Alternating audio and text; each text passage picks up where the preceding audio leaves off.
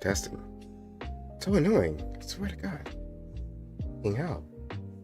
It was working before I started streaming. Like every time I not every time, but every so often when I start streaming, the thing just doesn't, audio just doesn't want to work anymore. Like it's working beforehand when I test it, just not afterwards. But in any case, Reverie roundtable. Just a second.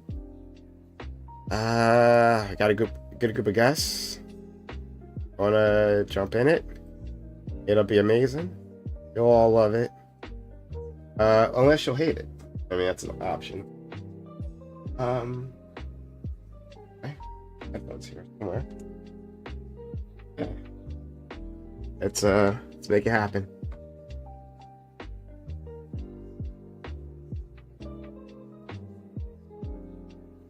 Hey y'all. How you doing? What's up? Corey. Corey, you there? Yeah. Oh, yeah, of course. Yeah, absolutely. Yeah, so I was looking into it was a DeepSeek. That's big news today. Yeah, there's no I mean, Corey, you were ahead of the curve, of course, right? But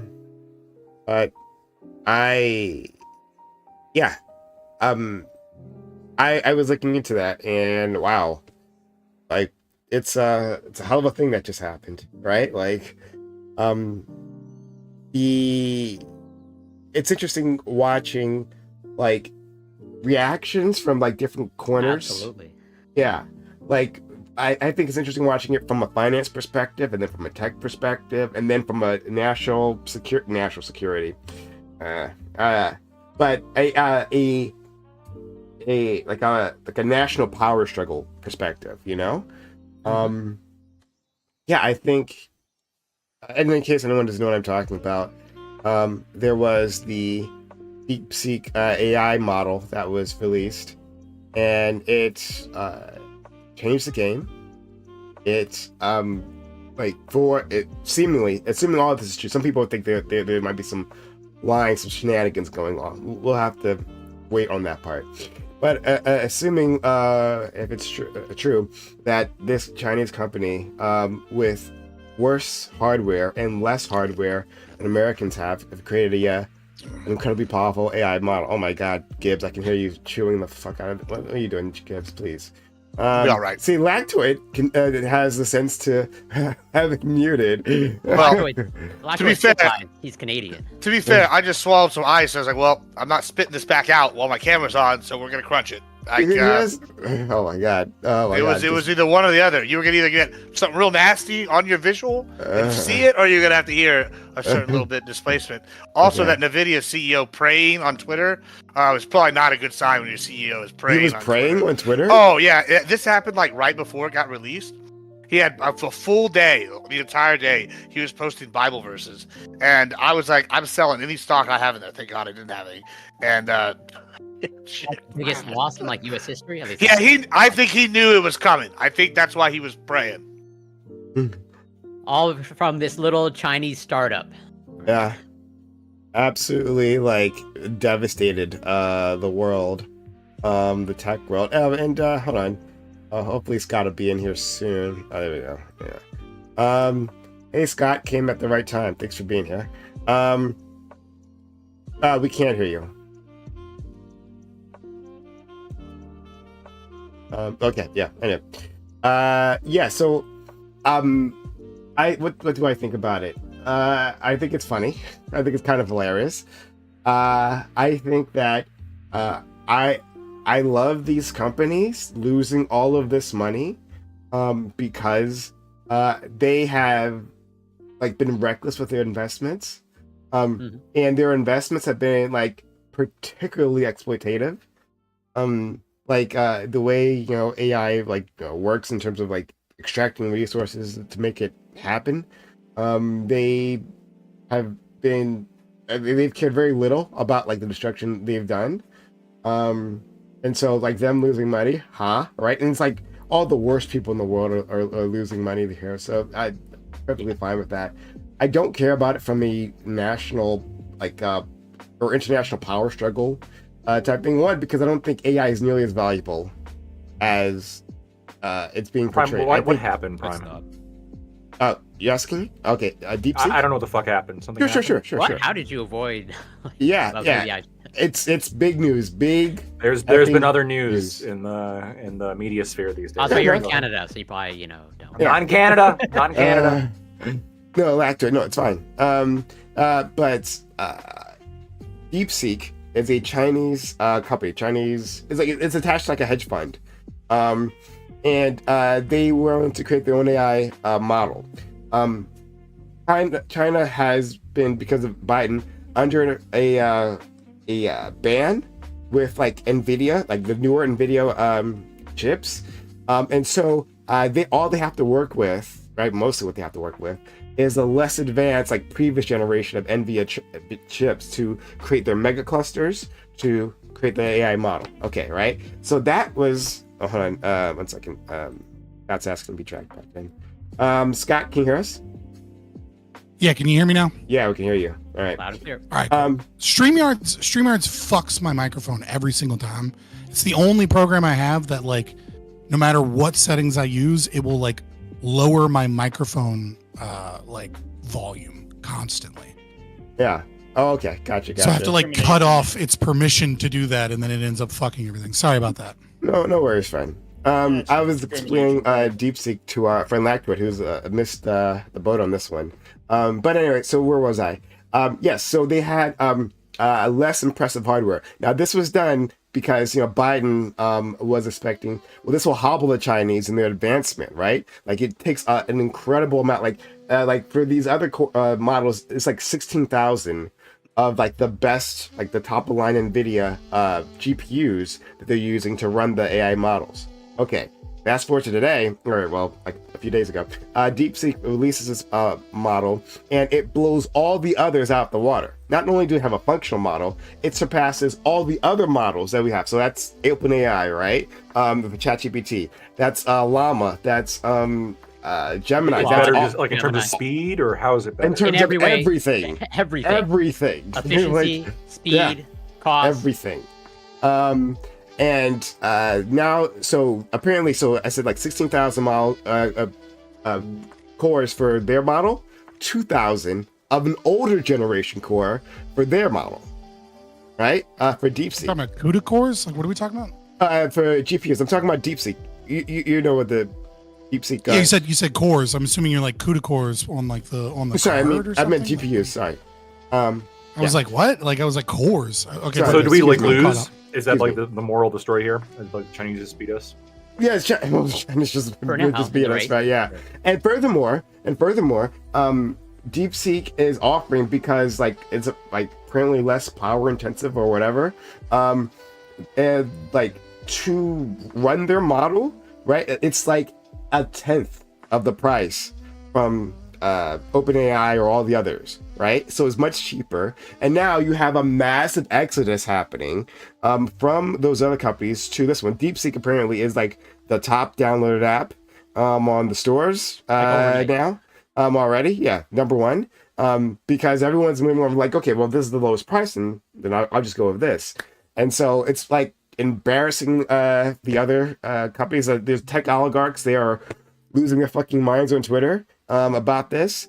Yeah, I kind of love it. So Yeah. Apparently, it's open source. Yeah. it's open source. Yep. They you can released. use it right now. You that's pretty much good. have access to the latest model of ChatGPT, but the Chinese version. Yeah, and it's funny because on the ChatGPT model, so like basically one of the ways they made it cheaper is that not like pre-training the model, which takes a lot of basically. Well, I don't want to speak too deeply on this because I'm not going to pretend like I understand like all of it, right? But there's like a training phase, and I think that's when you're uploading all our YouTube videos to the model. I think that's that part. But they skipped that part. They didn't do the training phase, and they've done some sort of inference phase. I don't know exactly, but like anyway, they skipped a what was thought to be a crucial step, right, and a high barrier of entry. So they like figured out a way past that to have a model that's superior on all ends. assuming all this is true, right? Assuming there's no real shenanigans, which some people say, there's one tech CEO says that like maybe they do actually have more of the NVIDIA new high-end chips, and they broke the embargo that Biden put in place, and they don't want to say that. Yeah, they can't talk about it. Yeah, so they can't talk about that, and so Well, I they're mean, reporting. Huawei fucking can. I mean, like these days, Huawei will just take anything and fucking repackage it and repurpose it. They don't give a fuck about IP, anyways, right? Yeah. So I mean, like, you know, I mean, it's not that crazy to think it only takes China a couple months if they desire to, you know, reverse engineer something, especially because there's like a revolving door between people in Intel, AMD, and NVIDIA in Taiwan going from company to company, right? And so, yeah, they have a lot of NDAs, but China doesn't give a fuck about those. So like, it's not that difficult to get certain engineers from, let's say, Intel or in Taiwan, obviously not the ones that are in like Israel or the ones that are in Germany, but the ones that are in development and research and development in like you can grab an old AMD employee, right, that is working on their project and have 90% of the work figured out. And as soon as something comes to market before the embargo, you already kind of know how everything works and rebuild it and repackage it yourself anyways. Wouldn't put it past the Chinese to do that. So I agree with you mostly. In this case, I'm a bit skeptical they did something of more that sophisticated than that. because the fabrication process of these GPUs is extremely difficult. I mean, I've been looking into this. It's like extremely, like it's highly intensive, right? And you have to get like machines to do this, right? That are only made by a few companies around the world, right? So like it's a bit harder for there. Just China can has I get a mic check to make to sure that I'm doing? You guys can hear me. You're doing can hear great you. tonight. Yeah, we hear Right, you. excellent. You're not cutting up, and your volume is good. Hell yeah, brother. Sorry, Ticky Tack, you're gonna say something? Sweet. Yeah, so I think this just kind of proves where sometimes like IP and patent laws can stifle technology development, because this is where like China doesn't care about the IP, so they're able to reverse engineer and produce a better. Corey and I have a new friend. Where Yeah. well, yeah, it's whereas over here, well, the thing is for technology specifically, I think we've been running like IP and patent laws just way too long at this point. I think it had some relevance way in the past. But now we're just they're relicensing the same exact tech over and over again with just slight innovations, which just stifles other markets from being able to develop something unique. You know, and that's exactly what China just proved. Well, I think they. I'll say this too. Like, I'm not putting my hat in the ring, or like, you know, or choosing any sides or whatever idiom or metaphor you prefer, right? But I will say this: like, when it comes to AI, I treat every new development with a grain of salt for two reasons. One, every single company that says that they've broken some barrier, almost regardless of who they are, they exaggerate and they lie about it. Number one. Only Number China two. Number two. Right. Well, no, Microsoft did it with Open Office, right? Like ChatGPT did it with ChatGPT 4.5. You know, I think the only person that hasn't actually lied about their AI that's like a major player right now would be like Elon Musk with Grok, but that's because he hasn't really, like, he's not specific on anything. You know what I mean, right? Like, he's just copying ChatGPT or anything. Yeah, nothing. Right. But he's also not claimed to do that and then been proven not to do that, right? Yeah. But I mean, it's not necessarily a compliment. It's just really like that hasn't happened with them yet, right? It's descriptive. But I'll say this as well.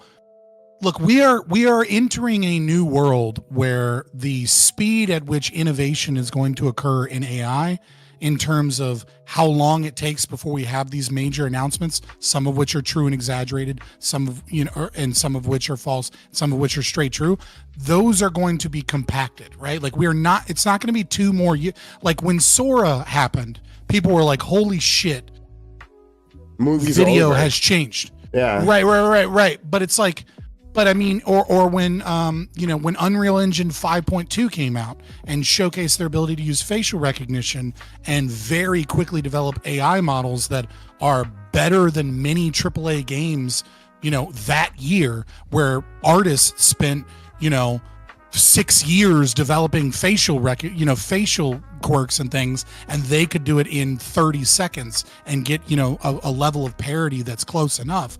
I think we're going to start seeing those things come closer and closer and closer. And so when we're like, holy shit, China won, it's like we have to also remember that like some American company is going to copy that, or some British or some other company that's in the game is going to copy that. And it's right. And it's, well, I mean, like, I just mean But like they have in to do general, it as right? good, right? They have to do it better than them. That's the issue. Right. But, It's like, but that's the right thing. now like, they can't even like, copy. look We at, can't even copy TikTok or beat TikTok. How are we? yes, we can. We're just, that's not true. There's no technology that is there that like we can't copy. That's about markets and brand loyalty and things like that. It's not the same thing. It's totally separate. Like, so for example, when I do AI images for like thumbnails and shit, I use Leonardo.ai. Why do I use Leonardo.ai? Not because it's good, but because it just lets me pick whatever fucking AI generation thing I want to use based off the style I want. And so it's like the reason I do that is because every now and then there's a Mid-Journey comes out with something, and Mid-Journey's the top dog, and then there's a different one, and then there's a different one, and then there's like, who is, like, honestly, amalgamation software for AI for image generation is better than any one company for image generation, because a new company comes out with a new breakthrough every few months, and like there's no point in paying for one over the other.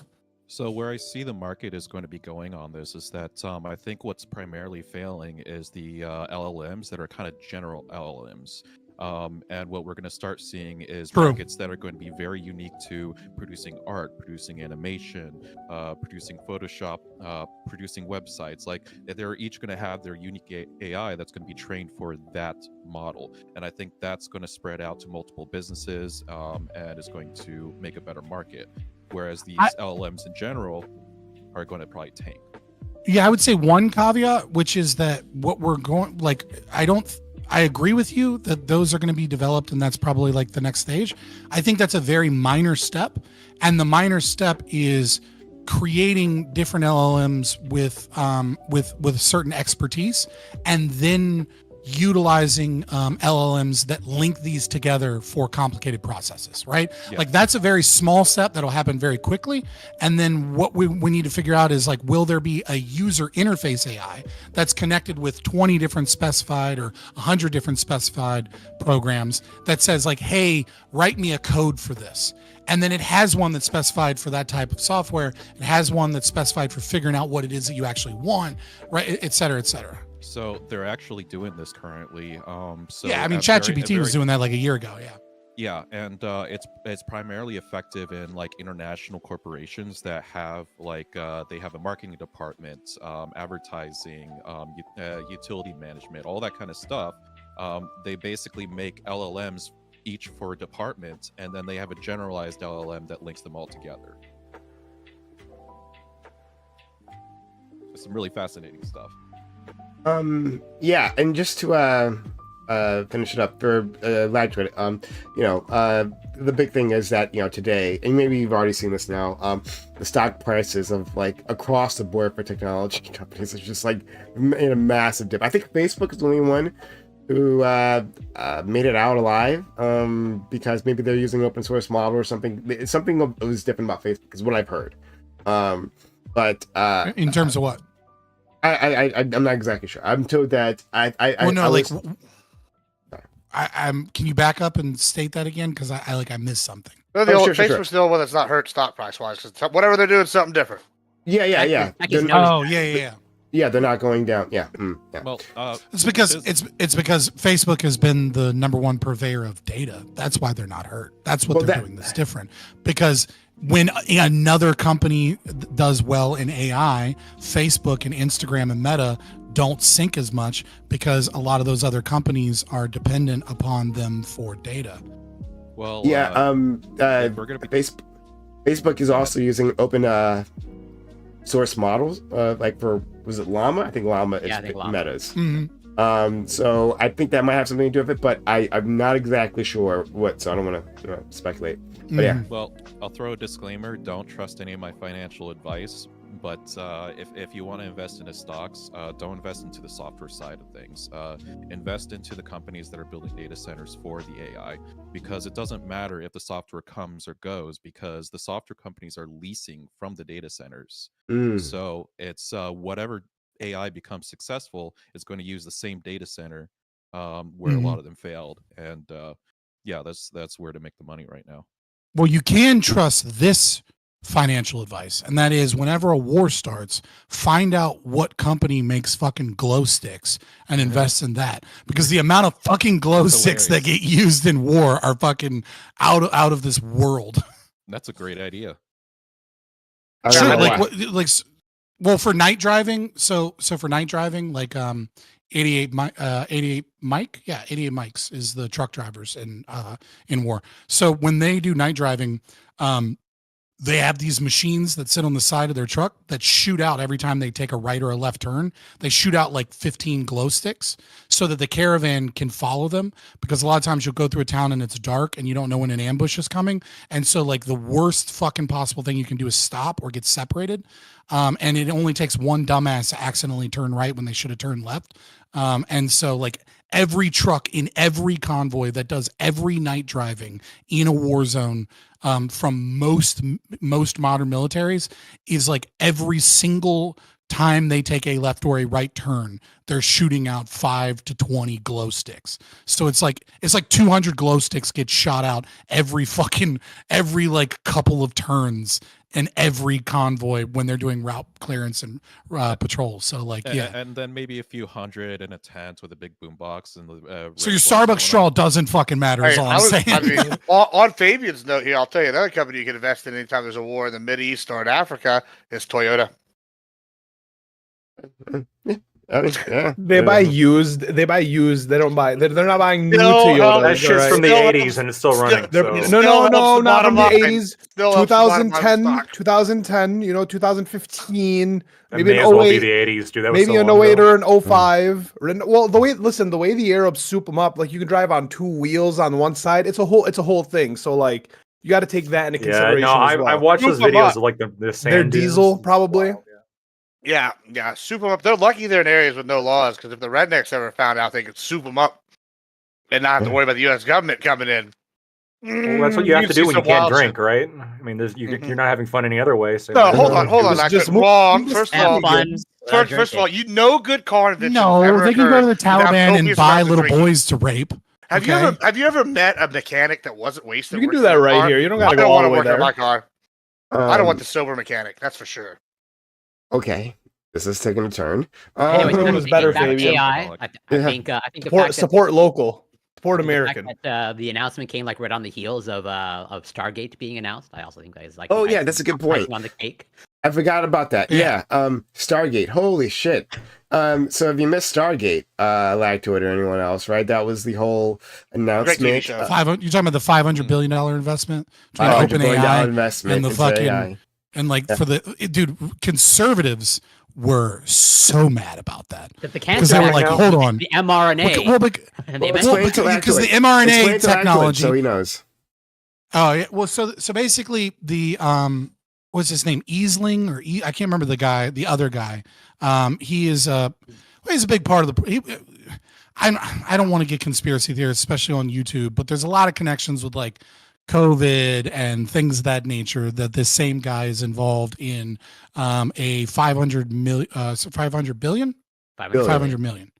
$500 billion deal that Trump essentially gave the go ahead for with OpenAI and a few other investors to utilize AI research and medical technology to develop new mRNA vaccines and things of that nature by using AI in lieu of human testing, right? Now, it's not to say that you're not going to do human testing, right? But, if AI can run, 1,000, 10,000 trials, that would take, 100 years if you did it in a laboratory environment. And then conservatives were super pissed. There's a lot of other aspects of the deal, right? I'm just explaining why conservatives were pissed, right? Okay. This it was the aspect sounds that was good pissing on its them off. face, right? Like, right. And then a lot of conservatives were too dumb to realize that like he was just letting the deal occur. because America's too involved in stopping mergers and things of that nature. They thought like it was going to be 500 billion in tax dollars, and so it was fun to watch conservatives be But like, really mad about that. I'm assuming there's also the tax thing aside. I'm assuming that there's some conservatives that are probably pissed about the whole, mRNA thing. Absolutely. Kind of element It was multiple reasons why they were mad. That was part of it. Yeah, but my thought would be is like, wouldn't you want this to be tested on AI as opposed to people? Yeah, but there's If you were skeptical, if you were vaccine skeptical, yeah, of course. There's a portion of conservatives. I don't know how many. It's probably like a minority, but like there is a portion like they think the mRNA is like modifying their DNA. Like this is gene therapy to them in their eyes. Okay, and so like no matter how it's tested. Okay. Yeah, but I mean, it's you coming no didn't matter see what. that I'd rather girl the gene get triple D's. Okay, from the mRNA vaccine. I'd rather the just alleged gene inflammation. therapy to be to be correct and done right, as opposed to like, well, we don't really know what this is going to do, so good luck, right? I'd much prefer it being tested like 20,000 times in some AI model first than nothing. Yeah, I mean, right? The It's not nothing. Let's be clear. When we're doing drug testing, isn't like from nothing to let's take it into a human, right? We understand that, right?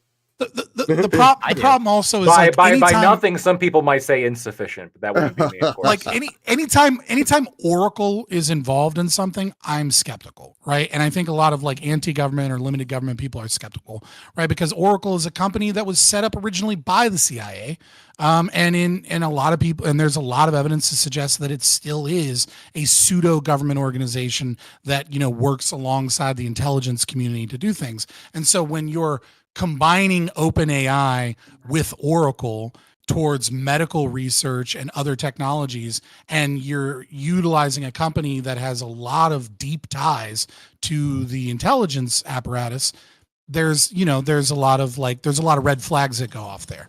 But again, the president shouldn't even have to fucking be involved in that, right? If a company wants to go with another company and they want to fucking work on any goddamn project, the president should have no fucking say one way or the other. Well, I don't know, like so that's a take. So I won't, that's a separate thing. But I think I'm not saying I believe anything. I'm just saying I'm skeptical because there are certainly connections there. No, but in terms of what Corey was saying before, like the $500 billion investment in creating AI data centers, and like expanding our like investment into this, is just like a collaboration. Apparently, it's just going to use private money. We'll see. But apparently, it's just private investment. Elon Musk made a comment about this so it was like a group of tech CEOs who did this, right? Elon Musk made a comment about it afterwards, saying they only had $10 billion. So they don't have the money of this 500 billion. So that was kind of funny. I don't know if it's true or not. But can I just say this? 1 second. There's no such thing. Yeah, go ahead. Okay, sure. But yeah, so there's that 500 billion. So it looks as if, right? Like, and there's been a lot of comments about this already. And to everyone else, we will get to the topic very soon. So we're almost done here. Awesome. But there has been an incredible amount of money. Like, I think already trillions of dollars, like trillions of dollars put into AI infrastructure, to train these things and to build them out, to build the hardware, the massive data centers. And one, like I said before, we're not exactly sure where the value is, right? There is value. I mean, I am not saying otherwise, right? There is value here. Is it trillions of dollars worth of value that they're going to get back? Good question. But now, with this advancement, assuming it's real, copacetic, right?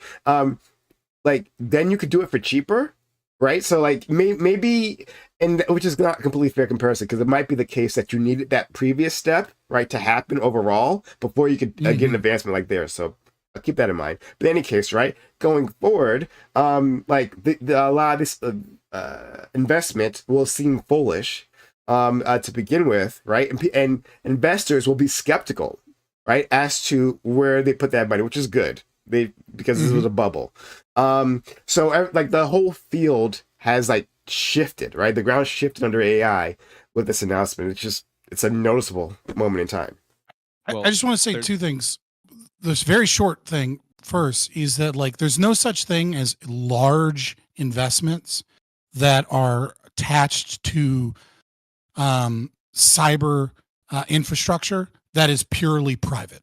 It's an impossibility, right? Like, even though the government doesn't necessarily write a check, there are a lot of NGOs. There's a lot of like investment firms like the CIA working with InQtel, right? Or like, the CIA owns part of, has like a $200 million contract with Amazon Cloud Services, right? Like, there's no such thing as a purely the state apparatus and the state's desire to kind of curtail, control, or be a part of cybersecurity and cyber infrastructure. You can't have any deal go through where there isn't some of our tax money eventually ends up there. But that's just like the complications of like how big the state is. But like the second thing too, right? Like, it's important to note that AI is very risky because you never know what other company kind of breaks all of the investment and money you've poured in, right? Like, you can pour in $1 trillion, 10, 20, 30, 40, 50 billion dollars into a project, and some other company somewhere else kind of just immediately comes out and says, we did this thing and we did it better than you. At the same time, it's also important to recognize that AI is set to be the largest labor saving device that's ever invented in human history. And so you could take all of the money in the world and invest it in AI. And once we kind of reach a certain critical mass of like advancement in AI, the amount of money that will be saved, the amount of productivity that will occur from that will be worth more than all of the money that currently exists in the market. On you gently on that point, right? So I see what you're thinking on that last bit. However, yeah, I'm not saying you should steal all our money to invest in it. I'm just saying like the return on investment is there. Well, as a tax and spend leftist, right? Like, yes, steal more money. No, that makes sense, right? Especially from the rich. But no, it You're could welcome. be the case. Right. Fair enough. Fair enough. Thanks. But it could be the case, right? That you're right. That AI is that some sort of AI technology would have that labor saving ability, right? That'll revolutionize the world. Sure, right?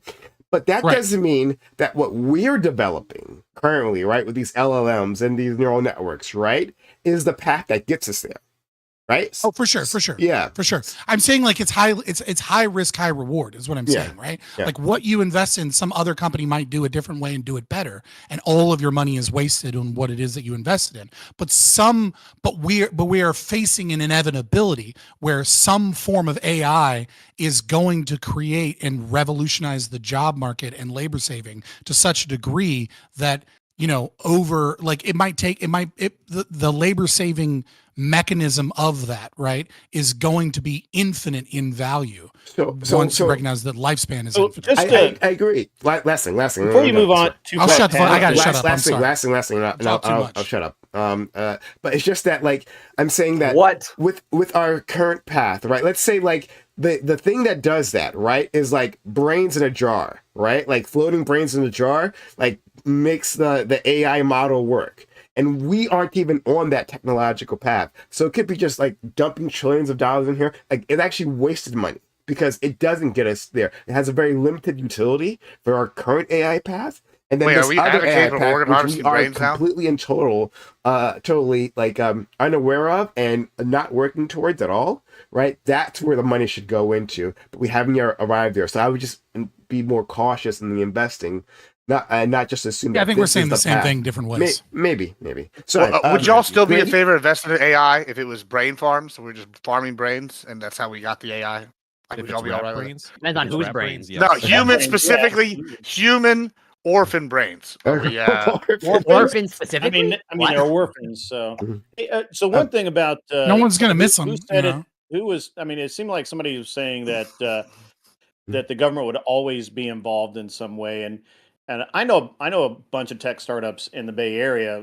In my we actually, well, I can't get into why, but they don't want the government involved until the money is big enough. Like, they keep them literally at arm's length. Everybody's like, oh well, the CIA is involved. Well, yeah, sure, they give them money, but they don't let those people in the door unless they absolutely have to, and then they show them this much.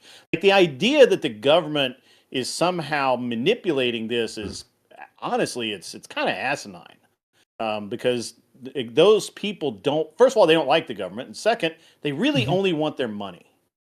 And they only want the money until they can make more money in the private sector. To be clear, I was the one that made that argument, and I didn't say that the government is fully manipulating anything, right? Like, I want to make clear that it's an asymptote here, right? Okay. Like, I'm saying that it's a myth to say that something is purely private investment, is all I'm saying, right? Because when you're talking about this, you're going to have some NGO money, you're going to have some grants, you're going to have some level of control, sure. Right? And the bigger a company gets, or the more valuable a company gets, or the more of a market share a company gets, the more those attached strings start to attach, right? For sure, tech startups can be purely private investment, but if you become the next YouTube, right, you're going to be heavily tied to the government. There's no way around that. Yeah, that's usually through more like regulation, though. Like they don't. For sure, it's some not of it's through regulation. Like the company wants them involved. It's not like they invite them in. It's just that at some point, you have to play ball. There's a lot of different variables, right? So like another thing too is like a lot of people think, my favorite streamer sold out. And then he like got this money from this organization and like they were a grifter and they were a liar, et cetera. And it's like nobody, no spy, no government agency, no fucking evil billionaire is out there looking to buy your favorite streamer and change their opinions. What they're doing is they're going, well, no, not with Destiny. You know what they do? They go, who already has my opinions? I'm going to fund that person because it's just easier to do that. And you don't have to manipulate anybody. You just find the person that already spouts the bullshit you spout and then go, well, here's a bunch of money. You can build a nice studio, have nice microphone quality. You can buy some bots to bot follow your shit. And all of a sudden you're the next new big thing. Which makes sense. Just to be clear, I will absolutely change my beliefs. Give enough money to anybody listening. We already knew that. I'm just saying, if you're in a type of AI that goes against the government interests, look and wait how long it takes you to get debanked. It makes sense why Ben Shapiro. Did anyone catch was it Ben Shapiro? Maybe not Ben Shapiro. But Dave Rubin and what's his face with the cap, Tim Pool, they got funded by the Russians, right? Like, makes sense that happened. They put the money where it already would be valuable, right? Yeah, right. Like, nobody had to buy Tim Pool. They just like, hey, Tim Pool's already spouting our fucking beliefs about the Ukraine situation, like, so we'll give him money so he gets more powerful. Yeah. And then he has more market share. So, I'm sorry, do you have anything else to say on this grid? And then Lactoid went to say something. We can move on. I mean, speaking of Destiny, did anybody catch the Brianna Wu, and I cannot remember the other dude's name, interview, kind of interview, sort of, they were discussing it's the person Admiral Gibbs counterpoints. Yeah. Fraud points. Yes, of course they were sweeping for him. Of course, like they were totally sweeping, but it's really bad. But I mean, took credit. She actually took credit for introducing Destiny to all the politicians and everyone that he had met. And I just want to say, I'm not surprised. Brianna Wu was a big part of fucking Gamergate. All right, I'll never forgive that bitch. Listen, Grit. I don't know why anybody here would be surprised that a snake oil salesman would sweep for other lowlifes that he's associated with. Lowlifes hang out with lowlifes. It's really that simple. It is. I love these panels when they get chaotic as fuck. I just couldn't believe the amount of sweeping and Prime just sitting sweating right now. Credit. But that's fine. I'm not sweating. No. Fuck that. I counted Brianna Wu only once. Horrible individual. Horrible? Yeah. Big Zionist shill. Honestly, from a leftist saying someone is horrible makes me really she's a Zionist, that's all it is. Yeah, she's a Zionist. She's pro-Israel, super pro-Israel. Yeah, super pro-Israel. But she's a shill. She's not a Zionist. She's just a shill. But beyond sounds like somebody else I know. Maybe that's that another show would be on a panel with her. I mean, he's definitely approaching. Oh man! You just said you changed your opinions for a dollar amount. I should, but now the question is, here's the thing. But at least he admits it. At least he admits he's down. You're literally marketing yourself as a shell. Hold on, Corey. Here's the thing. He admits he's pay for play. Here's the thing. I am pay for play. I'll admit that. Here's the problem. You have to give me enough money for it to offset my other interests. So like, I won't be shilling for the 500. So you say that, but Connor over here is shilling for $500 and some ramen packets, and so like, I'm just saying. That's not going to be me, bro. Like, You'll know when I start shilling because it'll be right above me. This will be Snapcam, and it'll be sponsored by Kellogg's or whoever. Reverie's chilling for. Sponsored by the CIA. Hey, Coming to fuck you yeah. live, Admiral Gibbs. It'll be the Yeah. Admiral Gibbs at the CIA studio. Her lots of Brianna Boo's other opinions also don't align with mine. Not just Israel. But She's pro-Israel neoliberal. That's all you need to know. That's what she's become. Yeah. She's just So, annoying, not, man. yeah, not a fan. She's of, also just annoying. not a friend of a Voice leftist like alone myself. actually made me really want to like just turn it off. I just Well, go The ahead only and, reason that I was even interested enjoy is- her Be careful. wonderfulness. Be careful making fun of trans people's voices. Just be Enjoy careful. how wonderful Brianna Wu is. It's a landmine. Grid, I unleash her on you. Good luck. Well, Grid, you actually got to be careful about the statement you made. No, do not do that to me. No, hold on, I Grid. already- You got to I be. like you. You got to be come out. You got to come out right now. You got to be ready for the repercussions of what just happened. What happened to me after I came out calling old Connor a snake oil salesman, which you just agreed they were sweeping, is I got calls to my businesses asking about details about me, trying to find out the dirt on me. Unfortunately, I'm not a lying sack of shit like other people here. I just tell you how it is. So it's real simple. I'm as Here. terrible a person as I am online. Who's the lion's like a piece of shit here? Tell me, Not here. Busy. Somehow think here, that you nobody are here. maybe a little worse in person than That I is actually true. because in person And he'll a lot stab you more straight fun. in the back. Lactoid, I take the promise. reins, please. We'll just stab straight to the face. Admiral Gibbs makes me Nope. feel like he would be I don't know if I can. like a Joey Dog. Diaz, where he would like fucking dose me with a fucking star of death. without First of all, me we knowing. would never dose anybody because that's wasting money. Because I'd rather just do it myself. Admiral Take Gibbs the fucking journey. is a guy who owns a chain I of appreciate you, Prime. 5 car washes that literally one out of every third $4 quarter does not pay disappears. off. Hey, it's Yeah, every third quarter doesn't get counted. not a bad idea. Not a bad idea. I might have to look into that.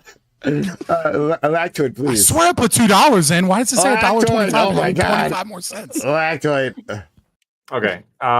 Very briefly on the I last think it's topic weird with that, AI, that Baby and I have And had the I'll- exact same picture. and I will. I'll make a statement about this too. I kind of feel like Greta Thunberg feels about climate change, about the AI thing, which is like, holy shit, this is terrifying. We're building our replacement. What's the whole purpose of all this if we're just going to build robots that are going to do everything that we wanted to do? It's kind of crazy. I just deleted that meme too. Damn it. I think it'll be kind of fucking scary. And but I mean, it's moving at a breakneck pace, and it's not going to stop no matter how much I dislike it, or if we want to be Luddites about it. Some other countries going to just develop it faster, and I think we see that now. So we're just kind of locked into a race now, and I think humanity might soon be obsolete, and that's kind of a really terrifying thing. It's one of the few, probably the only topic actually, where like it actually caused me so much anxiety. This was like a year ago that I woke like I couldn't go to sleep. Like that was this topic specifically, like humanity getting replaced, because I think the writing's on the wall. As to this whole sexual abuser stuff that's been going on, What a there's- transition. I know, right? A complete transition. The sexual abuser stuff. I'm just gonna say. I mean, I've got more to say on it, but for everybody who thinks there's going to be some kind of catharsis, who thinks there's going to be some kind of justice, Destiny right now is sitting with 13,000 viewers, almost all of whom are glazing him in the chat. There will be no consequence. There will be no. There's going to be justice. This is consequences. how the world works. Actually, it's not Destiny that's going to go down. That's what you're not realizing. It's other people around him have now had to be forced to either protect the cash cow and admit they're scumbags. Which okay, cool. I actually am okay with those people. Yeah. Admit you're a There'll be no scumbag. Sure. penalty for them Like, either. yeah, that's fine. But or you get Yeah. called Jillian Maxwell and your career's done because no woman is going to work with you no more. When your whole thing is I preach femininity. Like that's like I don't know, not good. Some people are getting canceled for this. It's not going to be Destiny. Hey, Destiny Lactoid. is literally I too can't big to believe how fail, but hard that they're doesn't going mean that after other President people. Sunday. Yeah, Lactoid. I think it dude, could President alleviate Sunday's some of your concerns. Dude, he's such Um, a piece of shit. He's an easy fucking target. Sorry, So, take your You time. can alleviate that's some of what my I concerns. Go understand ahead. So what I think with AI is never really going to become smart enough to really take over, because I guarantee if we had some sort of like Terminator situation where they were coming in to exterminate all humans, you could put on a cap with dog ears on it and go woof woof, and it'll probably think you're a dog. The example that I will bring up is so the military ended up making a sentry gun with image recognition and machine learning on it, but with only like simulated bullets, like a laser lidar system. And they challenged the Marines to infiltrate into a mock base, and all they did was do cartwheels in front of the gun, and it didn't recognize them as human because it just never was trained on humans doing cartwheels. But now it they is. also- yeah, Yeah, it's but then they put a box over themselves Yeah. like in Metal Gear Solid. It's really and funny. It didn't funny recognize thing. them as human. then. This to me doesn't. This is not like a super. This doesn't alleviate my concerns at all. Like everybody's been saying this about AI. Like, oh, it's not smart enough. It can't write a song, and then it starts writing songs, and then it starts singing them better than a lot of people can sing, and then like it starts like inventing novels and backstories about all the different types of songs that it's writing. But I you can recently always tell it's AI. I probably well, shouldn't we're- mention we're- this. we're- Well, You for think now. robots for coming out of- now, but like for example, And also I asked, barely. I And asked also it, barely Drake. it's The barely. Drake Ghostwriter, the Drake Ghostwriter like song that was going crazy. He pretty much put out an album, and every time it leaked, it was like no one knew if it was Drake or if it wasn't. And the AI is getting good. It's getting I very asked it good. to draft it. I asked it to draft a bunch of like legal documents for me, and We- it put them out. It put out the documents, and they were pretty damn good. Like it But- was like better than a paralegal. Most paralegals would be able to put them together. not and to like but- feed within a your, couple not- minutes. not- I don't want to But- feed your terror or mental breakdown. But have you heard the two AIs talking to each other covering a soccer game? I recently heard a simulated podcast with two AI voices, and it sounded just like any other Yes. fucking podcast. Literally, these two AIs are It's a low acting bar as to hit. individuals, commenting, doing sports commentary on a soccer game, and it's really good. You really don't know it's AI. But what will really scare you, Lactoid, have you seen the robots coming out of like Scandinavia? The new sex robots? Lactoid's all over it. I don't look into that kind of stuff. I'm a man of God. Well, Okay, I'm calling You them send sex those links robots to because me, that's where okay? they're Swedish going to model, go. you send those That's links what's to going me. to happen. I'm gonna lose both of my career paths. Let me find that. Hang on, I got. Well, hang on, I thank got- God, Lactoid. There's one career My- path AI can never take from you, and that's called sales. AI can't sell shit. I'll tell you that right now. They For ever tell now, you- yeah, no, look, listen. just wait till you get robocalls. They can sell. You know, They can sell better sure. than you. Hold on, and they're not hold going on. to They have can Indian absolutely sell accents better than either. Fake Okay, news. you're not going to Let me tell you know. what- No, hold on. AI might be able to sell better than the average salesman. Sure. Cool. And like it might replace a lot of the car salesmen. It might replace a lot of these people that do, whatever. But there's going to be certain specific industries where they're never going to be able to be because it's going to have to be networking unless AI is just cut out CEO as a position. Like you're going to have Well, to no. have people that talk to the board. Well, so like You're going to have this to have is people this physically is go and do this. And They're they're going going to to have replace to this is- everything. so We're gonna this is the become real this is obsolete the and real die thing. off, dude. I want to. well, then start buying guns and join the wanna- Republic of Texas. Hold on. I want to bridge these two things, right? Because I think what you're going to see with AI, right, is that your average person at doing things is going to be out of a job. Your below average person at doing things is absolutely going to be out of a job because of AI. And in every industry, your top performers are likely to remain. Right, like Yes. we can take this in any industry. Like we can look at art, for example. See all these people that are like anti-AI art, right? Well, that's because I can get if I want. I'm not going to pay if I'm a furry like some fucking Twitter fucking $20 commission to have someone draw me some shitty furry porn, right? And like and it take a week. there's a lot and of it take people. a week. Right, but Not gonna have here's the 30 thing. seconds. But here's the thing. AI is not going to replace all fucking art. It's just not, right? Because there is value in purchasing something that is made by an artist that made this. There's some level of value.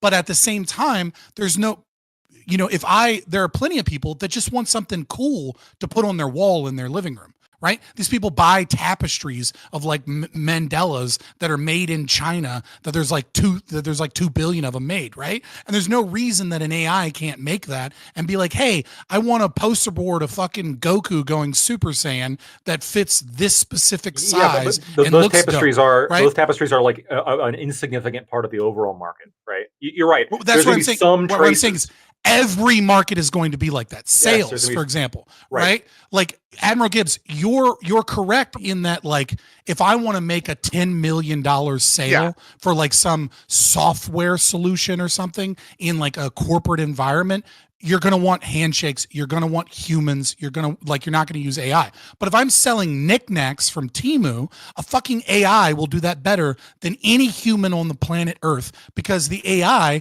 can put out 70 million fucking like little fucking cold call things, right? And sell a million or sell, you know, 1,000. Whereas a human being is literally just limited in their capacity this is to the call problem and talk that you're to going to people. run into, Fabian, and this is kind of where I'm at right with this, right? And I get it's scary. Like there are absolutely millions of jobs worldwide that are just. I'm not scared. I'm gone. excited. But- Every person that loses their job to AI is a reason that we as humanity should celebrate. Sure. Okay, that's fair. I can see that argument. But here's kind of how I'm looking at it. I'm not so much worried. Yeah, the That's Etsy easy, people, Lactoid. they're going to be taken out. You know, you're going to have like the high end custom sellers, like, you know, like, all right, I'll give you an example. My exotic leather customs company, right? That probably would be hurt by AI quite a bit, right? Because, okay, it's going to be able to hear, all you have to do is set up an AI, train it to sew, and then boom, now you're like basically going to be able to do whatever, and then you just have to get a license. The issue is, like, are you, unless we're talking about full-on AI companies where they like start to finish, where they're producing things like via, I don't know, Skynet style, where they're making new Terminators, but they're making all products. I see that there's a few critical steps that we're like not even remotely close to. Like, there's not going to be able to start making new Fords tomorrow. I mean, they'll probably be able to do that sooner than, I don't know, your Tic Tacs, like your like or you know, little knickknacks or whatever. I don't know. I just don't see like everything Yes. being this way. I think everything is going to be able to be replaced. I think that the only like human labor that's going to remain at some point is just going to be the kind of like products that people value just by knowing that it was made by a person and not actually any kind of improved function of the material. What's that? itself. Soylent Green? Like, I mean, that's gonna be the only thing left. Like, I No, mean, Right, no. but, like, I think you're well, going to we find talked about this with 99% of humans. bookstores. 99% of humans are going to be redundant, and that's like a pretty like yes, sure. You could, I'm not saying get in the way of progress, No. but I'm saying that's kind of a Yes and no. terrifying. It's kind of a Yes terrifying and no, result. right? So, Lactoy, I agree with you to a certain extent, right? But like we talked about this with bookstores, right? When Amazon came out, it destroyed a lot of bookstores that were like these giant corporate bookstores. And yet you're now seeing an increase in small bookstores. And it's like, well, why is there an increase in small bookstores when it's even more expensive to enter this market in price comparison to someone that just purchases from Amazon? And the reason is because there's a value, not even just in hand making the book, right? There's a value in going to a bookstore, listening to some fucking hipster nerd dude or girl that reads like fucking 7 books a week and being like, hey, this is the kind of book I'm looking for. Like, what do you think is like an unearthed gem that nobody's talking about that like that I should check out? And then they're like, oh, you ought to check out this author, etc. Now, yeah, AI will be able to even do that. AI will be able to do essentially everything, right? But when AI does something and replaces a job and that person is out of a job, right? There's 2 things a company can do. They can either fire you and downscale their company, thus making prices cheaper because they've gotten rid of labor, which makes it more available to more people, or B, they can start new ventures and new avenues of things that were previously too expensive to go into, but because of the lowering of price, they can now go into them. The idea that AI is going to take all the jobs is a leftist idea. And the reason it's a leftist idea is because it's a belief that there's a fixed pie of wealth, that wealth cannot be created. Once you recognize that wealth can be created in an economy, you will recognize that there are unexplored things to be bought, sold, traded, and created that are too expensive to do right now. But when prices are lowered by labor saving devices, will be available. And Just to be clear, that's I'm not the saying. Just to be clear, I'm not Just saying that like saying. every like a pie. I disagree that it's Gibbs, leftist. you I'm with not me? asserting that. Hold on, real quick. I'm not asserting that wealth is like one pot, like a big pie. Okay, I understand that wealth can be created. What I'm trying to say is that future human labor is only going to become valuable, basically relying on the value that we give it, knowing that it was made by people. Because there's going to be AI, unlike the difference between books and bookstores, which may there might be a certain element, like particular location element there, certain aesthetic element, etc. An AI, sufficiently advanced AI, will be able to do everything and anything that you or I There's could going to do. be There will be like, the no market, nothing they just like can't do. Yeah, like just like the market has shifted from manual labor into intellectual labor, we're going to see a market shift from purely intellectual labor into a market that is predominantly dominated by psychic profit of like this was handmade or it was a human that did this, right? Yep. But it's not going to like destroy us to where we're all fucking like living in pods unless we let the fucking government fucking seen WALL-E? regulate, control, and I'm not sell saying this idea that we need to I'm do not that. even I'm not even saying we're gonna live in pods. I don't even know if we're necessary. I doubt. I don't think we're actually going to even experience a overall decline of living standards. We probably would see the opposite. The concern I have is like more philosophical. It's like the idea of like, okay, so let's assume that, you know, these grand ideas of like humanity, we begin to lose track of that over time as people get more and more settled into the idea of having a robot do everything for you, like WALL-E, basically, right? And then it gets to the point where, you know, we're basically these cows that are being kept alive by this life support that's going out and exploring the stars and everything. And then eventually, because we're not, you know, look at the birth fertility rate, we're all going to die off anyway. Oh my god! And then you know, if aliens come visit us, hold on. There's a lot of ifs in that. Yeah. And then aliens are going to come visit Earth, like, you know, 2 million years from now, and they're not going to find any humans. They're just going to find the relics of our invention, like living beyond us. It's going to suck. Please, I can't with this. It's not a dystopia; it's a utopia. Why should we care about that future? It gives you anxiety, doesn't it, Brian? No, it doesn't. It's literally exact it does. opposite. There'd be no people, no humans. The Catholics are right. Lactoid. Literally the exact opposite is what it's doing for me. Get rid of birth control. Because I can't stand these like often in space detached from reality talks about AI that we constantly have, right? Like you can just like at some point every conversation lands on Hitler. At some point every conversation about AI lands on Terminators, right? Or like the extinction of humanity. I'm not talking All about we Terminators. have are fucking LLMs, right? That like take on human created that's not all we have. Grid said we got sex bots. And then like Grid transform just said there's sex right? bots. We don't I posted in the chat. we don't yet have anything close to that. I'm like, ready for the sex let's bots. breathe. Let's not hyperventilate about this. Let's just like understand where we're at, which is nowhere near this. Like this conversation. I give us 5 years. Completely. Thank you, Lactoid. Lactoid gave us 5 years. I appreciate it. Well, okay. 5 years, and then we're all gone. So this is why we need private citizens. That's why I like discussing when it was just like the business of it all. Like, okay, hey, we have a big technology disruptor right now, and we're just trying to figure out where it fits into our society, and like how much resources is a fair amount for it to use. Hey, Lactoid, this way simpler. This is way simpler, Prime guys. This way simpler. Lactoid, do you have a savings account? Yes. Why? We only have 5 years. Why do you have a savings account? It doesn't matter. Good point. Why plan for a future that we're all going to be controlled? Everything. Motorcycle number 2 coming up. Why have investments? I can afford more than 2 at that point. Why not just do heroin and drive your motorcycle? You've only got 5 years. You're right. You don't believe it. That's what I'm saying. Like you have a legitimate fear of a problem coming in the future and how we're going to solve it. But the fantastical kind of idea that you're presenting, you yourself don't believe, and your actions prove it. Because if you genuinely believed it, you wouldn't have a fucking savings account. Well, you wouldn't plan That's for not a true. future that you are convinced is doomed.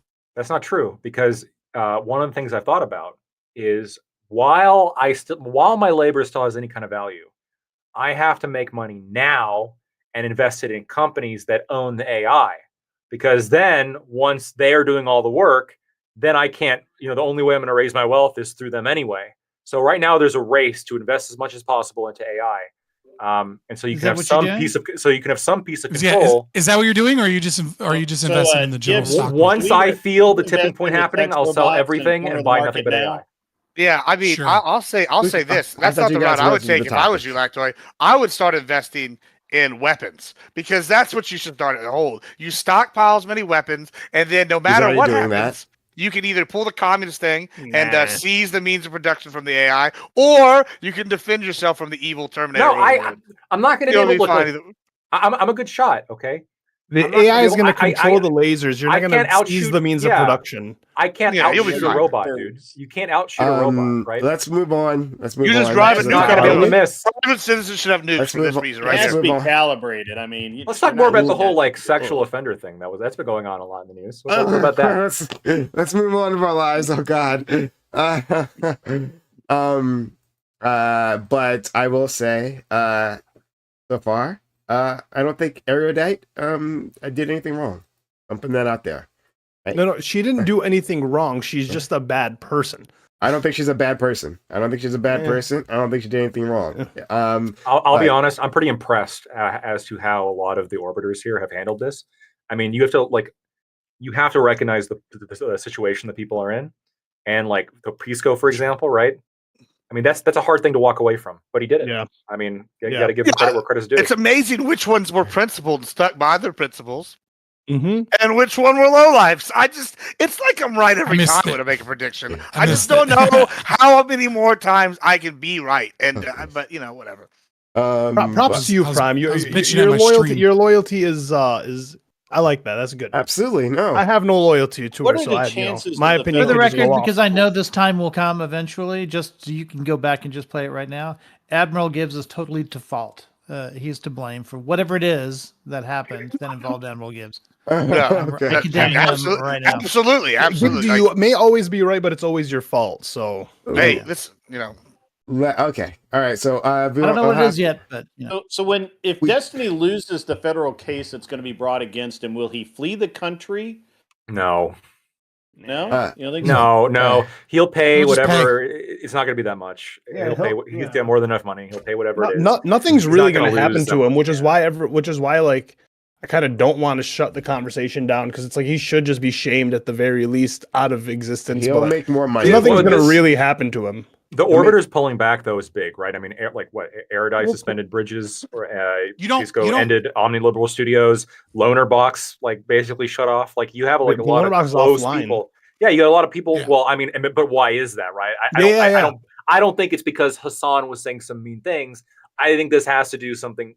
My speculative. I think it probably has something to do with this. All right, allegedly. That's fucking his And girlfriend, so too. I think there's a Yeah, couple there. of things going on here, which is like, first of all, you got to give credit. It's hard to walk away from that much money. It No, no, is. no. It is. Listen, Like Pisco gets Gibbs my wouldn't credit. do it, right? Gibbs has been Pisco talking gets about how my he wouldn't prop. do it. Connor can't do it for apparently. You don't- guys, you don't- Brianna can't you don't do it. leave- Erudite can't do it. You don't leave the country when you have impending Yeah. lawsuits. Okay, what you We'll see do how long that is that suspension lasts. what you do is you tell everybody that you're going to be seeking legal action and that you need help with legal cases because your house was raided because people outed you And you make for more money off selling HRT to minors and having a bunch of children that were getting sexually groomed in your Discord, as a trans icon, and then you get you get a GoFundMe and get 100K, and then you just kind of disappear to London. That's when you leave the country, right? And now you have plausible deniability on the fact that you never planned on spending any of that money on a legal case whatsoever. And I may or may not be talking about Keffels. Oh, I thought they were okay. What did Brianna? You couldn't keep up with that. Well, oh no, I didn't know about the Keffels thing. I thought it was Oh, you're really not online at Didn't all. that Really cancellation not. already Outside happen? of like I thought on I these was The saying- channels. cancellation talking already about- happened, though, right?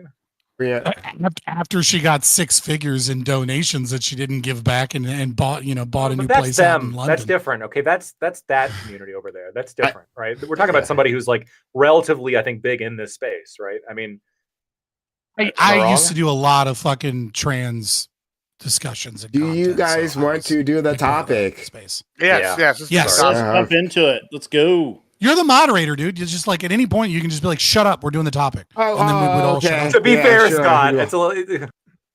Yeah, that's always works so He well. has the Shut mute up, button. everyone What do will you mean? comply. They always listen to you, Prime. Right now, we're Yeah, doing right, the thing right now. everyone's Prime, free. just start the God, topic. I remember the last time you got muted, you literally were holding. up Lactoid, messages shut for the- up. We're All right. starting the topic.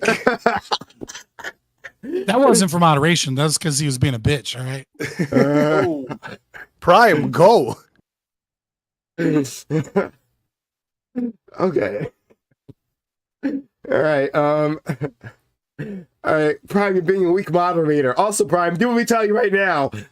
Okay. Dead air, Prime. Dead air. Moving on. Moving on. Populism. Learn it. That's Moving a on. new thing. Hello, all. This is the Reverie Roundtable, which we have Mondays, 8 p.m. Eastern.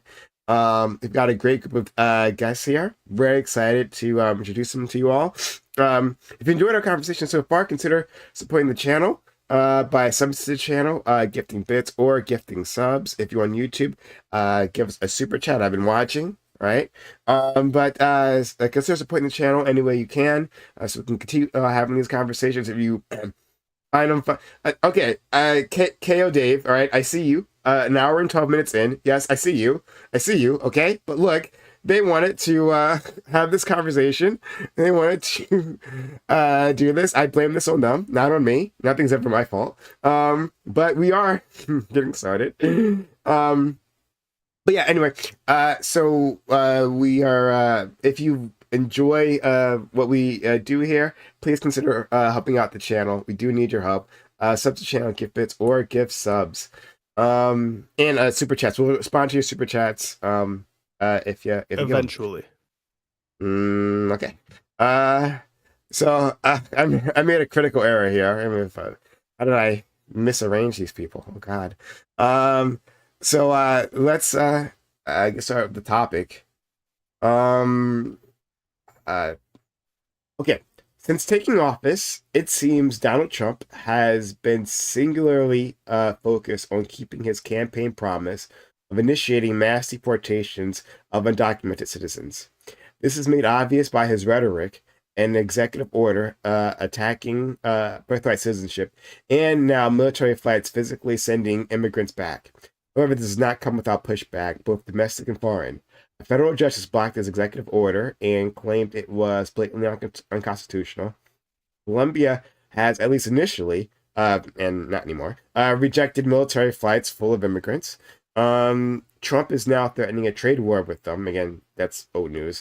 Other Latin American countries are also making their displeasure known. Do you think the overall project of mass deportations is worth the cost to the American people? Costs such as higher grocery prices, let alone the human toll. Do you think Trump was elected with a mandate that he must follow? Or would it be better if America took a more bipartisan, comprehensive approach to immigration reform? Yeah, so, ICE is on the move. We see the raids happening all over the place. It's interesting what the character of those raids are. We'll discuss that. I guess I won't lean too much into that right now, but so people are trying to figure out on what side they are, how they feel about what they're seeing. Maybe some of it might be overblown, but we'll get into that. What's the other thing I was going to say? Oh yeah, the Latin American for Colombia, Colombia ended up accepting the flights, right? So Capitulating completely to Trump's demands, and now they will be taking those flights. So that's but there is some sort of international tension, and we don't know how that all shake out. There probably will be some sort of international cost, but we'll see what that looks like. But anyway, yeah. I just wanted to have like a big old comprehensive discussion on that. See where you guys land. So you can do intros for this, but also you can talk about yourself, opening statements. Yeah, both. Yeah, so I'm Lacto. You can find me on Lacto TV on Twitch, Twitter, and YouTube. I think that I'm going to bifurcate this. I'm going to talk about the executive order on the Constitution second, but then when it comes to the Colombia flights, I don't think a country should be able to deny us deporting somebody to them on principle, right? If they're a citizen of that country, and the United States has decided for a good reason, let's just say for good reason, let's assume they're violent criminals, which is what was said. I don't know if that's true. Let's just assume it is for the purposes of the argument.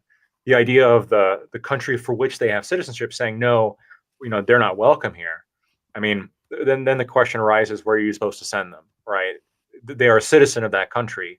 A country should not be able to deny deportation to their own country of their own citizens. I think that's wild.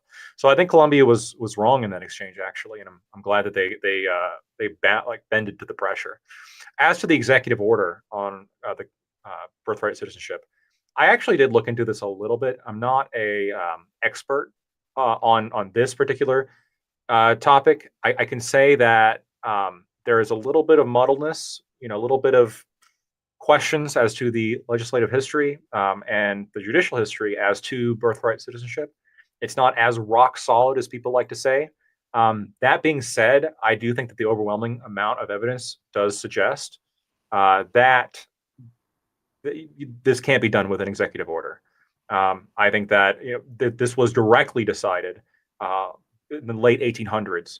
Wong Kim Ark, Supreme Court case, very specifically decided that you are born in the U.S., you are a citizen, point blank. Before then, there was a case, the slaughterhouse cases, in which there was some dicta in the case that indicated that perhaps that's not the case. So there is enough there for somebody to sink their teeth into and have an argument over whether or not this was truly the intention. But what I look at is I look at the judicial history going back before the 14th Amendment. So prior to the Civil War. And the reality is, since the beginning of this country, even before the Civil War, birthright citizenship was the norm. I mean, unless you were black, straight up. Like that was the understanding, right? If you were a white citizen born in the country, you were assumed to be a citizen, right? If you were born in the country, you were a citizen. And that goes back to British common law before us, right? And so there is like a lot of basis for the argument that no, the 14th Amendment simply codified what was already the case, and this most recent Supreme Court decision on it, which was in the late 1800s, decided yes, this is the case, that birthright citizenship is the Constitution, is what the Constitution prescribes. So I think you're going to see the courts challenge, or this be challenged in the courts, and I think you're going to see Trump lose, and I think you're going to see maybe at that point an attempt to get a constitutional amendment done, which isn't going to happen. So I think birthright citizenship is here to stay. I don't think it's going anywhere. Thanks so much. Let's go to our friend Scott. Yep, I am Scott, Fabian Liberty. You can find me on YouTube and X predominantly. You'll find me other places, but YouTube and X is where I'm actually making content. So first and foremost, I pretty much agree with everything that Lactoid said, but I have a lot of caveats that I have to add.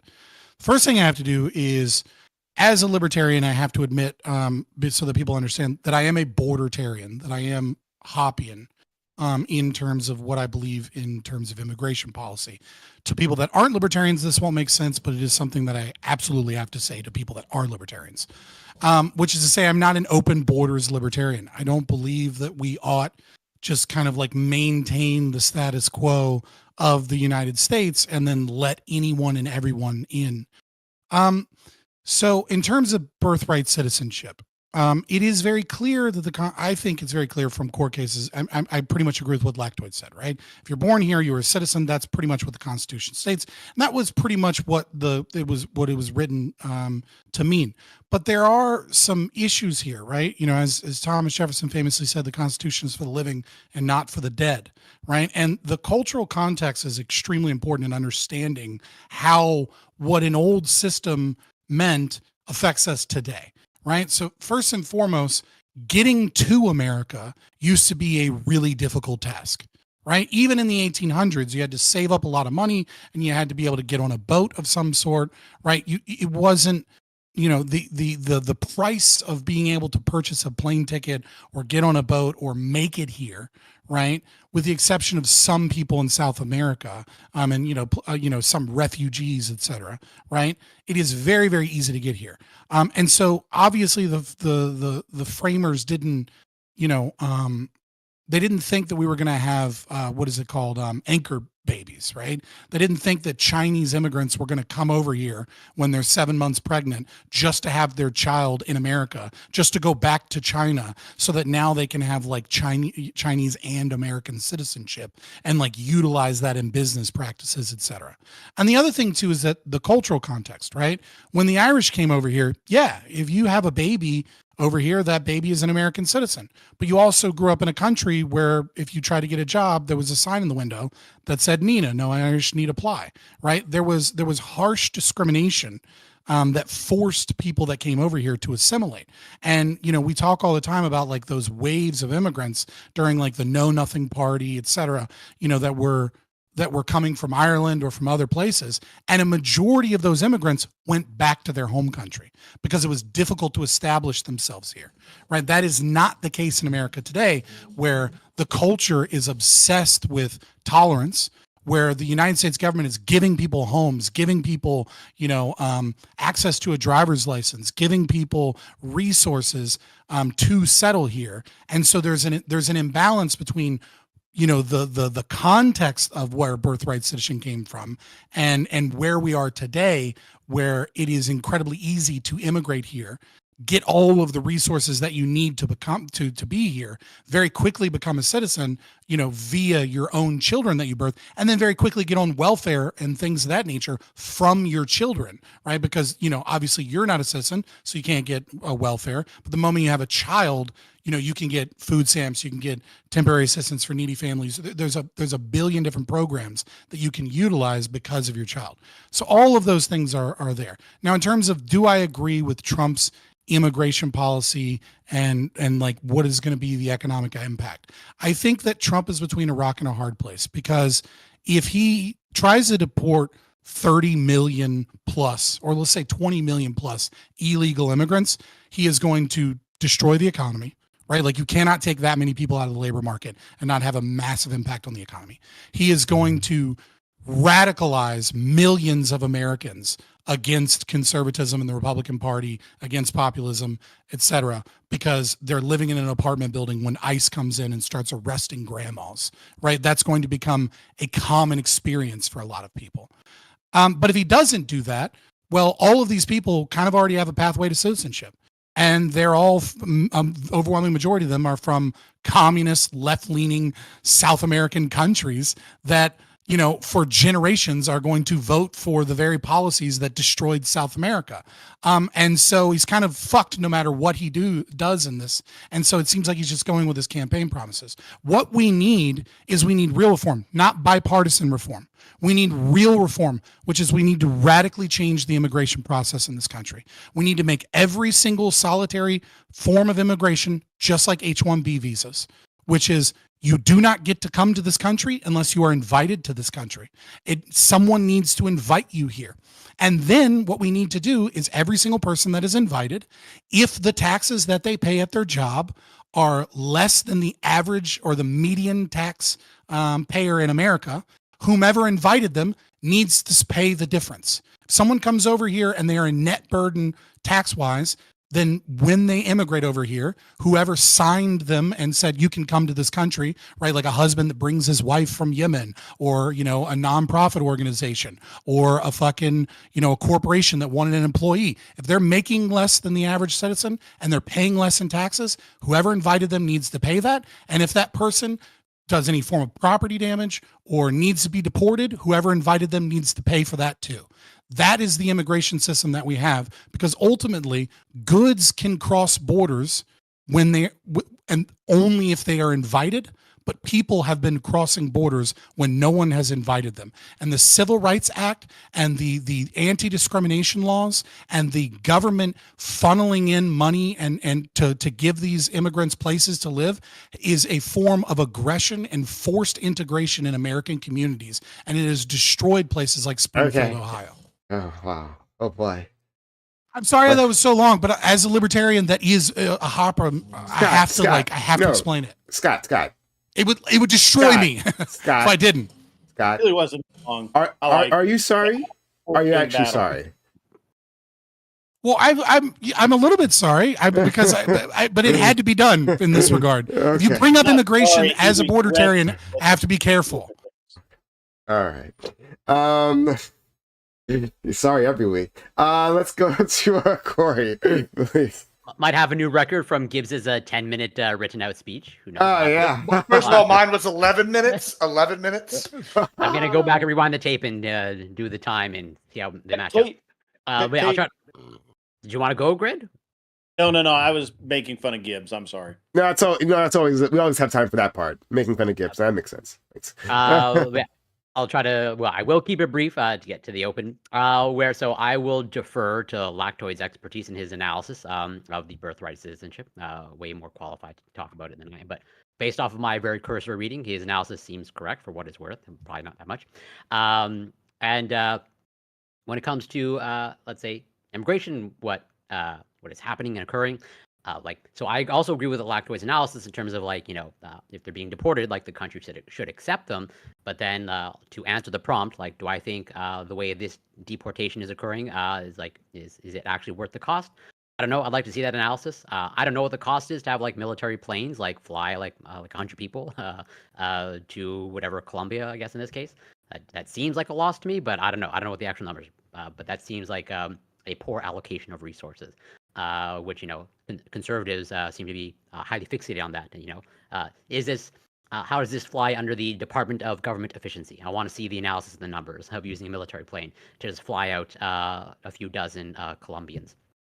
And then overall, when it comes to the mandate of Trump, let's say that he has to follow or not, I do overall agree with Scott's analysis in terms of stuck in between a rock and a hard place of if the United States wants to be hostile to immigrants, I would say go for it. I think that puts probably China in a much better place where I think the United States needs an educated population. I think there's a reason why, even though I'm not a fan of Elon, there's a reason why he's so heavily in favor of H-1B visas. I think he knows that he can't run his companies without a highly educated people, and a significant portion are probably coming from not the United States.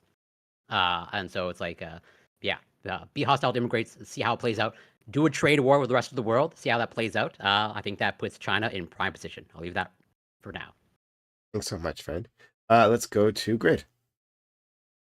All right. As usual, I think there's like 4 debate prompts in this one, so I'll just kind of try and roll through as quick as I can.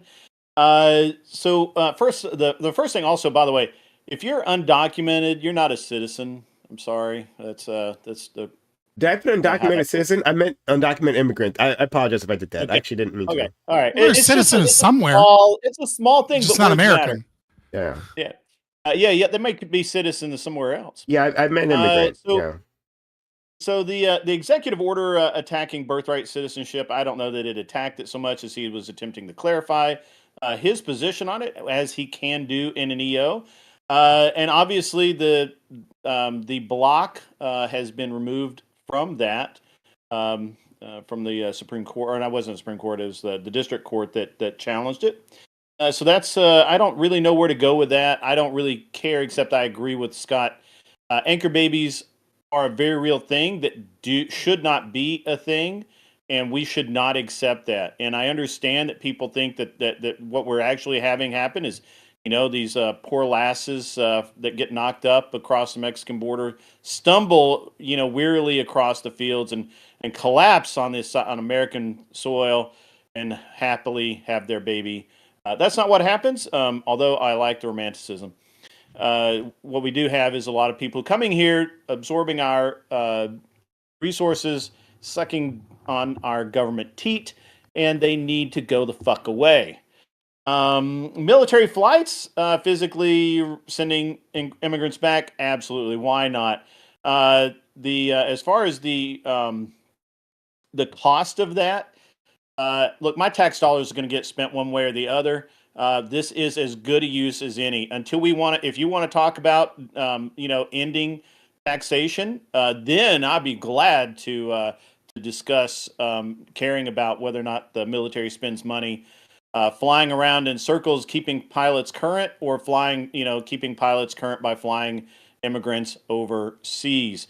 Personally, as long as the pilots get their time in, I could give a fuck less. Make pilots great again. They do need those hours. Gotta stay current. All right.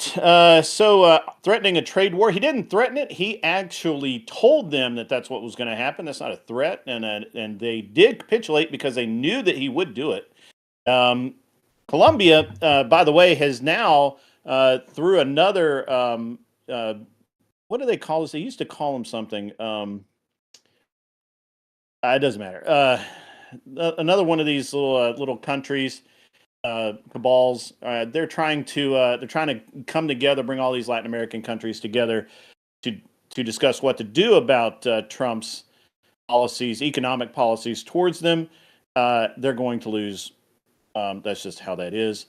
And honestly, they deserve to. You know, most countries have tariffs against the United States, and it's time that we play just like everybody else. It's very interesting that Americans hate the idea of placing a tariff on another country's goods, but we are more than happy that Japan and everyone else seems to have tariffs against us. That seems pretty fucked up as an American. What? Anyway, other Latin American countries are also making their displeasure known. Yeah, we just addressed that. The overall project, the mass deportation is worth the cost. Absolutely. Higher grocery prices. No, I don't think that's a thing. Trump isn't deporting the migrant workers of the Midwest, and I don't know about you guys. I've driven through the Midwest. I've seen the migrant training facility there, where they train these folks to go out and harvest lettuce or whatever it is that they do. He's not going after those people. He's going after people in the inner city selling drugs and being bad people, and he needs to. He needs to get those fuckers out of here. We don't need them. We don't want them. We've got enough bad people of our own. We don't need to import any or, let them walk across the border. So we can deport them, and that's what needs to happen. And maybe, just maybe, Minnesota will not be known as Somalia light. And let's see what else we got here. Human toll. I don't know what you mean there. Was he elected with a mandate? Absolutely, absolutely, he was. American people spoke loudly. They're sick of this. They're sick of hotels in New York being taken over with 9 million illegal immigrants coming in and ruining the city. You can't even walk through Manhattan. There's shit on the streets. This is the dumbest thing I've ever even heard of. Why would there be any possible pushback against getting rid of those people? How is that even possible? This is the dumbest thing I've ever heard. I really look forward to engaging on this because, my golly, the insanity tonight is off the charts. And with that, I yield my time and take it away, Ticky Tack. Hold on. Yeah. So I will. We'll have plenty to speak to when we get to E-Grid later on. I mean, holy shit. Or holy Manhattan streets apparently. Let's Tiki Tack. Thank you for being here. You're brand new to the space. So could you introduce yourself to us? Let us know about you. And then jump into the topic. Where we can find you. Of course. So I'm Tiki Tack. Generally, I hijack other people's streams just to be a character. So you can find me over at Grid One Motorsports. That's probably the best place to find me right now. Otherwise, you could find me in the Crucible circles. I am a centrist generally. It's my positions flow everywhere. Not necessarily a fence sitter, but I have some pretty good reasoning behind a lot of things. So to get into this topic of the debate, to start out with, I believe that the birthright citizenship, overall, the executive order is unconstitutional. But the thing is that we also need to consider what the intention of the law actually was, or what the intention of the 14th Amendment. This was originally intended for slaves, for birthright citizens to black babies, just as equal rights to white babies. This wasn't really entailing the issues with immigrations that we have right now. So maybe this is the wrong target to go against the 14th Amendment, but there's some other policies that Trump could look into, like the Remain in Mexico policy that he implemented in his past term that got eliminated during the Biden administration. That is something that he could definitely put back in because it wasn't ruled unconstitutional. It's just the Supreme Court ruled that Biden can veto the policy. So it just means Trump could definitely put it back in. Next, we might be able to look at the Immigration Act and put amendments into the Immigration Act, similar to what Bush did in 1990 to raise the limit of immigration. because right now what we're dealing with are asylum seekers. And the asylum seekers, there is no limit. Maybe we should consider putting a limit on asylum seekers. Maybe we should reenact the Remain in Mexico, where it doesn't flood into our economy and we can work out the paperwork thoroughly. Um, and when it comes to deportation, we're not talking about necessarily illegal immigrants, even though I'm sure they're the ones that fall into. The target right now are the asylum seekers, which they all been registering on their phones to seek asylum. So we have a pretty good means of being able to track who's coming in and out. So I think that would be a great way to ship a lot of these people out. When it comes to the effects on the economy, I don't think asylum seekers affect the economy too much. I think it's the illegal immigrants that already have like natural born citizens of family here in the United States that influences the economy. And if I wanted to be sleazy, I could make the claim that, well, when immigration was down during Trump's administration, prices were down. Whereas during Biden's administration, where we had the flood of immigration, prices went up. So it's if we really want to take correlates into action here, the correlate demonstrates that restricting immigration is better for prices. But I'm not going to hold hard on that. And that's it for my intro. Thank you, Ali. Hey, what's up? I go by Sociologic, 2 L's. You can find me on all things on the internet. All the apps you can find them yourself. So, I don't know. Mass deportations, bad. I'm not a big fan of ICE. I don't think it's a good look. To Lactoid's point, yeah, you're gonna just turn. Or I forget if it was Lactoid or Fabian, but you're just gonna turn. It's gonna put a bad taste in people's mouths, right? It's after a few wins, right? Trump. This may be a win, like in terms for like Republicans, but on the other side, on the people that were wavering, maybe the people that you were getting on over, the people that were leaving the left. This just isn't a good look. The solution really is these people are here. We could naturalize them. We can make them citizens. They can work and they can make money and pay taxes and do the whole spiel. They can join the process. But we won't do that because unfortunately, and sorry guys, but it's like white Americans are just terrified of the ethnic Americans coming in, because if you watch the ethnic American groups, if you leave them alone and let them do their own thing, they tend to succeed and do pretty well. They tend to outpace the white Americans, and it's afraid. It's fear. Listen, it's fine. Let the hyphenated Americans in. Let us play. If we're playing the same game and we're winning, just do better. And we could just go from there. Thank you. Thank you so much. I'm sure that won't be a discussion later on. I'm sure everyone will react to that calmly.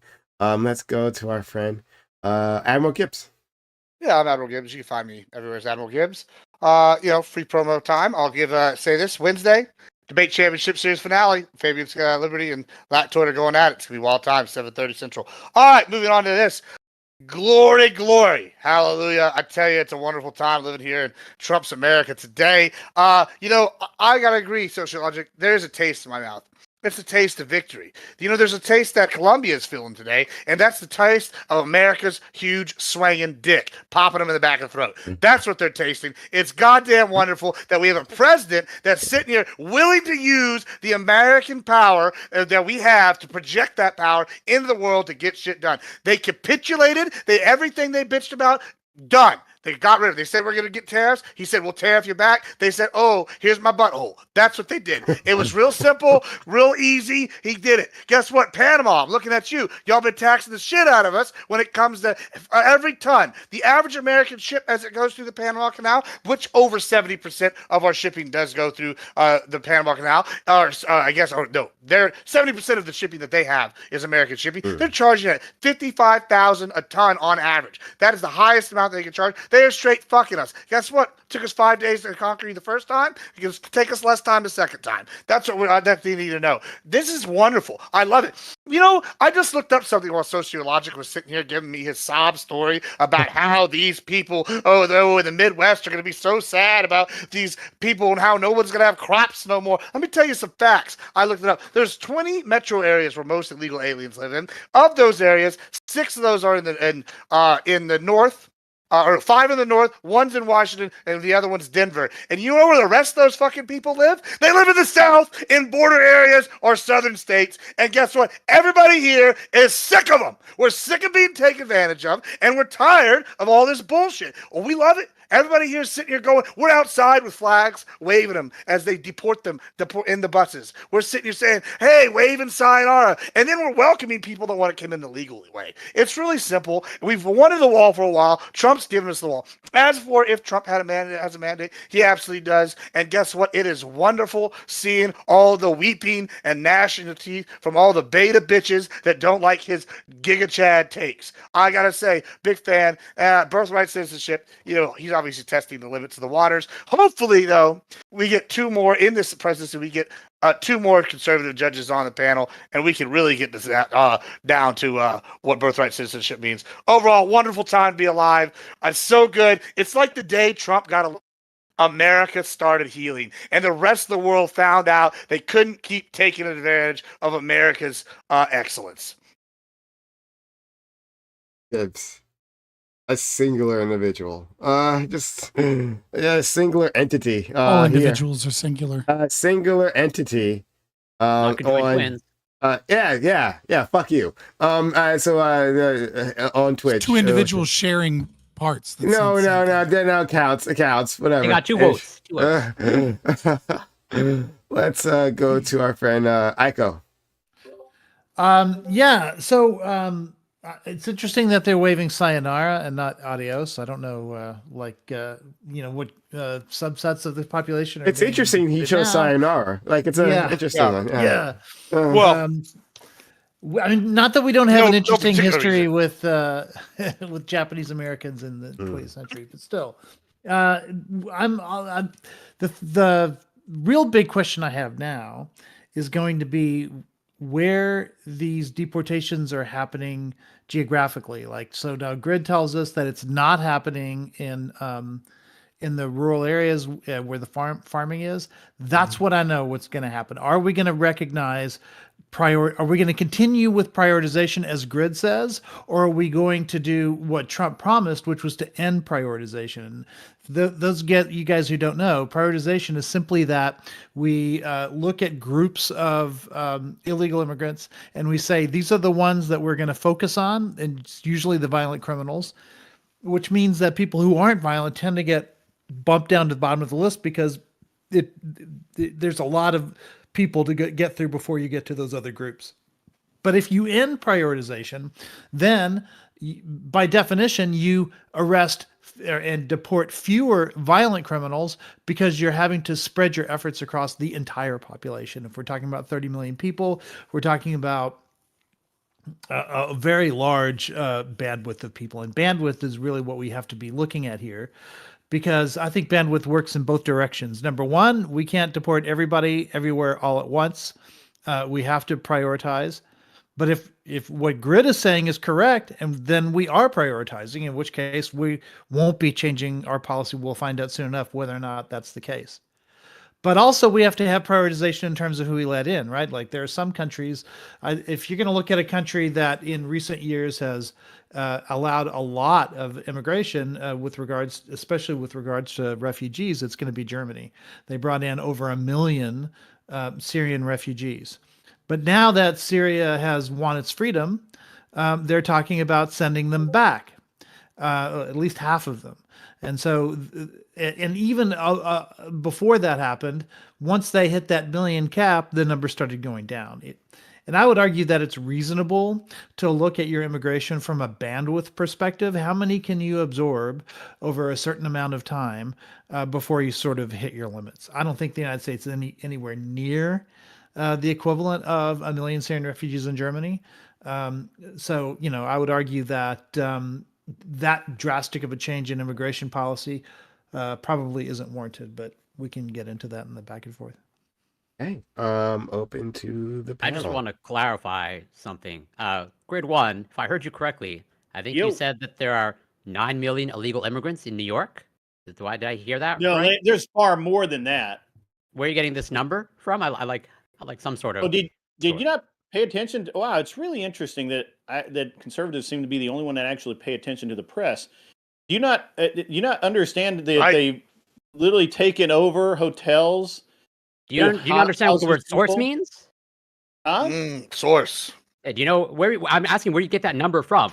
Didn't even take us Okay, 30 seconds past stand open. by. I will pull it. I will pull it right back up. I had it earlier. Interesting that only leftists are the ones who listen Do you to the mean words New York that people City say. or New York State? No, because No, what I happens, will actually Ryan, provide a source, unlike most No, people. no. What happens though? This is the problem that you're about to run into, Grid.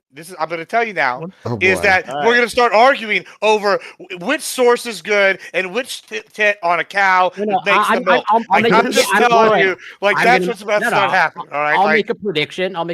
Like, okay, it's not going to be a like, good enough source for Corey. no, That's my prediction. it might be, but I'm reasonably sure I could be wrong. All right. So right now they're in a bunch of what used to be formerly luxury motels. 14,000 hotel rooms. So that's cool. So you're working up to 9 million, That they're so short, we're climbing a that they're lot. We're not short. climbing They're many currently millions. looking for 14,000 hotel rooms that they're short. I actually looked up the wrong thing here. I looked up the hotels because I wanted to know the name of the hotels earlier. I'm sorry. I Bro, got the wrong. population of New York City's what It's is like it? 11 million if you include all. Yeah, the it's boroughs. 19 million. Yeah. You're saying 9 of that is No, they bust in something like 9 million. Stand by. They I'll did get not it. bust 9 in million 9 is a million. lot of. That's They a did big not bust number. in That would 9 bring million that people. I'm to, stupid, right? I just can't understand numbers. that takes up the population of 28 million in New York. Listen, I don't know how many City. illegals there are in Ryan, but I hope it's 9 million in New York, and I hope that No, they no, suffer. no. But Gibbs. Yeah, That's everybody there in New Corey's York point of suffers asking from for a these source terrible- because Sure, that I get number the was point. insane. I get the point. I get the point. It's just the problem with this. Anybody want to back up Grid here? Oh, I'm No, going no, to no, back no. it with you. Gibbs is going Look, to change here's- the no, subject. no, no, Gibbs is I'm not going going to change the subject. This is the problem sociologically. Even if he gave the wrong Brother, number, it was 9 million. Oh, No, no, hold no. on, The problem hold is on, 9 million. You know what? You asked if someone could back him up. I'll back him up here. It's real simple. And this is why this source thing isn't as big a deal as you want to make it. Because I can give a source and be like, oh, it cost me $6,000 to fix something on my ranch, right? And then, oh, it cost me whatever. And then Don will be like, well, the average sort thing, according to source 639 of this code 17 means No. whatever. And then you're gonna go, well, since this one That's source exactly said how I it It sound. doesn't have a matter. crazy That's claim. exactly how I sound. I appreciate that. Hold on, Um, guys. I love the energy. I love the energy, but I'm fresh out of crystals, so let's take it down a notch. You should get some other So crystals then, you know? according to New York NYC.gov, if 3.1 million new illegal immigrants, there was a total. They've processed through over 9 million, and we don't know where they all went. And they have a problem right now because they don't have enough room in the shelters for the immigrants that continuously arrive on buses daily into New York City. New York City actually has a law. You probably don't know this, but New York City actually has a law that says if you show up in New York City and you have no money, the city, has to provide you with a home and That's food true. for 30 Yeah. days. You know who did know that? Greg Abbott Yeah. when we shipped him up Well, there. it was because Liz they Warner were 30 days. to In fact, do it. Eric Adams do has been that, pushing yeah. to remove that, by the way, I'm not because disputing Yeah, that. it's bankrupting New York. Yeah, fuck so- Eric and Adams. What does the And so- government website say? Uh, Can you? What was that they have over 3.1 million new illegal immigrants. I don't know when this was new. This was, I think. Could you put that into the chat so that we can take a look at that? The problem I have, when it the comes problem to is when you act like Hold on, since he sees a big number, it's not a real problem. Hold You on, want to go, no, oh, it's not a 9 real million issue. is not a real number. Okay, 9 million is not a real number. Sure, but is 3 million a real number? Hold on, one second. Wait, the just thing for is, New York? I'm curious about, right, is because, like, New York also has, like, LAX, right? So I'm curious if, like, maybe part of this number is just how many people come in Passing through through there. or something? Yeah, Well, and then, like, LAX is what in this process Los means. Like, I Angeles, don't know. by the way. I don't know. Source, prime Sorry, source. LaGuardia. I mean, JFK. LaGuardia. Sorry, JFK. Yeah, whatever. Yeah, sorry. Source prime. You had the That's true, wrong. that's See, true. his That's claim true. was I wrong. did, He says matters I now. said LAX. No, that's fine. It's large airport, whatever. No, he just fixed his claim. Yeah. No, but- you're missing the point I'm making. No, Sociologically. the The point I'm point making is is like there's a no. there's a- Yes, I there's a did. large- Corey, and let me go. this is your large, issue. port Is of you'll entry. find some little small thing like, oh, it was 9 million hyperbolic. is He not said 9 small. million. Small? Okay, sure. Hold on, Brian. He Brother. said 9. Okay, hold on. He said 9 million. It's a large Okay. number. He said 9 9 million processors what the website said, 3 million new. Here's the thing. It's a problem. And then when someone goes and makes a large number, a generalization claim, you'll go, well, since they made a generalization claim, it's not a real issue because their number they picked. I know. So wait, Gibbs. But what if I said something like, nah, man, there isn't that many illegal immigrants even here. I'm talking. I was talking. The middle of my sentence can't interrupt the beginning of yours. All right. So you can't sit here and say, like, I can't be like, man, no, there's only 100,000 people coming in across the border, right? I can't say something like that because you're gonna be like, bro, no, there's not, because it's way too small. Yeah, because there's evidence of what that's it. That's the problem. Is like you said 10 million people basically. That's a lot of fucking people. Substantiate the claim. That's it. Well, Trump wants to deport 20 million people. Hey, I'm going with the 20 million. Let me calm this down for a second. Let me hold on. Let me calm this down for a second. Right. So I worked two operations for the post enumeration survey, which is the kind of like the quality control for the census, right? And I worked quality control for the post enumeration survey. So basically, I was a census field supervisor of quality control for the quality control mission of the census, right? So the double layer of quality control here. And I was in charge of all of Virginia with the exception of like the Virginia Beach, Norfolk area, and Nova, with a little bit of northern Tennessee, like Kensington, like small spots there. And then, basically all of Appalachia, that was also in West Virginia, right? Now, what I can tell you unequivocally is that any number that anybody gives about any area is simply guesswork. Right. I agree with that. The Trump administration attempted to, was blocked from being able to stop the census from, the Trump administration attempted to get us to maintain a system of asking whether or not people were citizens. Now, that was not a part of the 2020 census, right? So we no longer during the census tracked even when we asked people whether or not they were an American citizen. And this is why this is part of many reasons why you saw a jump up in the Hispanic population in the census in 2020 compared to 2010 that didn't necessarily directly correlate with immigration. And that's because a whole bunch of other people that were avoiding the census were now captured in the census because they weren't required to state their immigration status, right? And so that's why you saw like the white percentage like randomly drop. Now, we also saw a much larger increase in mixed people, right? So it seems like there's also a cultural effect where a lot of white people said they were white in 2010, and then in 2020, all of a sudden they're mixed race, right? Like that changes things, right? There's a lot of 13% black, right? Yeah. But like, and I'm part Lebanese, and I'm part, what does it make like you happy 20 for? different types of white. I'm just a giant American mutt. That's what I tell people, right? Like I'm the actual American ethnicity, which is every fucking race that we have mixed together. With the exception of Native American. I'm very, very low in Native American, despite that being what a lot of family members said. But nevertheless, setting that aside, right? We don't know the numbers, right? But is there anybody here that is of the opinion that we have not had a large wave of immigration and that there are legitimate concerns, whether or not you think deportation is the answer is not what I'm asking, but that there are legitimate concerns on the strain of our economy, our welfare systems, our resources for housing. Even if you think all of those things are good, is there anybody here that doesn't believe that we've had a massive wave of immigration in the last decade that is significantly changing our country, one either for the better or worse, doesn't matter, but it's changing things, and that it is a big policy position. If anybody doesn't believe that, let's set numbers aside, right? And just say, fuck what the specific numbers are, because we all recognize that there's been a big wave and that this has to be tackled in some way or another, whatever your position is. Is there anybody that disagrees with that? No, I can agree with that, but I do want to actually, again, I have some respect for truth, okay? And just to... Yeah. 9 million, 9 million is a crazy number. And then when you look it up, it's processed because New York is a large port of entry. And most of those people aren't directly in New York, right? Just like Texas has 14 points of entry out of like the 22 or 27 on the entire southern border.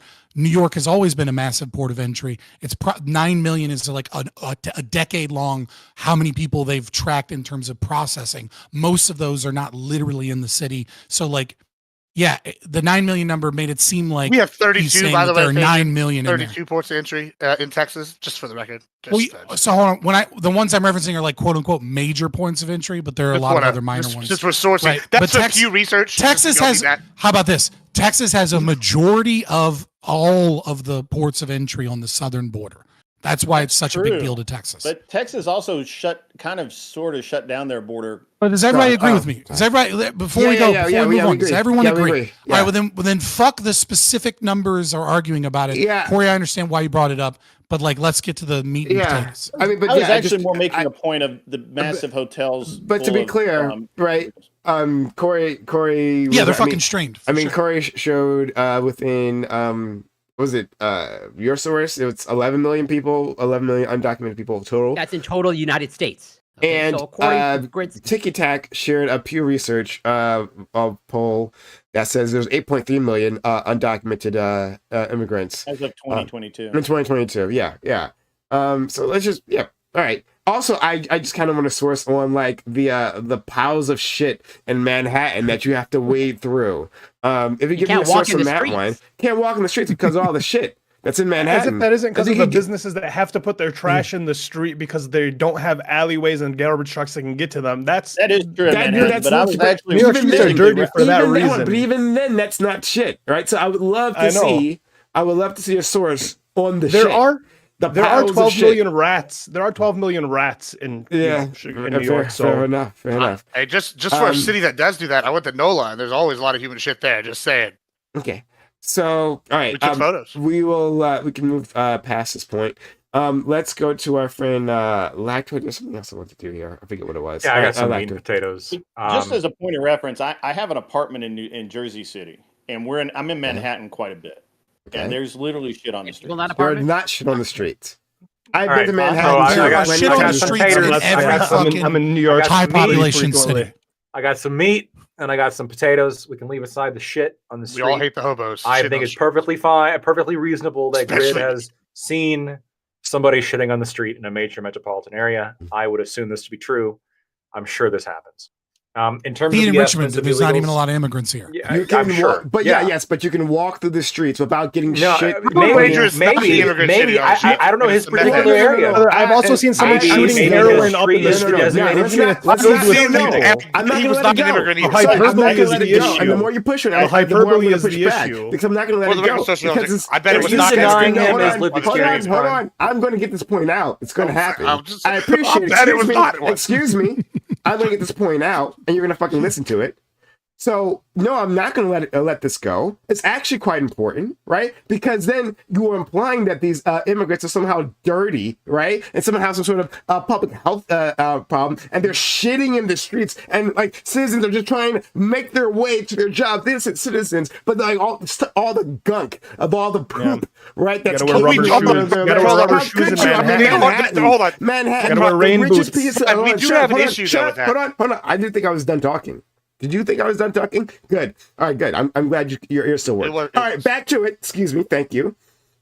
Yeah, so like going through the streets, there's such a danger. This is like the classic example of like what we do to immigrants, like what people have done to immigrants like from time immemorial, right? We're saying they're bringing in the crime, the disease, and the filth, right? Yeah, so it's bullshit.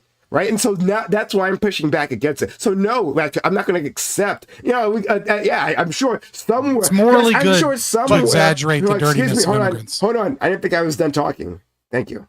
That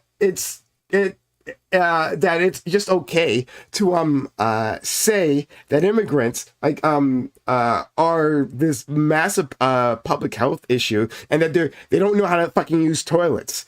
All right, like they weren't vaccinated against COVID on the southern border. Let me build a bridge. Like a public health issue. I want to build a bridge with you, Brian. Yeah, someone somewhere has shat in the streets. Well, no, we know who's shitting on the streets, Brian. It's not the immigrants. It's the hobos that Trump wants to round up and put in camps and get rid of the street. Right. I'm just saying, so the hobos are a problem. Thank you. Back to it. Okay. So it's the hobos. I'll refrain from memeing on this anymore. I've got a meat and potatoes question, I guess, for you guys. Leaving aside the amount, maybe there's 10 million, maybe there's 30 million, 40 million. I know that there's a wide variety of estimates here. And I think Scott's right that it's very difficult to pin down Mhm. the exact number because it's by definition, elusive group. They don't want to know, It's a- by and large, it's a black where they market, are and who right? they are, right? I mean, so how are you going to get an accurate count of people who are actively hiding from you? It's difficult, right? It makes sense why the actual estimate is difficult to really pin down. But my question is this, because I've been fighting with some people on this.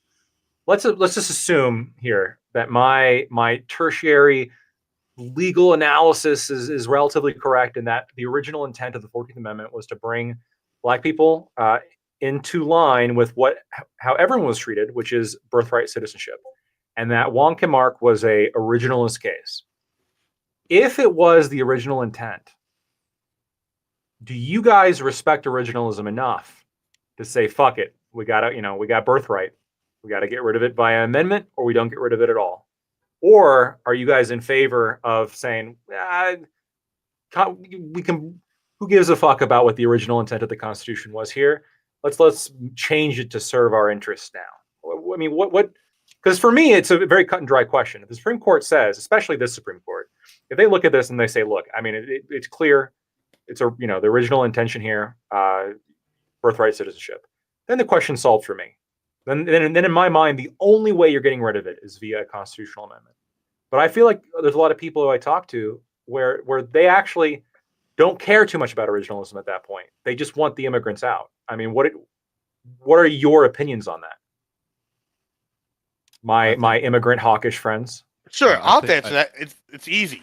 The best case for the guns is the one I'm going to take. If the originalist interpretation is going to give me the most gun rights without limitation, I'm going to support the originalist idea. But if there's some newfangled one that comes along and says, hey, Elon gets the nukes, Papa Gibbs and is going to try to get the nukes, I'm just saying that's the only way. So it's the same thing. I'll be consistent here This with is the not originalism at all. Yeah, well, it could be. It could be. And Yeah, it's not even a legal that's your theory. It's just answer, entirely Lactoid. self-serving. Yeah, well, that's how is it his not? originalism. Whatever No, how is it serves not? How is it not? Doña Sotomayor? Original intent, according to guns, would be for a well-regulated militia, and therefore we should have artillery pieces at our house. I should be able to have a howitzer just like they had cannons. I why don't don't see you this. just buy an island and just Listen, run your island? don't worry about it. We're working on things. All right. The point that I'm making here is if that's going to be the My most pocket closest watch. intent, then I'll support if they say the original intent is for what you said, Lactoid. Then I'll support it. Then you'll support it. If it agrees Okay, with your political so- prescriptions, then you'll agree with what you Wait, have. listen, Yeah, that's so the at only least he's answer honest. here. At least he's honest. I'm fairly middle ground, right, as a libertarian in terms of this, because I'm not for the mass deportation, for a new system of immigration, right? As far as I'm concerned with the Constitution, look, I tend to lean pretty heavily on originalist interpretations of the Constitution. I think there are better ways to solve this problem than the anchor baby situation here, right? Like, what is the major cause of the anchor baby situation, right? Is it Chinese immigrants coming over here that have money? Is that like the big problem? Or is the big problem that we have a massive welfare state that prioritizes children, and that we utilize, that there's a conflict here, right? And the appropriate answer here is to not change the Constitution, but to focus on the welfare state that incentivizes this, right? To basically say, like, look, we're going to change these welfare stipulations to where if your parents are both immigrants and you come over here and then all of a sudden you want to get all of these welfare programs through your children, we're going to cut that off, right? If you can't take care of your children, then maybe you need to be deported to a place where you can take care of them, or maybe the state needs to step in because you're neglecting your children. What we don't need to be doing is having in waves and waves of immigrants that are utilizing the welfare system because of this. That's where the real crux of the problem is. It's not that we're like worried that these kids that are born here when they're 19 aren't Americanized, right? Because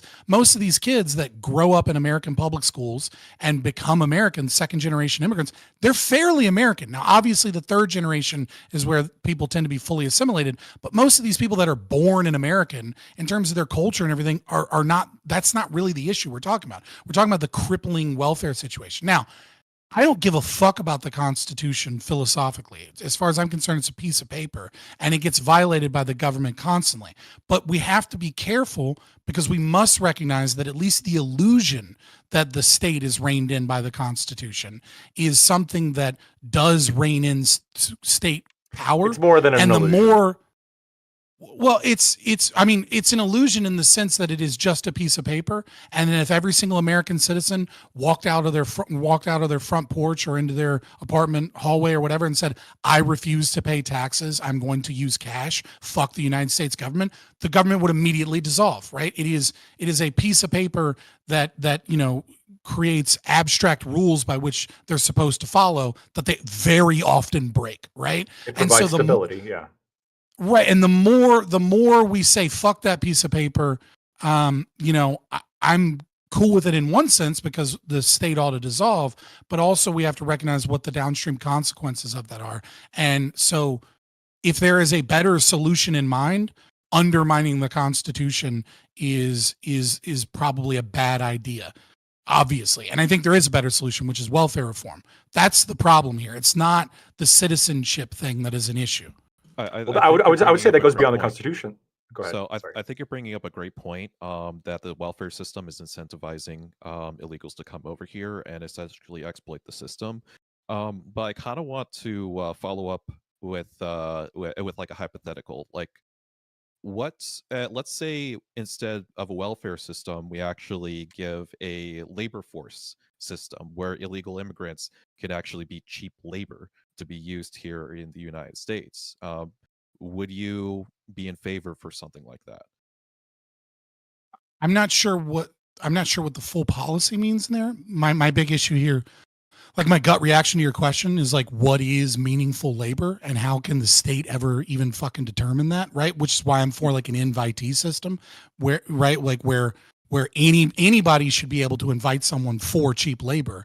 But if they're going to utilize our resources, and they're going to utilize our roads, our schools, our libraries, our public bathrooms, all of these other things that we pay taxes for, right? Then they ought not be a net negative or they ought not be a tax burden, right? So if you're going to invite someone and that person is a net negative in terms of taxation, I want whomever invited them to split that difference, right? Like I don't have an issue with like Elon Musk hiring fucking Indians, right, that make 80K.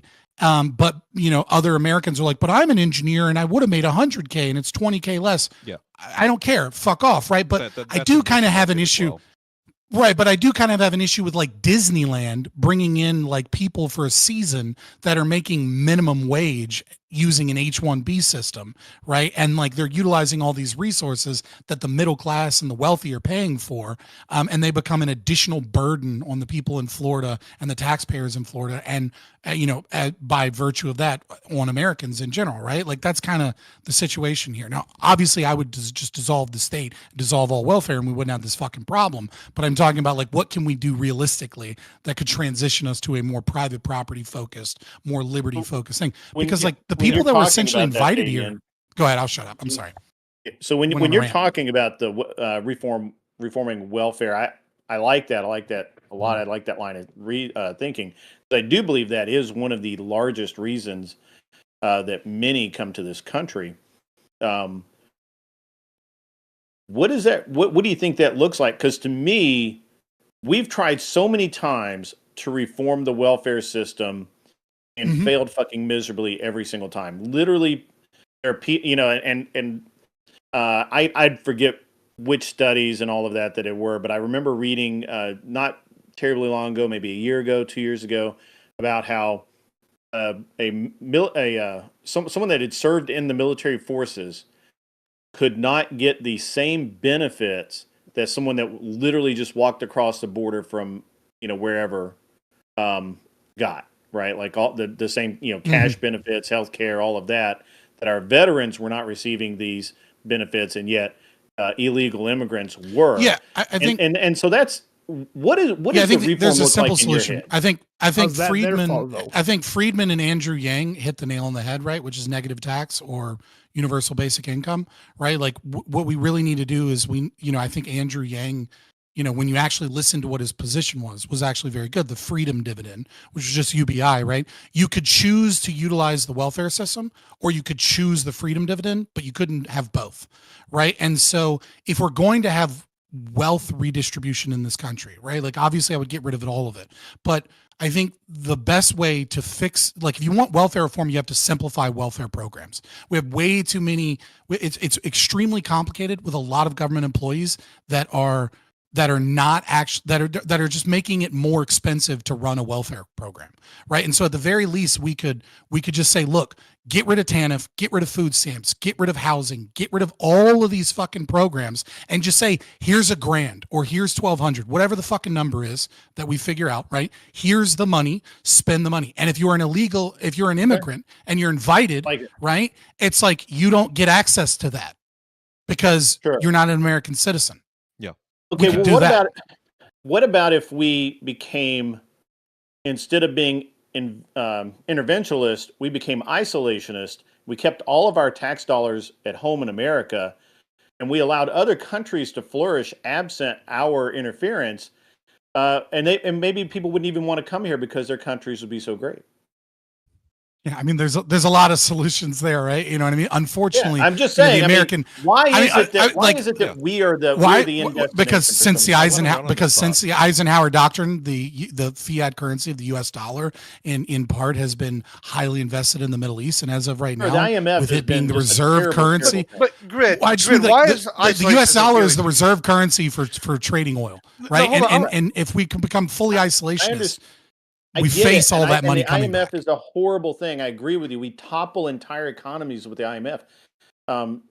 And I agree with you. I want to know what it would look like. How do we make that happen? Because I would rather. Why do you want that to happen? Yeah, I'm individuating our immigration policy, but as an anarchist, obviously, I want us to be more isolationist. But I'm going to ask. I'm just individuating one policy at a time. Yeah. So we can go Gibbs, but I think Tiki Tak wants to go afterwards. Yeah, I'll be quick. Tiki Tak actually I just want to know, Grid, why you're advocating for like this isolationism approach, right? Because I get on the surface the appeal where people are like, hey, I want to be isolationist. The America's been in too many wars lately, yada yada. But I think a lot of people, or at least where I come from, are not so sick of us being the power. They're more sick of us being the policeman and taking all the pitfalls, not getting in the games. And hold on. As opposed to what you're proposing, which is isolationism, where we get out and let these other people flourish. That's not what I want. I want us to use our power to get shit done, like with Panama, like with Colombia, that's just happened, possibly Greenland. These are not isolation states. I think you're misunderstanding. Okay, because it sounds like you. I don't want to be the world police. I have seen no reason to subsidize other countries' economies so they don't have to have a standing army. If they want to have a standing army, let them pay for their standing army. We don't need to subsidize. Yeah. We do not need to be their defense. We do not need to ensure trade routes other than the ones we choose to use. We do all of these things in the name of the world good. However, it bites us in the balls every single fucking time we do it. And at some point, we need to just say, you know what? My balls are sore. I can't take it anymore. Get this yappy little dog off of me. And so I'm not even saying that we wouldn't trade with other countries. When I say isolationist, I literally mean we don't need to be the world police, and we don't need to subsidize other countries' economies. There's no reason for us to give money to the UK every year. There's no reason for us to give money to Germany, France, Liberia, all these fucking countries all over the world. We shouldn't be subsidizing other countries' economies. We need to subsidize our own. We need to fix our own problems. And look, we've got a lot of problems. We identify it every fucking week on this show. So I would much prefer to be an isolationist. So let's go to Tiki Tak, and then Ika. Let's try to maybe move it back to the subject at hand, the immigrants. Yeah. I didn't get an answer from Grid, by the way. What did you say? I don't think I got an answer from Grid, by the way, on that the originalist. I mean, after all of that, there was no answer? Holy shit. I'm sorry, what was that? I missed out. I don't think. Did you answer the question as to originalism? First of all, what are your thoughts on originalism generally? I didn't. I may not have. The executive order. And he made the originalist argument that Trump is going against an originalist interpretation by getting rid of birthright citizenship. And he asked all of us on the panel our views on that. And I answered, and Admiral Gibbs answered, but you seem to be hawkish as well, and you didn't chime in. Yeah, well, I just think that he clarified his position on it, which he can do via EO. He doesn't have to. He doesn't have to say this is the original intent. He just says, "Hey, this is what I think." This is an EO is specifically in the president's interpretation of a law. It's not. You can't create law through an EO. I mean, they do all the time. They're not supposed to, right? That's where our country's supposed to work. Well, I guess my question very specifically is: Okay. you're right. A president can order an unconstitutional EO, but then it's going to be blocked right away, which this was blocked. Well, they right tried away. and it didn't work. So obviously, maybe he's not. Maybe it's not as unconstitutional as we think. What? The EO's Right, executive order's been blocked. Literally. All right, hold on. I'll pull up another fucking article. I mean, it seems blocked. like he'd be It's not better officially prepared. blocked. It's held temporarily. Well, temporarily Is it blocked. still? Yeah. Well, Because temporarily I until said the it Supreme was Court blocked. hears it, right? That was Yeah. 4 days ago, wasn't it? And then they're gonna, in It my was blocked, and projection. it's no longer blocked. Well, no, it's currently blocked.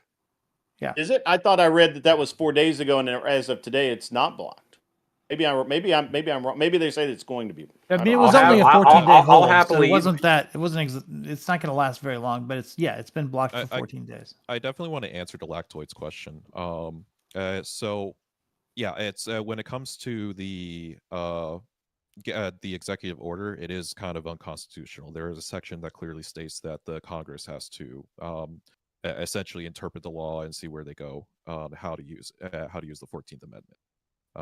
It's the very last section. It's one sentence, and whether I would go to put an amendment to actually change that to specify something like, it was very specific to like slavery, or the abolition of slavery. Honestly, my opinion changed after I heard Scott's kind of diagnosis, which is like, why would we need to amend the law if we just remove the incentive that people are using to come over here? Then we wouldn't need to worry about the 14th Amendment.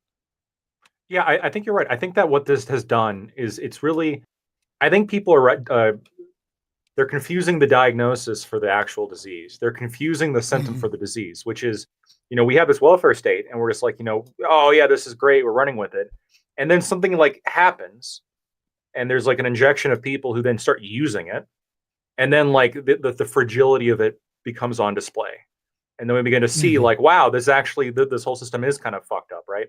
And I agree. Look, I would agree. Like, I think the solution here is to reduce welfare as opposed to ending immigration. But I mean, even with, I'm just from a purely like legal perspective, because this is the executive order we're talking. This is a legal instrument, right? We have the president putting forward and signing an executive order saying we're not going to recognize birthright citizenship anymore. Which, and I know what you're referring to. You're referring to Section 3 or Article 3, Section 5 of the 14th Amendment. That the Congress being able to write enacting legislation that generally has to do with like eligibility to be, to hold an office of the United States, right? Under the United States is the language. And I think the abolition of slavery would fall within that within that category. Well, so that Article 3 isn't necessarily what we're talking about here. We're talking about the really like on the very first part of the 14th Amendment, when it very specifically states, you're born in the U.S., you're a citizen. Yeah, that's the part, and that's not really subject to the enacting legislation as specified in Article 3. The slavery thing, that's the 13th Amendment. Well, no, but the thing is that you're only looking at the amendment at face value. If you were to go, the thing is, when it comes into the Supreme Court, they're just not going to look at the amendment at face value. They're going to ask the question of, why was this amendment enacted? And if they go back into the history was very specific about, black babies didn't have a birthright during the time, and it was to equalize the birthright of black babies at the same as white babies. Yeah. And that was the purpose behind it, and I'm sure that's what's going to be brought up at the Supreme Court to the interpretation. This of the shit's law. not. That shit's. I put money on it now. You know what's going to happen? We're going to get assertive denial that talks about that. That's what we're going to get. Or we get a decision where it's going to be like 8-1, 9. I'm guessing 8-1 or 9. Yeah, I'm guessing. I'm guessing we'll get assertive denial. I think the likelihood is slim. I'll grant you that. But I could see an argument being made. That's all I was bringing up. You're right. It was blocked. It's blocked for 14 days, and so it's got 10 days left. That's going to be extended. Yeah. If there's nothing. It's ICAL's turn. Hey, But also, hold on. Before then, Ticky Tack, just to let you know, I've been meaning to say this. Your volume is low.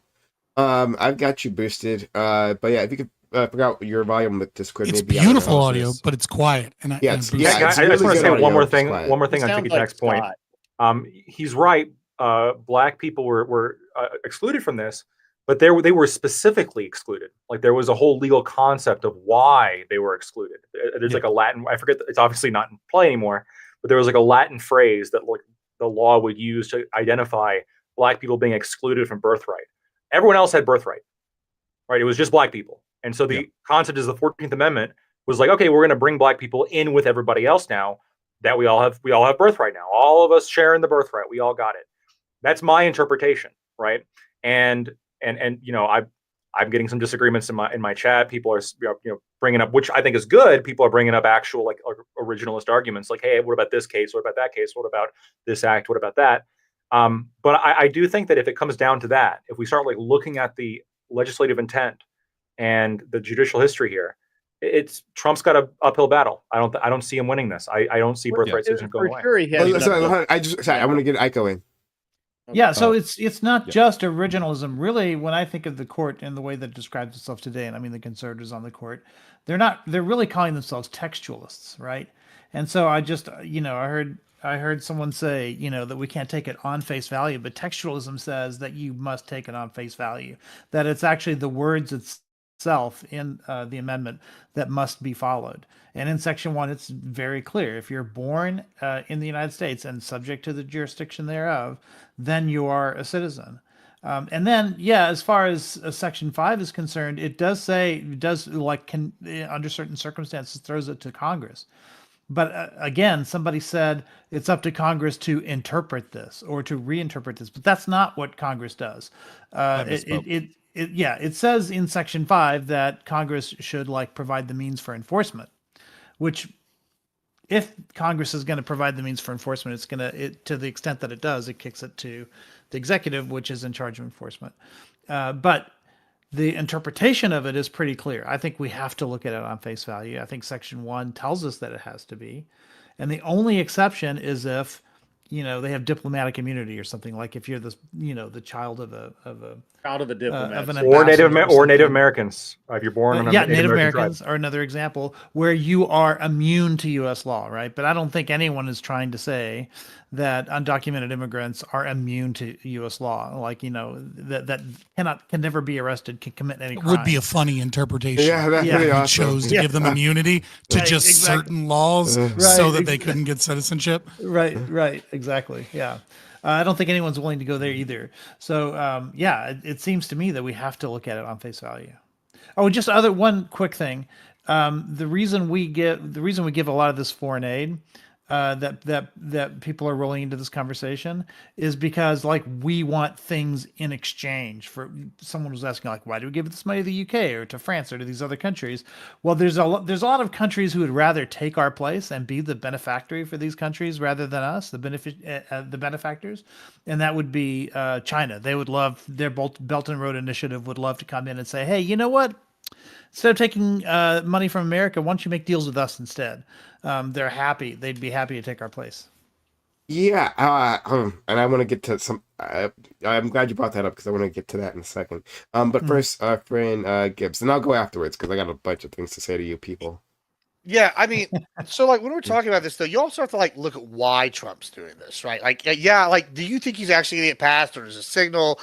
That's kind of something you also need to look at, right? I think that we're not really taking into account, because I don't think most of us here even have an issue with the immigrants and the children they're staying. It's not the kids that they're trying to get; it's the people I don't know. And this is interesting that this rumor is back in the rumor mill. That sit here and they have a kid and they use that kid to basically find a way made to come back, right? They're like, oh, we had the kid that's an anchor. That's why they're called anchor babies. It's an anchor to tie here to get here. Or like you see this with other people, like, I don't know, with the alleged thing with Ilhan Omar, right? And that's come back in the news again about her maybe actually having been married to her brother now that there's more evidence coming out. Like you see these kind of things where it's like an anchor, and I'm not saying she did it. I'm just saying it's like an anchor, and then you bring people here through your family, your tie. That's kind of what I think he's trying to get really at. stretching to bring that in.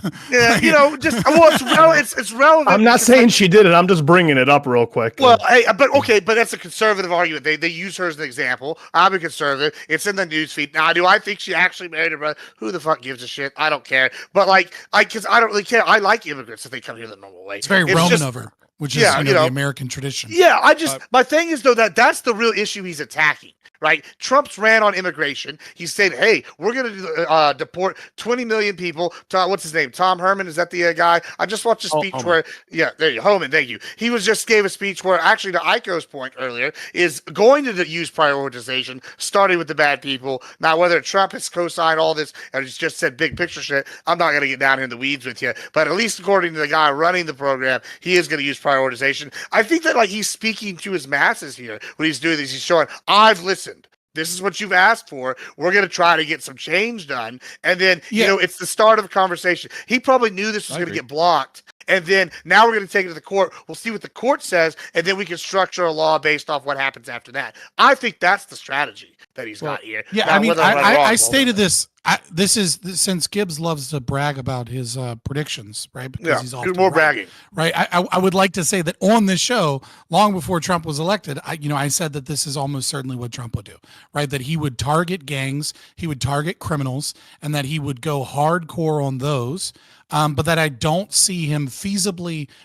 I don't think he has the political power, despite being president, despite being the head of the executive, to actually go around and round up every undocumented or illegal immigrant in this country. So what is he going to do? He's going to go after gang areas, right? Chicago. Why did he start in Chicago? Well, he started in Chicago probably because they're like the Tren de Agua is such a problem in Chicago, and they're taking over. Like, people love to talk about like the Colorado reports of them taking over apartment buildings, but where they have really gained power and taken over areas is areas where a lot of traditionally black gangs in Chicago have held power. And we are now in a position where there have been meetings between a lot of different competitive gangs in Chicago to have ceasefires and truces because of the problem of Tren de Agua, right? And they feel like this is an interloper in their community, right? The black gangs in Chicago, despite being horrible for the people of Chicago, despite being horrible for the black community, they don't view themselves that way. They view themselves they have a false sense of honor and a false sense of like protecting their community. And Tren de Agua doesn't give a fuck. And if you snitch on them, they don't like do a drive-by. They chop you up into little parts and mail it to your mother and let your mother know that she's next, right? Like, Venezuelan gangs are not the same fucking thing as American gangs. It's an entirely different situation, right? And so like I think it's important to note that, yeah, like that was my prediction, and that's what I'm saying, is that like he's going to go after these. He's going to do this bullshit executive order that I think all of his fucking lawyers probably told him isn't actually going to fly, right? And then he gets to tell the public and tell the media and tell his voters, look, I tried. Like, I tried to fix this. I tried to do this. I did what I could, right? I wrote the fucking executive order, but the court stopped me. And that's why we need more conservatives on the bench. He's going to utilize this in I don't want to accuse Trump of doing 5D chess or anything, because I think this is just normal fucking chess, right? You come in with this mandate, hit him hard, get rid of the gangs, get rid of the problem areas, right? And then all of a sudden, when he wants to do something that he's always supported, which is Dreamers, he's going to go to the fucking Democrats. He's going to fucking say, hey, look, I want a Dreamers bill.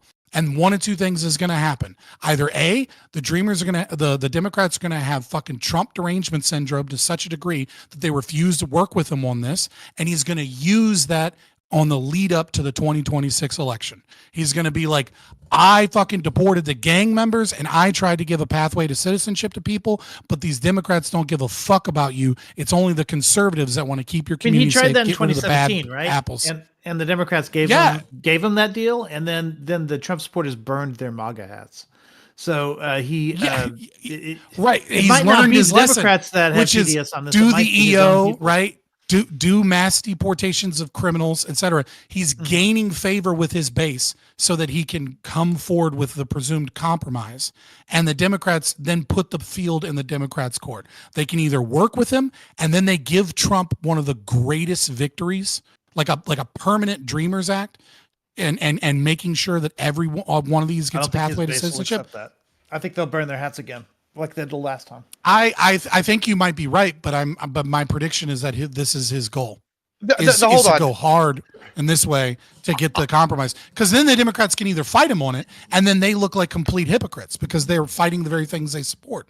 But hold on, Yeah, I'm one of the they people didn't- that burned the hats. Like, I was not a fan of like a lot of that shit. Like, I was with him on this, right? However, the difference would be is I think that Fabian's kind of alluded to this is we're also in a different situation now. Like, Texas has secured its border, thank God, despite the meddling of Biden, right? We've gotten in there, we've done this. There's a border wall being built. If Trump's actually shows we're deporting X millions of people, like however, whether it's 1 million, 20 million, I don't know. And he's actually doing whatever. He's sending them out. And then he goes, okay, we want to make a way for citizenship for people that are like the dreamers. We want to make migrant visas easier. Like, I think there would be a large portion of those people that, like, I would be swayed. Like, I don't know why all of them wouldn't, but like it would be a lot less people burning their hats than before. Okay. So, guess multiple things here. That's my prediction. All right, I was right on the first one. Let's see what happens. Yeah, but on that, just quickly, and I'm not this is not against you. It's just that, like, a lot of people on the left are saying the same thing, that like this promises he was making in terms of like getting rid of 11 million undocumented immigrants. We're like, yeah, you're not actually be able to do that. But that was what he was running on. We said like, oh, this is a lie. I mean, I think he's going to try. I think maybe he's going to be a great human toll for people who don't deserve this level of brutality, but like, he's not actually going to fulfill that campaign promise. But here we are. He's making a great showing of it at the start, at the very least. Sorry. Yeah, I mean, like, I don't. It's just a prediction. I'm not a. Yeah. Again, this wasn't. You know what I mean? That's what it seems to be. That's what it looks like. crystal Seems like ball. he's going so hard Mhm. so that he can come in and be like, look how based I am. But you notice he's not doing an EO to pull a bunch of money to fund ICE from some other program. If he was genuinely serious about about mass deportations of everyone in the US, he would have already have written an executive order that would have diverted funds from the Department of Defense towards ICE via calling it, because he's already called it a national emergency, the southern border. He would have labeled it a national emergency of some kind, and then he would have diverted funds so that he could have massive fucking ICE raids. But he's not, and the question is why. Sure. So then beyond that, there's a whole list of things I want to respond to. People come to America for all kinds of reasons. Like, it seems weird you guys are like focused in on the welfare system. Like, oh, that's the big draw. Like, what? No, people come because nobody cares about the people that come here for other reasons. No. That's not how that was framed. Dick Fuentes how many people are coming in here for the welfare system? That's not how that was framed. You guys are saying, hey, yeah, the narrative you paint is that everyone comes in here for that. Yeah, and you were saying you don't have to have a more comprehensive immigration reform if we get rid of the big draw that is welfare. That's what you guys were just saying. I want to make sure we're not speaking past each other. What do you think when you say welfare? The welfare free living. The state pays for you to live here. Welfare system, like the government subsidies and like the money for nothing, chicks for free. Would you consider the hotels welfare that we're giving to immigrants? Sure. Okay, sure. And then the food that we're feeding them, and the employees that we're paying in order to get them citizenship through the asylum process. Like, this is would you? I mean, I guess if you want to expand the definition, fine, whatever. But anyway, that still doesn't invalidate any of my point. but well, no, it's alluding to that our argument is that we're trying to fight against the net negative of dumping money towards something that's just not working, and we're trying to turn it into a net positive. Something that's just not working. Well, yeah, it's asylum seekers coming in and not providing a labor force to this country. Hold on, it's not just asylum seekers. No. Let's just get that But clear. he wants to limit it to Like, that right now, like, as if the narrative isn't being Alleged taken to asylum every immigrant seekers. that comes in here. No, it's because there's a problem when you narrow it down to that. Because we act like that the undocumented problem along the border is just, it's just mass asylum seekers. That's not it. There are coyotes bringing people across, tearing up people's land, and What percentage of people is that? It's the higher percentage, if we want to be honest. The higher percentage of people are coyotes that are coming Well, no, in. the Well, percentage are not that's the thing, coyotes is that- themselves. It's the people coming in So- under the I'm coyotes. using, Yeah, I'm yeah. using the word asylum because that's the loophole that has been going on to bring these people in. That's the category that they're considered. I don't. I think don't I can want clear asylum this up. seekers up Hold here. on. I think I can clear this up. The reason that we're focusing on this group, right, is because we're discussing, at least from the conservative point of view, what is the problem with immigration. And so the reason we're honing in on this group And how is can we because fix it? this is the group that we believe is this cohort, which I agree with you, is not all immigration for sure, right? This is the cohort, or that we believe is the problem with our immigration system. There are very few Can I ask a conservatives. couple Obviously, there's going to be I'm just like curious. white supremacists or other people, Yeah, right? yeah. But like most people on the right that have an issue with immigration don't have an issue with some guy in even a South American country, right? That's like a business owner that goes through a process. You hear this all the time. We only care about the illegal ones, not the legal ones. And when we're talking about the asylum process, we're talking about a Yeah, it's a process cop-out. that has allowed people to simply hop on a fucking caravan and get over here and then just be here. People that come to visit, people that come to be a Hollywood star, people that come because they're an engineer, the overwhelming majority of conservatives don't have an issue with that group of people. We do have an issue with the system and the incentives, and that's because of the net negative drain that we're talking about when we're talking about the people that come over here that don't have good jobs, that aren't paying a lot of taxes, and that are So- their marginal propensity to consume is over what they're Yeah. making. Hold on. Can I ask you a couple of questions? I Are you just going to ask me a couple questions? I just want clarifying Okay. questions, and then I'll give my point of view. Sure. Do you believe that anybody that makes it to America's shores should just be able to enter the country and become a citizen? I believe that we should have immigration system that's massively expanded. I'm going to answer your question directly. Don't worry. That's massively expanded to allow more legal migration, documented legal migration. In lieu of that, right? If we're not going to do that, then yes, when people come to our shores looking for work, looking for safety, looking for anything, actually, I want to let them in. I want to be able to process them, to then document them, and allow them to be. Is there a number that's too high? 9 million. 9 million. No, Geez, is there a number per year, let's say, that like there's too Yes. many? Theoretically, there could be. We are so far away from that I'm not concerned about it. So theoretically, yes, you could have. So how many a times metric more than what we flood. currently have? I Which is have stressful. no Hold on. idea. I have no idea. Yeah, But so- like so we're this is nowhere all near really it, so it's like nebulous. not something I have a I need to. suggestion. Well, on that. so worry hold on. And No, it's it's fine. not It's actually nebulous. it's fine. really like You said that there is a number. Good. Let's finish with good. Yeah, sure. All right. So that's all very nebulous. That's okay. My wife is an immigrant. Mm-hmm. My wife is Chinese. Before we got married, she was already doing her citizenship. So I know he's a rich white man. She didn't Saying need they me all for have Asian anything. wives. Yeah, we all have Asian wives. That's right. And so Back I'm to it actually slacking. pretty familiar with the process and what happens. And like I know people that have come here on a visa that have had the visa retracted and then stayed until they could get it reinstated, or they had to leave. My wife's aunt and uncle actually were deported because even though they were Canadian citizens, when they came here to become an American citizen, they messed up some paperwork and ended up having to go back to China for 3 years before they could reapply. So I honestly, I think that anyone that comes over here without going through the existing process deserves to be deported. You deserve it. You've earned a deportation because while it's hard, it is relatively fair. No, it's not relatively fair. It's not relatively fair. As much as any government thing is impossible, fair, right? Like, so no, it's not fair. Like you're just saying that we could simplify. Fair. We could simplify that process by well, quite a lot. Hold I on. think that would be beneficial to everybody. Prime, no, bro. Bro, I can't. When I'm sitting here as a white man and I can't do certain things because I'm not a different color or a different culture. What can't you do? What can't you do? Why is that fair and I'm not? And it's not. Work for the BBC. What can't you do? Immigration is as fair as anything else in government, and you won't allow that. What can't you do? How is it unfair? What can't you do? I have to know, how is it unfair?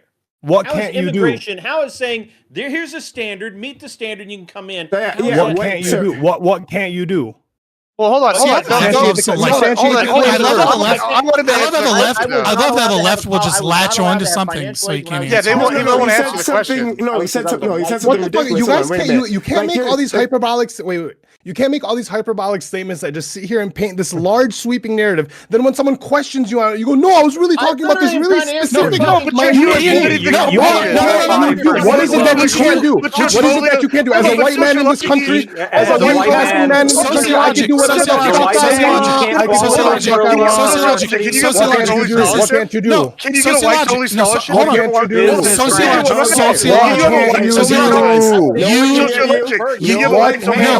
You're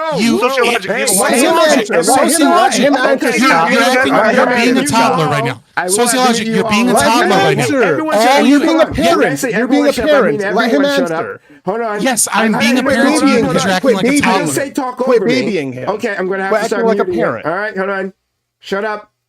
When I say everyone shut up, that means everyone shuts up. Not everyone just keep going until you fucking feel like stop talking. Shut up. Thank you.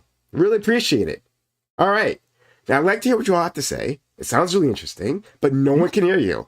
All right? So let's do this one at a time. Okay. So, Ali, you had an objection. You can make that objection. Scott, you had a counter to that. I'd love to hear that. I just want Grid's question first. Because that's what sociology was interrupting when he was trying to divert and subvert. Okay, so Ali, go ahead, make your. Let's just stop making grand sweeps, and then when you get questioned on the grand sweep of it, it becomes a specific statement. Yeah, like, just make this specific. Okay, then I think I have permission to talk. I think I have permission to talk. Sure, you can have permission, but you have to stop making grand sweeps. Knock it off, Gibbs. Knock it off. Stop making grand sweeps because it paints an entire fucking narrative, and then we can't have a real conversation because we're sitting here getting boggled in the fact that you're just making these generalizations when we could do the same in the other way. I can say immigrants do way better when they come here. None of them commit any crimes. We commit crimes too. We can do the same thing if we just want to use hyperbole. You're being dishonest right now, sociology. Hold on. If we want to use hyperbole to have a conversation, if we want to use hyperbole conversation, we can do that. But like, we're not going to get anywhere. I want to make an objection then too. Then I have an objection to what sociologic's doing. No. Grid, you can respond. I just want to get to the original question that was interrupted. Yeah, because they're doing it. Grid, hold on 1 second. Grid, this was to Grid. Grid, you can respond to that. I didn't say any of those things. I don't know what you heard, but I literally said a very specific thing. When I was denied things because I'm not something, and somebody else is denied something because they're not something, I'm simplifying this for you because you seem to need it very dumbed down. Then that means that it can't, then anything else the government does is as fair as anything else, right? Like, Prime K said it's not fair that the current system of immigration is not fair. I maintain that it's as fair as anything else in government. Okay, and nobody said anything different. So, hold on, no. What you said was that white men. I can't do certain things that other people can't. I have a problem with how you're objecting to this, though. Like, that's verbatim what you said. I can't do certain things and other people can't. I can't do certain things because I'm a white man. Go ahead. Hold on. This is the problem. What you're doing, sociological, is attacking. Gibbs. But it's a tactic, Prime. It's a tactic. Hold on, y'all doing something very like. Gibbs, I'm going to not getting the question. Hold on, you let Scott do this all the time, though, Prime. And you let everybody else do this. I have a point to make. I told you. Shut up. Okay, I'm just going to mute you. All right. We're gonna knock it off. Please shut the fuck up, everybody. All right, thank you. Now, Grid, please. Yes. You said you were you couldn't do it because you were white, right? And Yes. that's the thing that Ali and I were Apparently responding that's a to. triggering statement. That's awesome. Well, we were asking for an explanation. Like we were asking, hey, I you gave made him a a claim. credit. to get Substantiate one, that and statement. I That's did it. You haven't done Shut it yet. up! He's Shut up! talking He now. answered it multiple times. You keep yelling over He him. didn't Grid, just answer it, He please. did not answer it. I That's did why I He did. answered it. Everyone was yelling. I No, did talk about answer- financial Okay, aid. hold on. Yep, you don't need your help. All right, another mute. Grid, do it yourself. Actually answer. We didn't. If you were doing it before, then we didn't hear you because everyone else was talking over. Fine, go ahead. I was denied financial aid because I'm not a minority. Okay. If that is the case, why is it any less fair that someone is denied the chance to come to America? I'm just simply using that as a dramatic fucking effect to say that when you say that it's not fair, I'm saying it's as fair as any other government agent, any other government program, anything else run by the government. If you want it to not be run by the government, I don't know what the second choice is, but currently it's run by the government, and I think they do a pretty good job with immigration. The only criticism I have of immigration into this country, having dealt with the system myself, this is purely anecdotal, so you guys can all fucking attack me later, but based on my experiences with the immigration system in the United States, it's relatively fair. And there's no reason for anyone to come here illegally, and they should fucking leave. And that's my position. Okay? And you can't prove, nobody has offered any evidence tonight of any kind that it's unfair in any way. And that it is a burden upon, well, it's unfair to the American citizen. Yes, Scott, you did say that. But nobody, it just seems to be okay. We just need to have these people come here for no good reason except they want to or whatever. And then that's fine. If that's the case, if that is truly the case, then okay, I'm trying to understand your position. I'm really just trying to understand your position on it, because it seems like, yeah, you say on one side, you say, yeah, okay, I want reforms, I want things to be done the right way, and I think that there needs to be something done. And on the other side, you're saying, yeah, just let them all. If they're here, fuck it, doesn't matter. Trump's terrible. His deporting people who so walked I didn't across say the any of border that. Great. with So no I vetting see or your anything. hand, Those guys Scott. can I see your hand, stay, Scott. all of that. So, And that's why I'm clarifying. I want to understand your position, because to me it sounds like you're talking in two directions, and I just wanted to kind of clarify it. And then we got all off on literally questioning me about my life, which is fine. I'll answer. so many things, not enough time. But and Gibbs, I also see your hand. Okay, all right. So we'll go to Gibbs because you were first, and then we'll go to Scott. Right? Well, Gibbs and Scott. I'm sorry, guys. I'm sorry. So sorry. I didn't mean to cough in the mic. My point is that I prefer a documented system, right?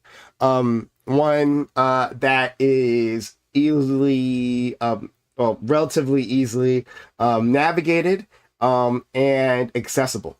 That if it is the case, right, because I think Scott said it before, right, that conservatives really do, in fact, feel that, we are for legal immigration rather than illegal immigrants, right? Like, if that is the case, well, then let's just expand the abilities for people to come in here documented in all the legal ways that we can, right, in all those avenues, and then that will greatly help decrease illegal immigration, because so many of them would like to be documented. They want to be documented. They want to be able to they want to not have to look over their shoulder and have the law come after them. So then give them the path to do that, right? I'm saying that in lieu of that, in lieu of a system that is easily navigatable, and one that doesn't like massively limit inflows from certain nations, right? Like in lieu of anything like that, then if these people need to be here, then let them be here. Like they're all coming over for the same reason. Both in my preferred vision of America, where we have expanded legal immigration, right? Or in this current one, they're coming here for the same reasons. They're coming here to work. They're coming here because they're scared for their lives. They're coming here because their options are somehow limited, and this is their best one, right? Like they're funneled here for all kinds of reasons. They're coming here because of like decisions made by our government, right? Like the Venezuelan inflows, while we put a massive sanctions regime on Venezuela, we destroyed their economy. And then we have an outflow of those citizens, and we're like, where are all these Venezuelans coming from? We destroyed Venezuela's economy? Well, we have been part of the reason why the Venezuela's economy have destroyed. Like the sanctions we put on, the brutal sanctions, actually. I've heard tonight. But okay, continue. Okay. See how easy it was for him to clarify, though? It was a quick clarification, you know? Lessons to That's be the learned. problem. Yeah. So anyway, so like that is.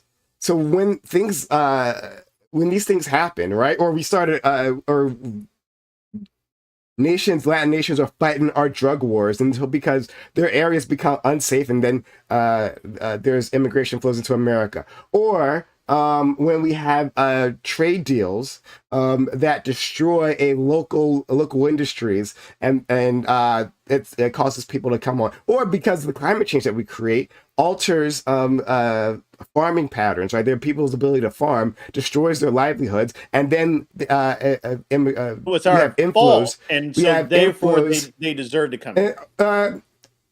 Well, yes. Actually, I have no problem That's saying a that. lot of code. Hold on. No, you hold on. I'm trying to respond to you. So, yes, I have no problem saying that. Actually, yeah, that's fine. However, that's not the reason I would necessarily use. Overall, whether it's America's fault or not, that's actually irrelevant to me. The point is, I want more people to have the opportunity to be here. Right? I actually believe in the American dream, and other people being allowed to make it here, like by making, like be successful here. And to do that, they need the tools. We need to make them be allowed to work. Allowed to work legally, right? So that they can't be taken advantage of, right? Employers can't lower their wages just because they're happy and undocumented, then hold that over their heads, as a tool of controlling their labor. All those things need to go away, right? Let's put them on equal footing. That's the path. So, Grid, you can respond. It's in a lot of stuff. Yeah, I mean, look, I would love at some point to understand how the United States of America was responsible for a communist dictator taking over Venezuela and burning its economy to the ground. That's going to be a great fucking story.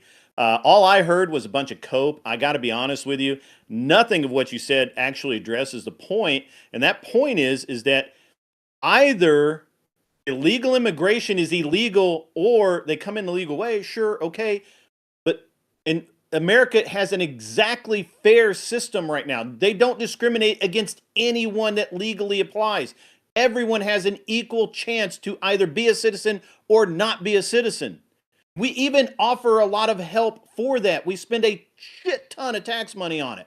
My money, by the way, which I dislike. I don't like that. However, I've dealt with the immigration system personally, and I've never had an issue where I felt like these are some unfair motherfuckers. We just haven't. Maybe my experience is maybe my experience is not the norm. I don't think it is. But by and large, I really can't come to grips with anything you said. I can't wait to hear from Scott and Ticky Tack and Gibbs and even Sociologic, who looks like he's about to burst a gasket, but that's okay, man. Calm down, take a pill, it'll be okay. Let's go to Gibbs, Scott. Ollie, did you want to say something? Okay, then we'll Ticky Tack if they want to say something. Yeah, I mean, here's the issue, and I've been going through the numbers while we were just talking all about the apprehensions, and it's very clear. We don't have to dive into them, and we can dive into them in a second. But I want to, but about who's doing here, what's asylum seekers, how they're coming illegally, if they're coming in from ports of entry, whatever. It's not just asylum seekers. I want to get that out of the way. We had a big issue, at least where I live, and along the southern states, along the border, is due directly to non-asylum seekers coming in via illegal immigration. Secondly, I want to point out this double standard tactic that the left employs. Corey did it to me earlier, and Sociologic did it to Grid now, where they take a hyper-specific thing, they bitch and they say, oh, it's sweeping. Whenever it's really simple. Everybody here on this panel tonight, nobody here is an expert in any given thing over here on immigration. I'm not an immigration expert. I bitch about immigration because illegal immigrants have destroyed my property. They've destroyed my cattle. They've destroyed my property. They've destroyed, other things here. We have problems here in Texas. I'm not an immigration expert. However, if you want to ask me about ranch questions, yeah, I'd probably fall in the expert category. If I asked Grid about how to shoot a gun at less than a moment's notice, like in less than a second, he would probably be the expert to, ask. Since he's got a sub whatever time, my time in pulling out, it's going to be real slow. I'm fat. It's a problem. That's, you know what I'm saying? You got to find these experts in these expert things. Now, when we're sitting here and we're having a debate and we have somebody go, we're going to say hyper-focus and go, what's one thing a white man can't do that other people can't do? I'll tell you like 15 off the top of my head. Right now, white scholarships. You see white-only scholarships? Don't exist. You see financial aid from the government for businesses? Not allowed. We can keep going down the list. There's all sorts of white shit. people don't get scholarships. You're right. Yeah, I know they they can get you a scholarship. I do. Sure, hold on. They don't get racial specific. They don't get a racial specific scholarships. I can There's point out a other wonder examples. why. Hold on. Oh, wonder why. Wonder why. Cool. I got a Doesn't matter. scholarship No, for hold being on. over See, 6 but foot you 2. moved the goalpost there, Sociologic. You said, and I quote, "Oh, they can't do this." I gave you a literal example of something they can't do, and you go, "Oh, I wonder why." Okay, No. That's not an inability. You're saying they. But the problem is, hold on. So before I'm done, I'm almost done. Then you can bitch about what I'm bitching about. And this is the problem: is that you use that knowing that okay, there are probably things he can point to, but we're going to derail the topic so much that we're not actually going to answer the question he's asking. And that's the same thing Corey did to me earlier when we were talking about or actually it was the Grid, and I kind of just piggybacked on with the 20 million in Manhattan or 9 million or whatever the fuck. It's still a problem. It's a massive number. Sure, okay, it might matter if it's between 20 million and 9 million, but what they're trying to say is it's the hordes. There's hordes of people across the border illegally, and I use that word specifically right there. Why we rehashing this shit? I squashed it. So. Well, I didn't like your squashing. I want to burn, baby, burn. All right. Can't let him go. Grid asked. Oh, go ahead, Fabian. Well, no, I mean he called you out directly. I'll go after you. It's fine. I mean, I don't know if we're gonna just talk with all the hyperbole in the world and just with anecdotes. Every immigrant I've met, whether they be naturalized, illegal, born, whatever the fuck it is, seems to work harder than every American I've ever seen. Right? They tend to work hard. They tend to make a lot of money. I don't know. Their communities seem to thrive where I'm at. So like, I don't know. I agree with you. No. Even if they're illegal, they're working hard. They're coming. They're doing the hard work. They're paying taxes through. They can't pay them through income tax, but they're getting paid less anyways. So it doesn't really fucking matter. So the businesses are really the ones benefiting off of that anyways, paying them with cash, and then they're paying with sales taxes. They're paying their rents. Their whatever the fuck it may be. So like.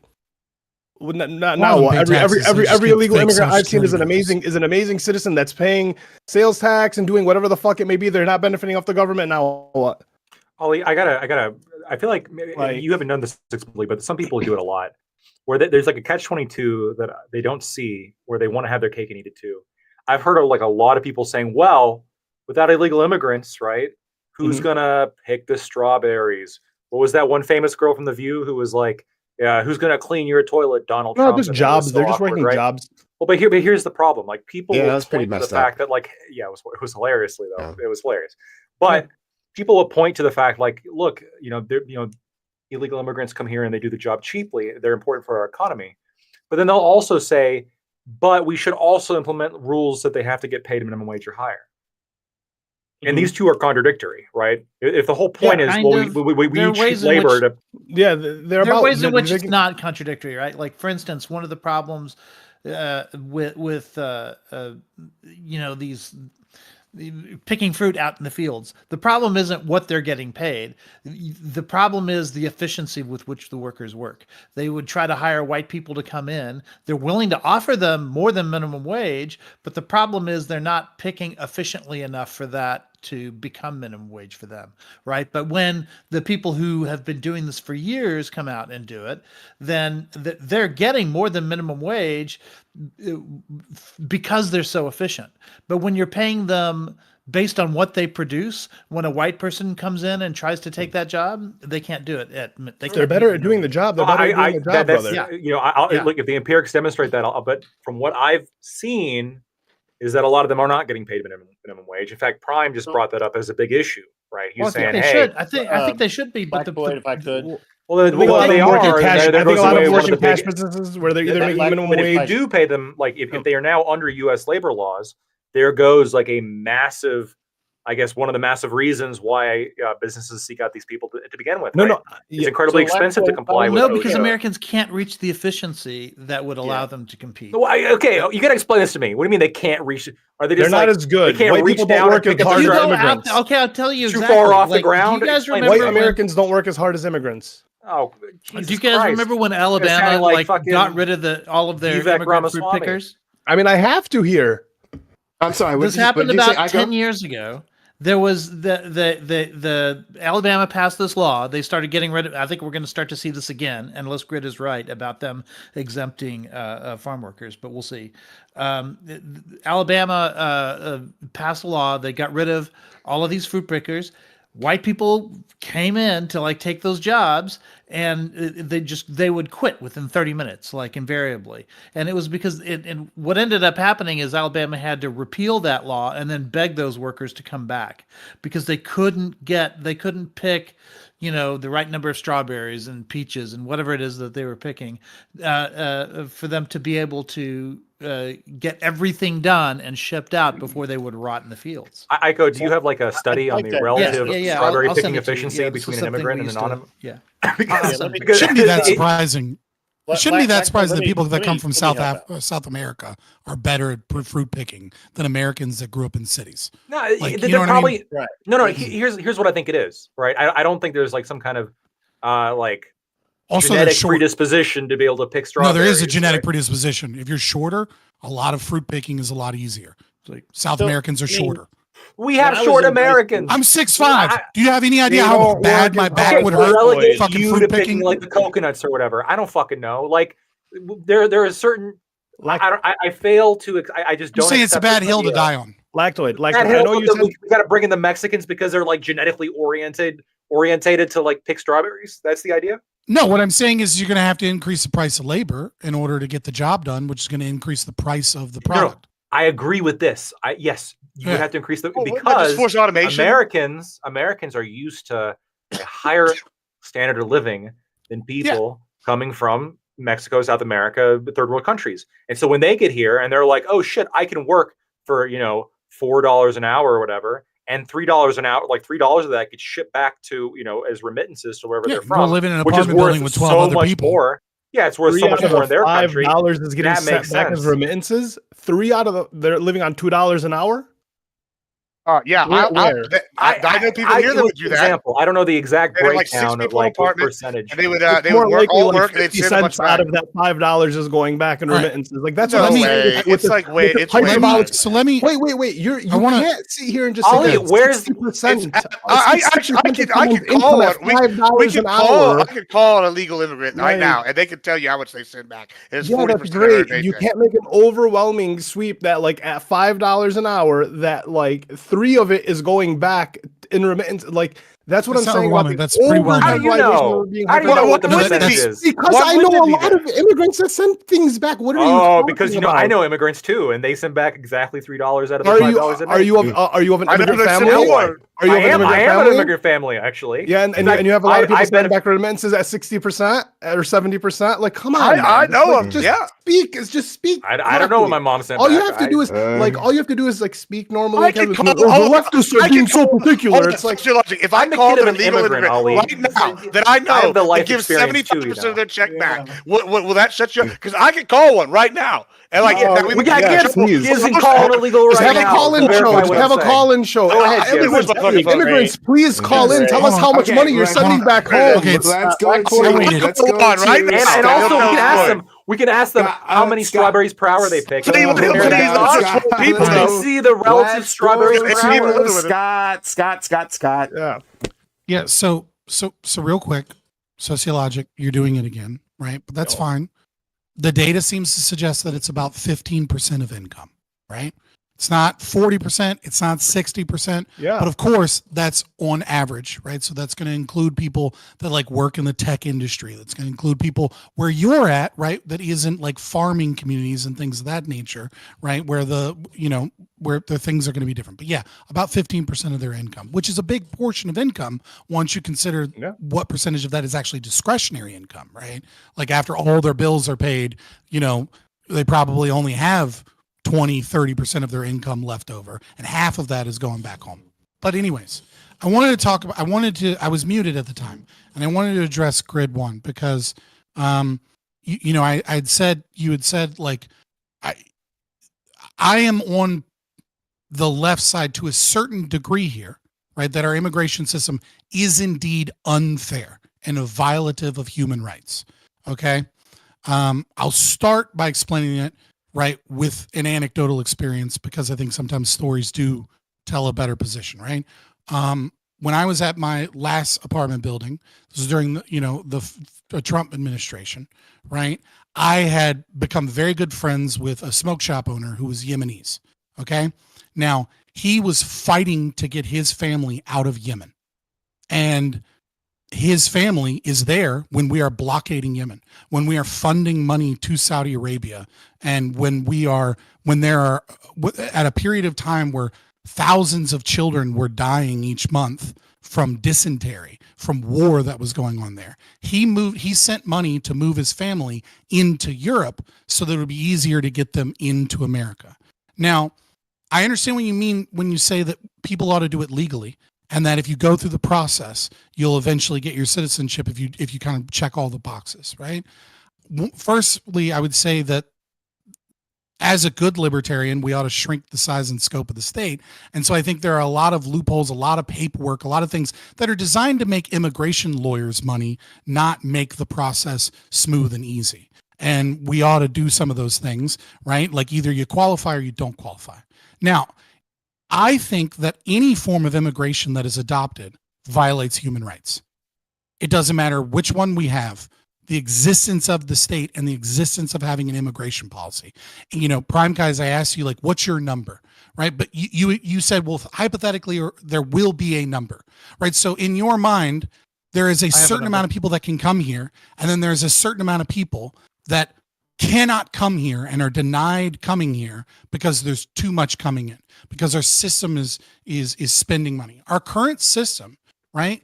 I don't want to get into the exact details of numbers, but but just the way the system works is that the U.S. taxpayer is paying USCIS, paying DOJ, EOIR, and then our taxes are funded to nonprofit organizations through grants that then fund the other side of asylum court cases. So the U.S. taxpayer is funding every asylum seeker, maybe not everyone, but a large portion of them. They're funding the state's case in courts and judges, et cetera, and funding the people that are coming over here via grants and nonprofit organizations to fight against the state's case. We're literally funding both sides of our system. We have a tax system, and when people come in and they're net negative in taxes, they pay less taxes than the average American. What this means is that the average American is spending money in their paycheck to pay for goods and services that every time more people come in, and this also includes people born in this country, right? Which is an interesting philosophical conundrum, that if you're against all immigration, are you against the existence of people being born in this country by U.S. citizens? Because those are new people that are tax burdens for at least 15 years in most states. Okay, the incentive structure that we have, and the fact that it is, and this is very important, illegal to discriminate, right? Our civil rights laws make it in such a way that the U.S. can fund a bunch of welfare programs bring people to a neighborhood where no one necessarily wanted them. And then if you're a landlord or you're an employer and you get caught denying renting properties or denying giving people jobs because you don't want, let's say, Haitians, or you don't want, let's say, Mexicans, or whatever the group is, that you can then be charged with crimes and fined and etc. So the people there have no choice. The people there have no voice except to pay taxes to have people brought in that they may or may not want. And at the same time, there are people living in Yemen or wherever else in the world where we're either funding or actively bombing people, and we're the reason their country sucks so bad. And then they have to go through a fucking lottery system to come to land that their husband, in the case that I'm talking about, owns. He was a homeowner. He was a United States citizen and a homeowner. That's his fucking property, and he can't invite and bring his wife onto his own fucking property because we have a system of immigration that says that only a certain amount of people can come. But if she were to go ahead and just hop on a flight to Mexico and come across our southern border, the incentive structure is entirely different. We have a broken immigration system that costs the American taxpayer money and also violates the rights of everyone that wants to get in this country and can't, and every citizen in this country that can't. The only actual solution to no longer have that problem is to dissolve the nation state and only have private borders.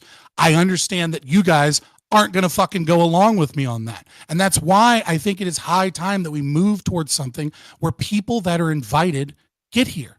If you're invited, you come here. If you're not invited by somebody and somebody isn't willing to put up the paycheck that will split the difference if you so that you're not a net negative on the taxpayer, then you shouldn't be here. If no nonprofit and no family member, nobody fucking wants you here, and you can't fund yourself the ability to come here, and you can't agree to sign a contract that says that you're going to pay this level in taxes, etc., then why the fuck should you be here? We need to get rid of anti-discrimination laws. We need to dissolve the state. But barring all of that shit, we need a fundamentally new way of handling immigration, because the one that we have is not only is it violating our taxpayers' rights, it's violating people that want to be in here, and it is a corrupt system that allows for a massive government bureaucracy that is draining the coffers of our nation's economy. Okay. Preach. Thanks for all of that. I have a number. Oh, Ika. Yeah, I mean, I'm gonna get the some water, question but I'm keeps listening. being asked, like, what is the number? How much is too much? And I mentioned this. I gave a number like at the beginning, like in my opening. I said, if you look at Germany, they brought in over 1 million Syrian refugees. They actually have an end state in mind where, once Syria was opened up, they're willing to send a certain number of them back. Looks like about 50% of what they brought in. But in the meantime, and they've been there about 10 years now, 1 million out of a population of about 60 million. So that's about 1.8%. I'm willing to call it 2%.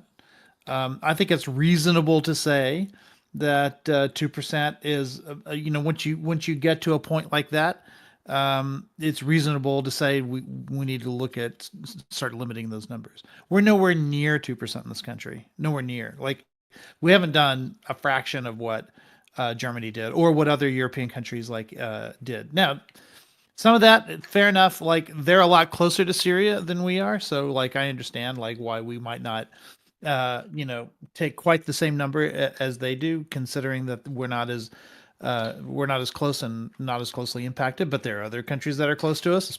I'm looking at Haiti, where we do have more of an obligation maybe than Europe would in those situations. And I do think that there does come a point at which the number that you're bringing in starts to impact your ability to take care of the people that you are bringing in.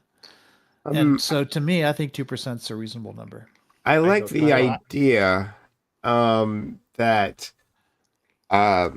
we Is there no cost we before base 2%? we base this on maybe the total population. I don't know, but here's the thing. Also, what is the population that we're basing this against, right? Especially when we're talking about America. where so much of us we're like a mixed ethnic population. It's easier to tell the quote unquote real Germans from It the is fake easier Germans. than Yeah.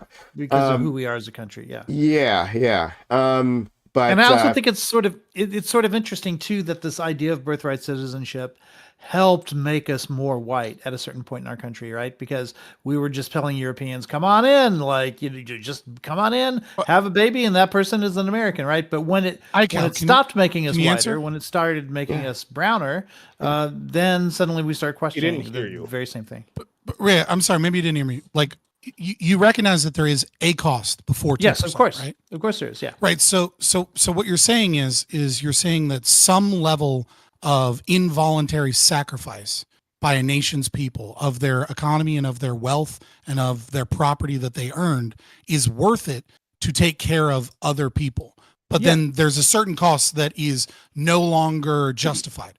If how do you square that circle? Like why is it that a certain percentage of people that are a net drain economically that other people have to fund that lowers the fucking American dream, right? That lowers my ability to break into the upper middle class, and that's where I want to be before I have kids and have a family, right?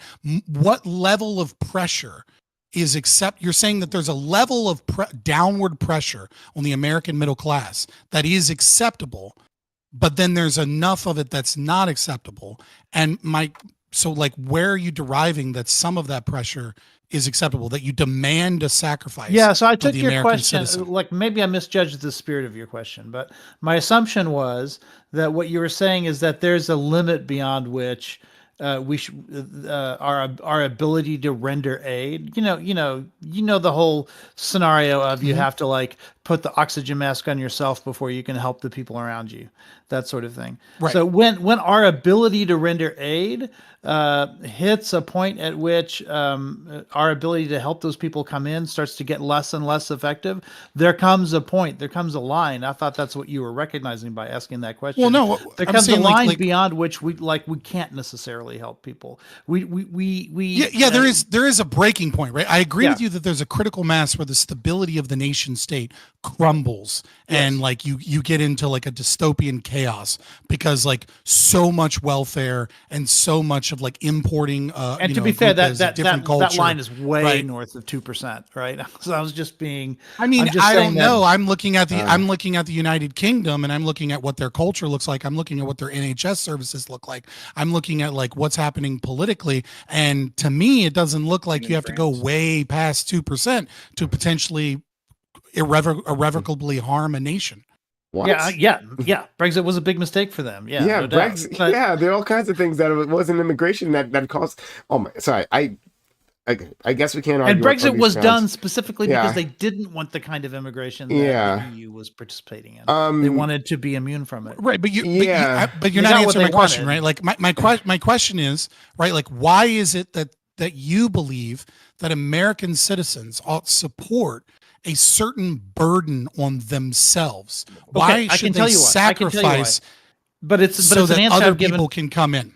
before on this panel, and it's that you got to look at the reason why we take these people in to begin with, why we have this law to begin with. And it's because, and I know you know this, so I feel like I'm kind of like unnecessarily being preachy here, but we know that that during the Holocaust, when boatloads of Jews came over to the United States, we had no legal structure by which we had to like bring them in, and we pushed them back and we sent them back to the Holocaust, and for whatever reason, maybe we didn't believe them or maybe we didn't. Yeah, but that's not an care. answer to my question, right? Like I have proposed a solution, I haven't finished which is it. one. Oh yeah, let him finish. Where everyone is invited, right? Let him Like finish that's Let him irrelevant. finish the answer. No. You're asking why we feel we have this obligation. This is why we feel we have this obligation, because we failed it once.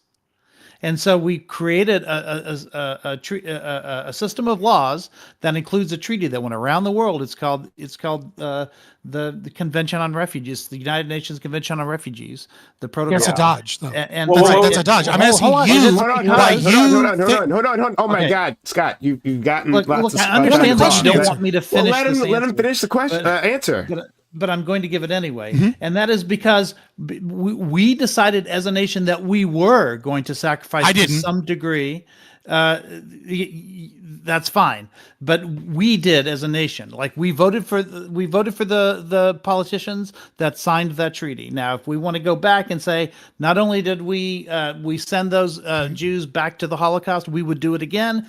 Yeah, I think we probably will be. That's back not an to the answer, point where dude. we Like would I send them asked back you a again. question and you're dodging it, right? Like we voted for the president to put Japanese in internment camps, right? But that doesn't make it fucking justified. And what I'm asking you is, why do you believe You're that letting him get away with right something. now, Get in the there with people your on camp, this panel, ought Mischievous eyebrow. sacrifice their money, he's letting him get away with sacrifice something. their public services?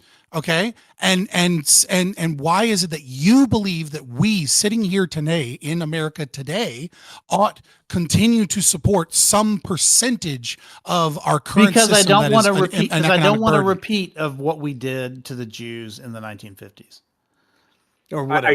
go. 40s, Can I 30s. Sure, can the I distinguish ADL something? answer, I Let, guess. let me distinguish something here real quick. I think this is important. We got. I go. Sorry, yeah. You don't This need is to the raise your Rebel hand. Grid one. That's good. It We might see be you. seen We as see a your Nazi hand. salute. No, we see it. So Aiko, when you're talking about like, oh well, like this was post World War II. We didn't want to make the same mistake again. That's why we came up with asylum and refugees, etc. Yeah, that's all fine and good. But I mean, that stuff was and is specifically tailored for to protect people who are the victims of state-sponsored violence, right, or some kind of state-instigated violence. And in fact, like a lot, if not most, I'm not going to say the word most, but I know that a ton of like the asylum and the refugee applicants are coming from countries where there is no state-sponsored Yeah, I'm happy to go there, but violence I just want to against make them. sure that we all Economic agree. violence. Instead, they're going to violence. cite things like local crime or like gang warfare. Yeah, I'm happy which to was go there, but I never would the just intention of refugee or asylum status. before I answer, I think that's a good point. But I want to get past the first point that you said first. Just want to make sure. You said that's what all fine and good. Is that all fine and good for all of us? Oh, wait, Do we wait, all agree to the that? refugee? No, Well, we don't agree I'm with not that. talking about Okay, so it's not prescriptively. all fine and good. I'm Like, okay, I just wanna make sure- not talking prescriptively. When I say all fine and good, I'm saying I understand that there is refugee and Descriptively, the asylum. historical. Descriptively, there Well, is like historical context, we do sure, have yeah. laws. Yeah, we have laws in the books.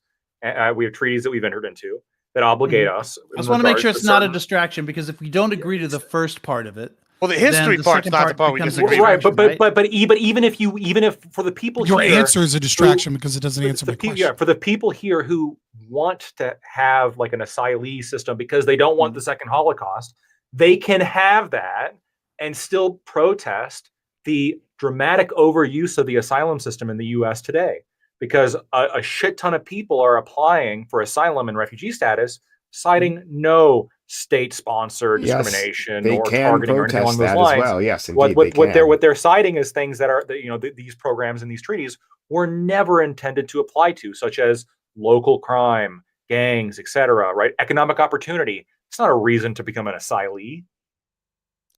Look, economic opportunity is not the same as some of the other things that you mentioned, right?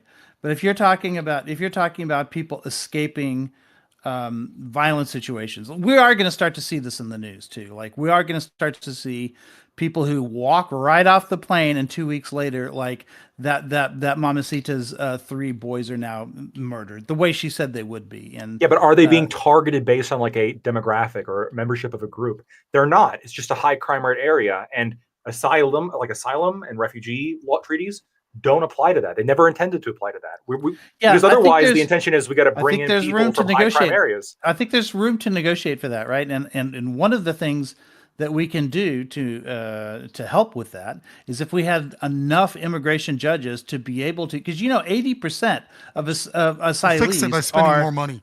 are sent back. They're deported. So it's only 20% that whose cases end up being legitimate, right? So if instead of them having to wait years to get their hearing, if they got their hearing right away, they could be sent back right away, and you'd get a dramatic reduction in cases that you would have to deal with. But those questions as to whether or not they're being murdered by gang violence is worse than being murdered because of what your last name is. We can negotiate. Could you not do that?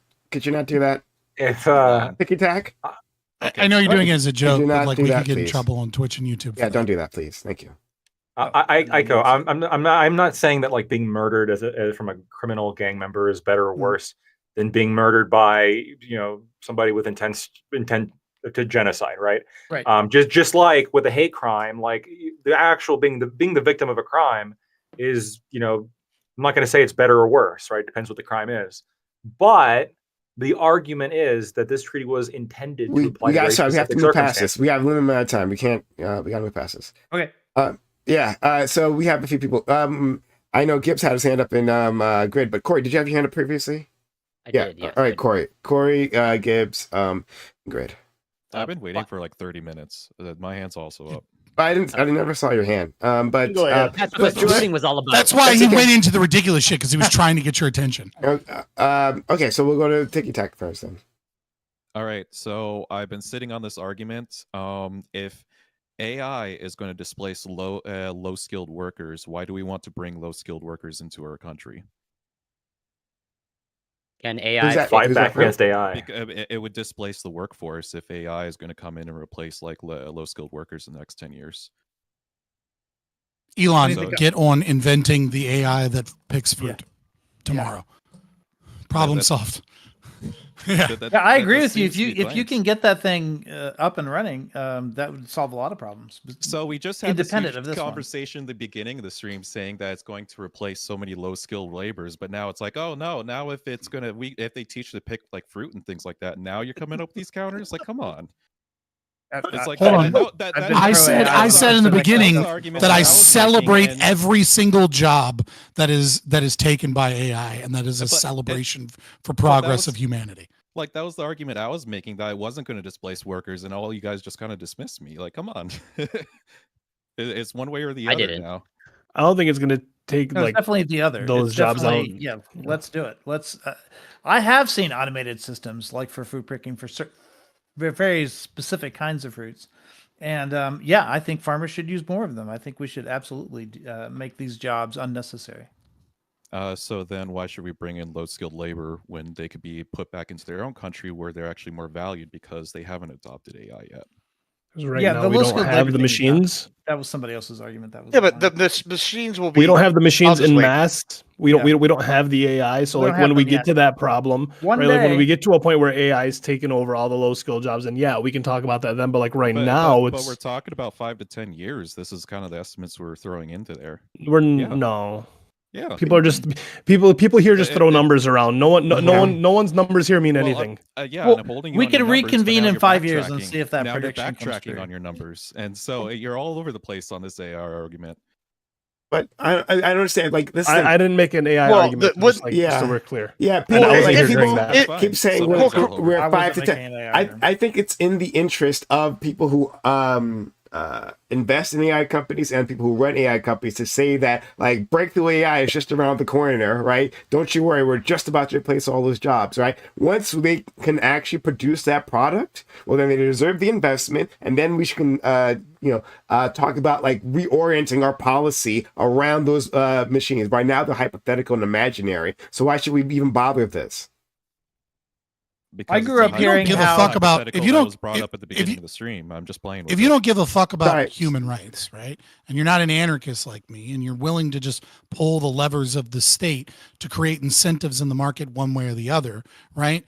Part of pulling the lever on immigration and restricting low skill labor and then forcing the economy to adapt by having to pay more for workers is part of the incentive structure that causes investment into those things, right? So part of the reason that we don't have machines that are better equipped to picking fruit is because we have the availability of very, very low wage, low skill labor, right? But if we were to, for whatever reason, rip all of the low wage, low skill labor that is necessary for that, and then all of a sudden we had to pay people double or triple or quadruple the price because we need twice as many Americans and we need to pay them twice as much, right? All of a sudden the incentive structure changes on investment for technological innovation in that marketplace because the whole point is to save money, right?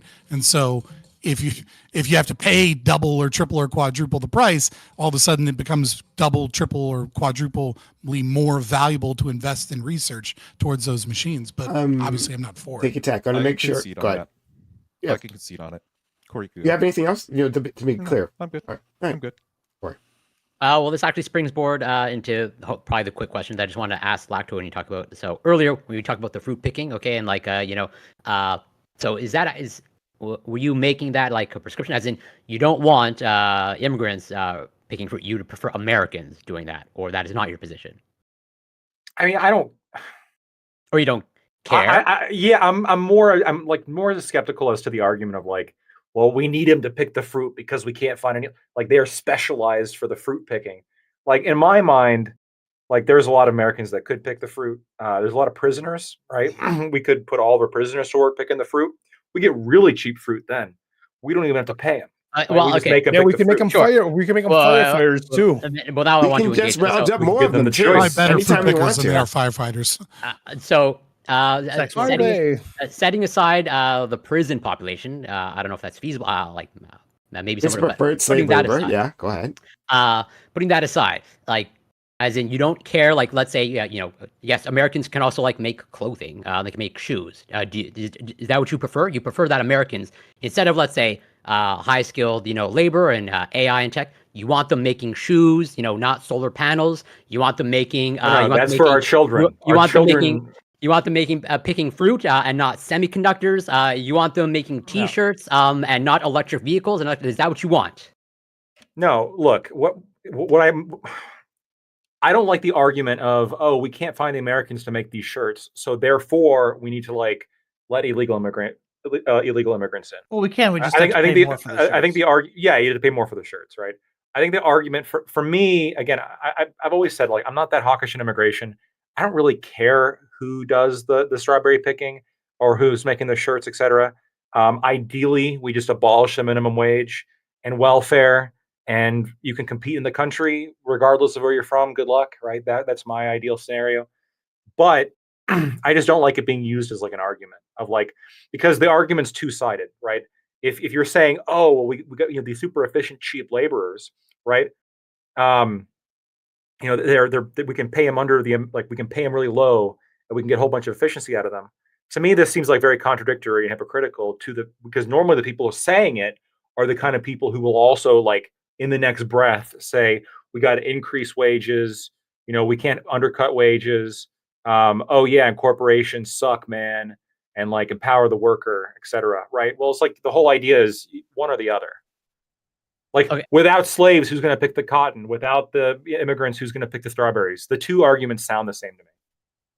So even I grant you, let's say, abolishing the minimum wage, you see no issues of like, well, now Americans, okay, like they've gone pretty much, they're investing in hamster on a wheel technology. Like you have all Americans picking fruit, making T-shirts, and like making furniture, and you don't see any issues with that whatsoever. In terms of long-term technology development, and other countries maybe doing other things in technology. I think it's been demonstrated just recently that the country that makes all of our shoes and shirts and furniture can make AI better than us. So clearly, it's not hampering them. So that's actually one of the cruxes of the issue of, like, it's almost, in my mind, okay, at least based off the data I've seen, it's like the United States and China are for China, they have pretty much a very educated population, as in I think there's pretty much equal number of students with advanced degrees that is almost the entire population of the United States. Okay, but China wants to invest in tech, and so they don't have enough jobs, okay, for the amount of tech workers that they actually have and train, as opposed to the United States. I'm reasonably sure there's overall a labor shortage in the tech sector. And you're looking, okay, in terms of trying to find those skilled workers. Where do you think most of those skilled workers are? Like, maybe not most, but a significant portion of those skilled tech workers are coming from. Do you think they're all like born and raised and educated in the United States? Can I answer that? In America or in China? What's your argument? You keep asking a lot of questions that, like, Yeah, seem I'm not like really you're sure what leading your with argument something. is, What's but your I mean, argument? I know the guy. My who argument contracted- is, if you have Americans, okay, as I think Trump says in his rhetoric, like he wants to bring manufacturing, okay, back to the United States. In my mind, okay, that is a step in the wrong direction, at least for America's interest. Not that I necessarily advocate for America's that. still the top manufacturing country in the world. I mean, I don't know what you're. I mean, In regards to Trump what? says that, Can that's you be more specific in your claim? Or what do you say manufacturing? manufacturing, making things. Anything. So, like, let's say solar panels. the United States is a leader in manufacturing solar panels. You want to get on board Most with of that what claim. I mean, if you want to get specific, most of what the U.S. manufactures is in the aerospace and other advanced. Yes. Yeah, I agree with you. So, and hold that's on. that's a good but thing. you don't actually agree with me. Do you know where all iPhones are made? Well, assembled and made. I'm sure there's They're made in a aspects bunch of that- different places. Yeah, Made in like- China. They're made in China. I know the guy who negotiated the contract. They pulled it out of the Silicon Valley because, to be honest, Americans fucked it up too much. And so Yes. they literally put it in China. They literally Yeah, put it in Well, China. the Yeah, because Foxconn factories are famous for human rights abuses. Yeah. because that type of Plus that, skilled too. labor. But the guy that did it's actually a really good guy. He's the guy who moved the factory there. He Same meant Foxconn well, in guys. China, He not the meant one in well. Taiwan. I have his phone The number. ones We in can China call have him. like barbed So- wire fences to keep them So from leaving. I'll and nets engage. to keep them from committing I'll suicide. engage Good with it. I guy. just want to engage with the point with Grid One. So, okay, America's leading manufacturer of whatever aerospace stuff. What is your preference? Is your That's just preference that? one thing. Wait, I'm not done with my question. I was forming a question. What is your preference in terms of? Do you prefer Americans making aerospace materials or picking fruit and making T-shirts and tables? What is your preference?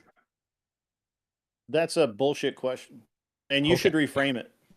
How do you want me to reframe it? Because we need to feed ourselves, and therefore there must be motherfuckers out there picking the fruit, and those will be Americans.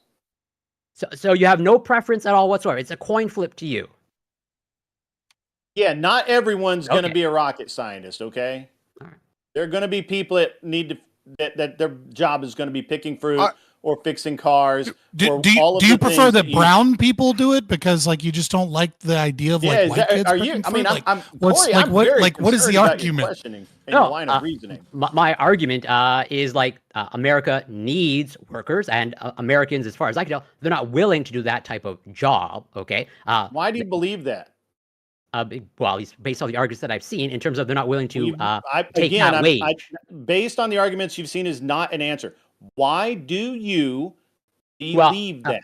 So ICAO gave, I think, an explicit example in terms of Alabama. They attempted that, and they had to backtrack There's on a that. link. There's a link. Am I, in the am I group chat. incorrect in that assessment? That was a singular instance in picking fruit, and to be honest with you, But it was a so statewide phenomena. Like it happened. all I- over He's, the place. he's trying the I gotcha picked- thing. It's you not know, working. I mean, as long as we're gonna do things like that. I mean, when I was a younger man, I staked tobacco. Now I don't. I think they have machines that stake tobacco. Nobody does that anymore. Okay, so maybe I'll try to distill my question. So in your But world, still, people still operate farms, tobacco farms, and Gibbs down there still has cattle.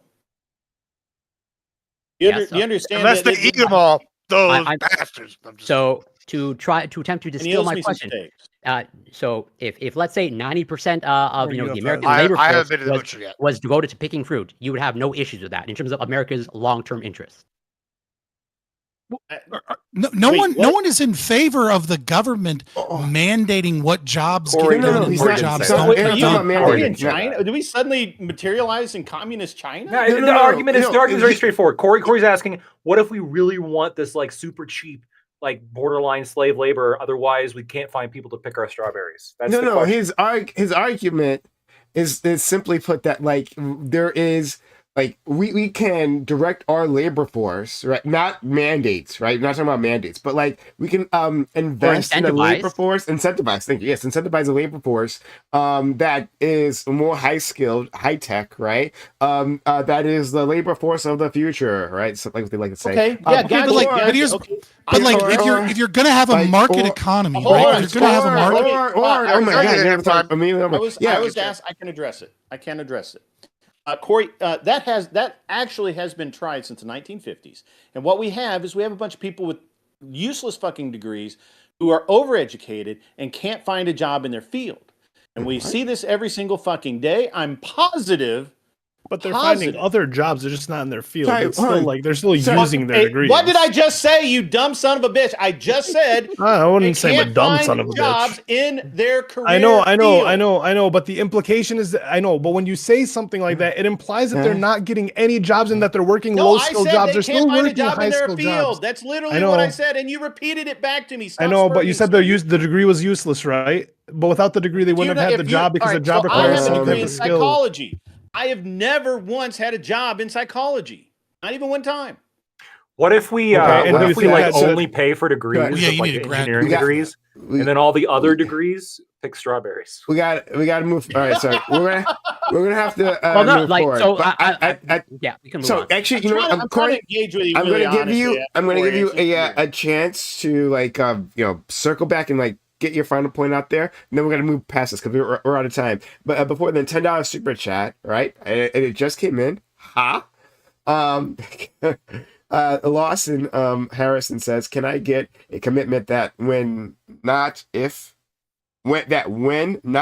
these positions go unfilled by Americans, that my conservative brethren will rethink things?" Okay, I have an answer for this. This is what they've been saying, Yeah, and right? I'm very disappointed by my libertarian cohort here tonight because the I answer think- is He wanted me to shut up. So I did. I know. It's not fair. Is free market will decide. Hey, if we got to pay Americans $35 an hour to Right. go pick the right thing, that'll be what's done. If we invest in what Tiki Tac said and get the AI to make the robots to go and pick the things, that's what's going to happen. It's that simple. And this is like Fabian's proposed a fair argument for immigration. I'll bite the bullet on the other thing first, the asylum refugee thing. He's absolutely right. We didn't vote for this treaty. Somebody back in our history did, and we need to get the fuck out of it. It's bad. It's not doing good. People are using this treaty as a shield to take advantage of our current asylum system, and it's bad. Now, as for Fabian's proposed system with the invitee system, that's one way. I'll give you a different one because that one's fine, but let's just, for the sake of argument, what if we propose a system, if you came here to America and you want to work, that you have to find a job? And that be the entire time you're working, you have to hold a job for, I don't know, we can pick a number, 60% or 70% of the time you are here, and you have to take no welfare. I'd be okay with that. You mean like a work visa, like we Oh, had before all these like fucking we asylum had. seekers? It would be Common amazing. It would be amazing if we could do more of that. But instead, Gibbs, Call it nobody H1B. wants these things. Gibbs, what if Nobody I wants want these very things. cheap strawberries? That's Well, all I'll I care tell you, about right now. I want to. Convince me I- why I- I'm I still want to cheaper re-engage. strawberries. Tell you what, I we, said clone something them. earlier We're about done. Haiti AI and all clone of that. And I strawberries. kind of wanted to I kind of 3D wanted printed to make a strawberries. point on that. Go ahead. Yeah. So What's next? Haiti is an excellent example of where we have thrown a metric assload of money, and they're still impoverished. I want to say, and hang on, I got it. I actually had to pull it up because Corey's here, and he would want to Let the Clinton Foundation handle that money. That might be part of the problem. Yeah. I believe We that sent it was them $9 yes. million. I think you're right. That was early on. We have sent, and this does not count money sent before 20 basically in the 2000s. We have spent something like $13.1 billion to Haiti. There are 11 million people in Haiti. That is $10 billion per person alive in not. Haiti. What? Like, how does this math work? $10 billion per It person? doesn't work that's for not- you. It doesn't work for us. $10 So you're saying billion there's a person. 1.3 That's not the people in math. Haiti? There's 11 million people in Haiti. Mhm. We have Uh-huh. spent $13 billion to Yeah. Haiti. Mhm. Uh-huh. That's So- literally $12 so million $1 per $1 per no. 11 million would I be think you mean right. 12 Right would be I think 11 you mean million. 1,200. Right. So if we multiply that by 10, right, that'd Well, the be math that you completed, Chris, I'm very curious. 111 million. That'd be $10 per person. Multiply that by 10 again, right? That'd be $100 per person, and that'd be 1.1 billion. So you're talking about a little over About 1,100. yeah. Yeah, fair enough. Yeah, Well, it's Like too it's- many it's like pennies 1 below month's their rent. all. I just That's the Googled real it problem. in my town. I just Googled it. 1.1 billion divided by 1,000 11. billion? No, hold on. 1.1 if billion it's over divided one by cent 11 sent over million. to another country, it's too many It cents. is $100. Yeah, it's $13 billion. 13 billion. Okay, hold on a second. 13. Yeah, 13 Not yet. billion is divided by 11 million Yeah. people. It doesn't really Scott's right change the about order of $1,100. magnitude. Just under $1,200. Yeah. Oh, is it 1,200? Are you That's sure? still too much fucking money. Yeah. That's all Yes. I can. I don't care how much money. That's too much money. No, Listen, look, we just listen, saved like, you listen. millions of dollars per person. Listen, Jim. listen. You'll just move right numbers here, around, just like and either way, unbelievable. that ends up getting fucked. on my Like orders taxes. of There's this- magnitude wrong all the time. There is this. No, it's there's this and if you argument. call it there's out, this- if you call it out, you're a leftist. You're a leftist. There's child. this- Dummy yeah, leftist the mere child. detail. Dummy I'm leftist sorry, the idiot just trying to calculator. distract. Ico, how could you? How could you? It's a tactic. it's Ico over uses zero, when it's he too uses a much money. calculator, right? And he divides. Calling out- It's a tactic. Math is calling a out something well-known calling lingo. out something wrong is not fucking leftist subversion. But when someone is asking a question and then you hyperfixate on one portion of the question, you don't let them that's the get the problem. question out The or portion get of an the answer to the question question. That is, but like there's you're this whole charging the economic. There's this question whole. Listen, and there's you're this addressing whole. the charge. There's this. But if the Yeah, I know. purpose I know. wait, You wait, still wait, want to hang but on it's to a lot this of purpose of the bullshit. question, State, though, but just to be fair. but the I'm sorry. What'd you say? Lactoid? I said keep to, trying give- to to move give past credit this silly for credit, that is a lot of money for a failed state. So That is- so It's too much goddamn money is what it is. So, but I mean, like, if the basis of the question hinges on the magnitude of whatever the ill is, right, and then the magnitude is off, well, then that's a big of a problem. But anyway, I want to respond to that, right? Like, of course, also, Haiti at gunpoint had to pay the French slaveholders who they rebelled against $20 or $30 billion, right? Of their money. Rebelled against is a real soft way of fucking. I was gonna say- killed every white slaughtered person. Slaughtered them in good fucking Genocide. work. Genocide. Genocide. Yeah. Yeah. Genocided them in good Just fucking throwing that work. out there. Any which way. No, I'll say it. Including the babies and the children. Genocide They is put them good on a fucking boat. work. That is a They put them on quote a from boat. Prime Kai's. No, they stabbed so them with they put bayonets. them- I wonder why he's but- against it in Palestine. but Weird. in any And case- we're the ones who but obfuscate. yeah, because that's Obfuscate. I know. When being in I was bondage, calling out the obfuscation. being bondage. Okay, I don't know. I don't know. I maybe I'm not sure what you're yelling at. But anyway, and like Haiti, who's been interfered by America since its inception. Right, that's been invaded by America multiple times. That had its treasury stolen invaded by it. America. Like they just like took the gold and like we're gonna hang on to this for you. Right, That was we're gonna base, take this by the way. gold. We're gonna take this and we're gonna put it here in America for safekeeping. Right, We should do that And to then- more countries. Oh, Was it worth Just so we're- $13 billion? Just so we're clear, we should do that to more countries. Well, I'm just saying. Let's ask American accountants about it. So like, let's have like a proper accounting of the history. I mean, just like, but that's the thing, right? Because Americans actually don't want that, right? Like Gibbs, Grid gets offended, right? When you say, well, hey, maybe America had something to do with these crises. You see these outflows of immigrants into this nation, right? And yeah, in some cases, not all cases, in some cases, America had something to do with that. Right, but it's offensive. Oh, you're blaming America? America could not have done anything wrong in the world, right? It could never have done any had any consequences that would have led You've to never heard that something from like anyone here. like No I'm one sorry. here makes that Sorry. argument. It's silly. No, sorry. What he literally got upset the entire time about, like, hey, like this is America's fault, right? Like you would blame America for this before he actually did. So I don't know where you were at that point in the conversation. Well, no, you said that America never does anything wrong. Like it's hyperbole, but like Yeah. I don't. But sorry, look, sorry, sorry, I what agree. was it? Sorry. I agree that America does all kinds of evil shit. What I disagree Right. with is a concept of original sin, where Yeah. my property and my money gets I know, stolen I to know, I don't presumably care. I fix don't- problems sorry, I don't in a care, way that but- doesn't actually yes, fix them. I It just know, throws I don't money care. at it. Sorry, no, hey, you had plenty of time, Scott, plenty of time to let us all know that yes, indeed, right? For the 200th week in a row, you Capital are still L indeed libertarian. an ANCAP, right?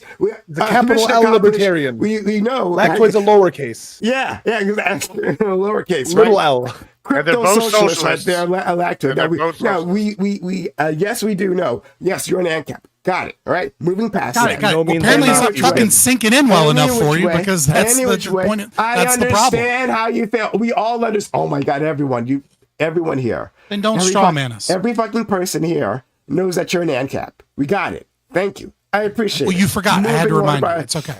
Moving on with our lives. So the point is that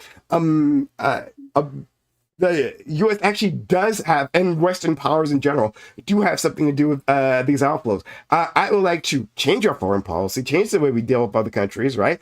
So that we can, they can stay, people can stay where they are.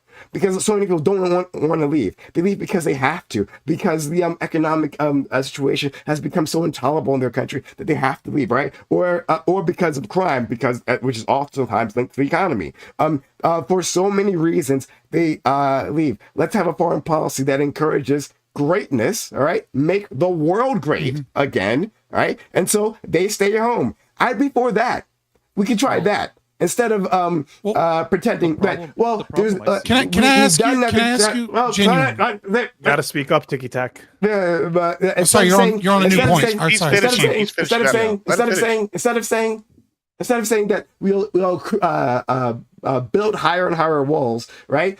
Cause global destabilization, but we'll have walls to keep out the consequences of those acts. That's my issue. Right, when it comes to climate change, when it comes to the economy, when it comes to military invasions, all these things. Sorry, hold on. No reason to talk over me. Thank you. Like, no, thank you. All right. So when it comes to all these things, right, to say that, rather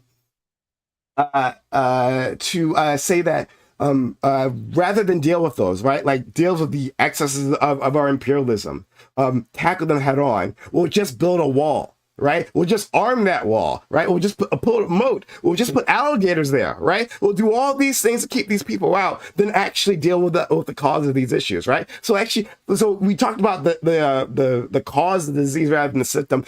And what you guys landed on was welfare. Right, that's like such a weird way of looking at it. Welfare. That's the big reason why these people are coming here. Right. If they had a country that took care of their needs, right? Not even to American standard, but that made them happy, that wasn't destabilized, then they wouldn't come. They wouldn't be coming for American welfare. That wouldn't be a thing. They wouldn't put themselves through the torture of the travel here, right? Of like looking over their shoulder, of being in a country where they don't understand the language and they don't fit in with the culture. They wouldn't do any of that, right? But you think, wow, America must be so great. America, you provide them with so much, right? We provide them a meager existence here when they get to this nation, and a dangerous one. They'd rather actually be home, but you land on welfare. Like, it's an embarrassing argument. And just, like, there's systematic ways that we can address these issues. Let's try that first. So I'll give Tic Tac went to say something, so I'll give him a shot. Also, we've also gone past our allotted time. So if anyone needs to drop out, feel free. We have gone past our allotted time, but Tic Tac. Yeah, the thing is that America has a really bad track record throwing money into a country and then just making the situation worse, whereas you're suggesting that we're going to throw money into it hoping that it gets better, but we have a bad track record, so why don't we just stay out of it? So what does throw money into mean? That seems to be doing a lot for you. So in order to change societies in other countries where they become more prosperous, you have to invest money into it. Mm-hmm. And every time we do that, we just fuck shit up. That's not true. Well, first of all, like we have the Marshall Project, right? Like we have Japan. We have we like putting money into it. That's why I'm asking you, like, exactly what you mean. Because what does putting money into it mean? Does putting money into that we're building up the? What does it mean? That doesn't matter the cause. Sorry, what? It doesn't matter. Yeah, because no matter what we actually try in any sort of country, whether it be for positive or negative, whatever type of economy changing their government, we rebuilt Japan and we rebuilt Europe.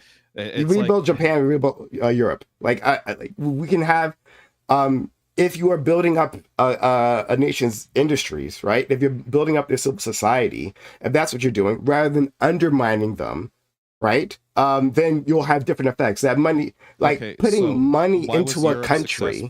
Yet these other Central and South American countries were not successful. What was that money? You're telling me that we put money into these countries. What does it do? Like the money that I hear. Hold on. The money I hear to answer your question, the money that I hear going to South America is mostly in the case of military aid, right? Why do we need so much military aid? Well, we need them to fight the drug war that we've created there. That's created dangerous narco gangs that destabilizes their government that they have to fight. So that's a lot of the money that we send there. I'm sure that's not all of it, but yeah, that's a lot of the money. So money doesn't just help, right? That's why I'm asking you, what is the money doing? The thing is, it's irrelevant to my argument because my argument is to pull the money out. No, hold on, Because but we have a track record of fucking things up. no, but oh my God, hold on. You're saying we have a track record of fucking things up, right? Meaning we make things worse.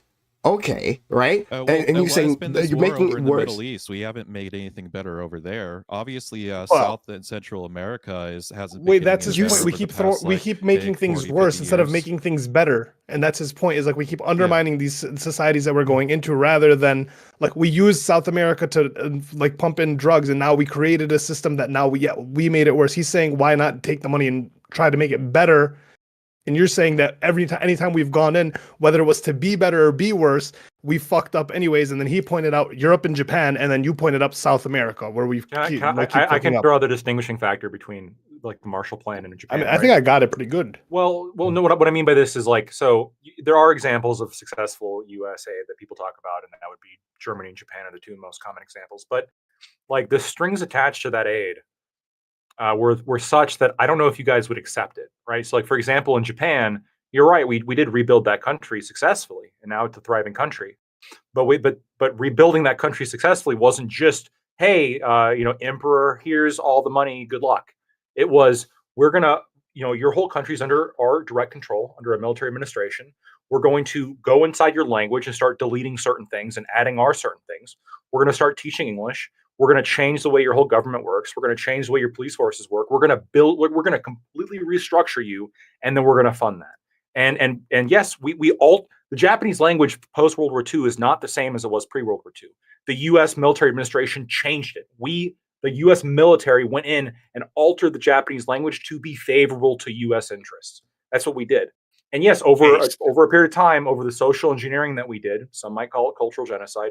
That's questionable. But over the social engineering that we did and the funding that we did, we built a pretty impressive state. And in fact, when America's been successful, it's been that level of imperialistic intervention that we've had to do in order to like be successful. Then the question arises. I mean, if we want to be successful in foreign aid, maybe just throwing a bunch of money at a dictator is not a good idea.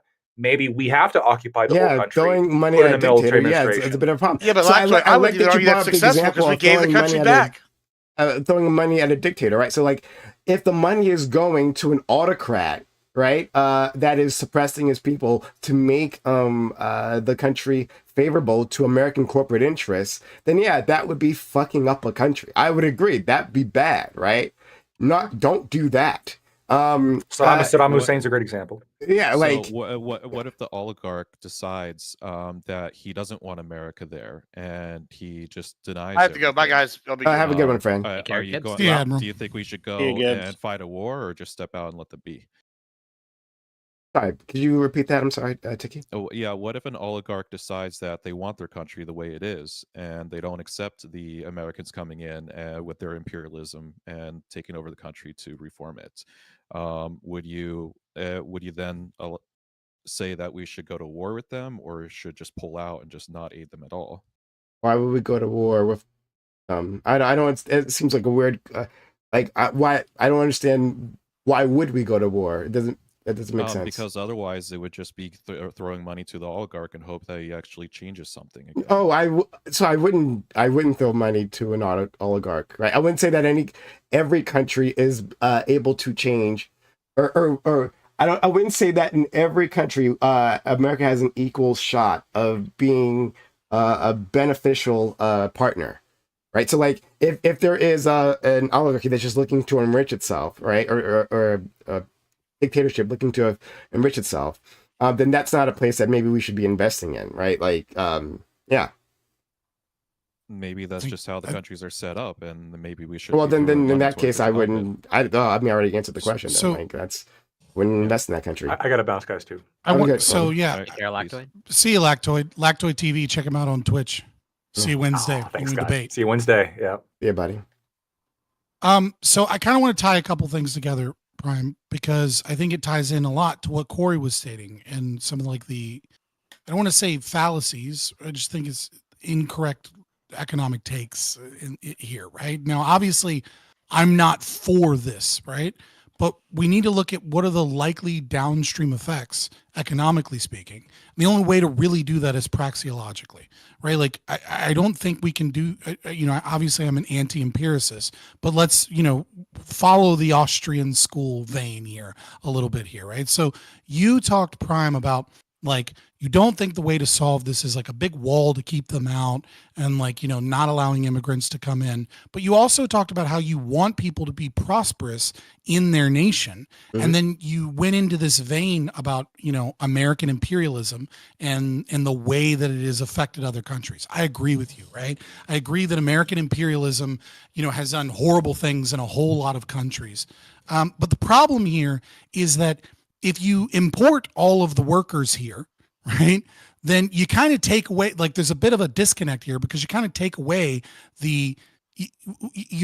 many people argue, rightly so, especially when talking about specifically when talking about legal immigrants, right? That legal immigrants work harder than American citizens, prosper more than American citizens in many situations, and commit less crime than American citizens. And the question is it the American citizen that is uniquely bad, or is it an immigrant, regardless of where they come from, that has the gumption to leave their country, that has the wherewithal to go, fuck this place, I'm gonna fucking fight to get to a better place, that then leaves that country and comes here, and that's why they work harder, and that's why they succeed, and that's why they commit less crime. And that's the answer, is that when you have immigration policy that brings in all these people and gives them welfare, gives them a boost up, lets them come into this country, what you are doing is, in part, you're doing an IQ brain drain where the wealthy people from that country that have a high IQ leave their country to come to a place where there's more opportunity. And then you also have a drain of hardworking, dedicated people that are going to do it. And what you end up with is a country that is already in shambles, that where the high IQ successful people are leaving and the hardworking, people that don't commit crime are leaving, and you have a worsening of these conditions. Now, economically speaking, if we make it, I'm not saying I support this, I'm just talking descriptively. If we make it to where Americans have to be the fruit pickers, what is going to occur is not that fruit picking prices are going to go through the roof and then we're going to hire a bunch of Americans to do fruit picking. What's going to happen is that a lot of fruit picking businesses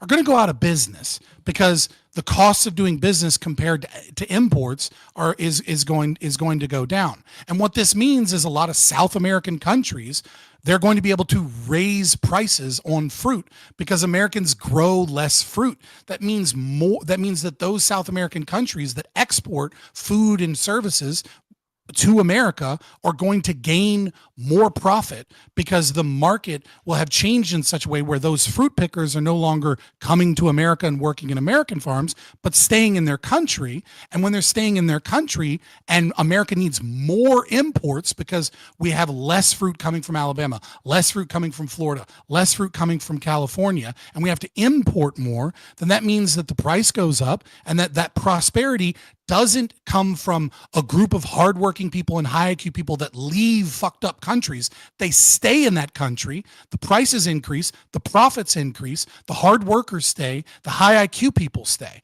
And so I recognize, like, again, this isn't my argument that we ought to like restrict all of this immigration. I would rather the market solve these things. But if we're going to maintain a market economy, we're not going to have a bunch of white teenagers fucking going out to southern Texas working a fucking minimum wage fruit picking job. What we're going to do is a lot of those places are going to be turned into cattle.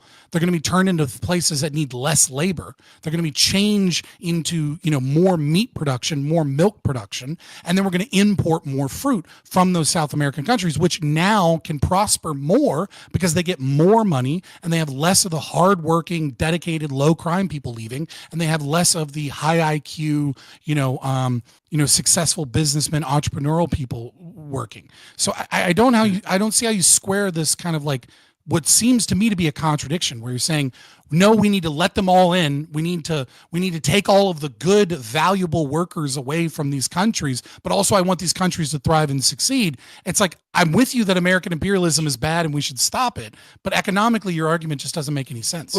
Sure. So multiple things here.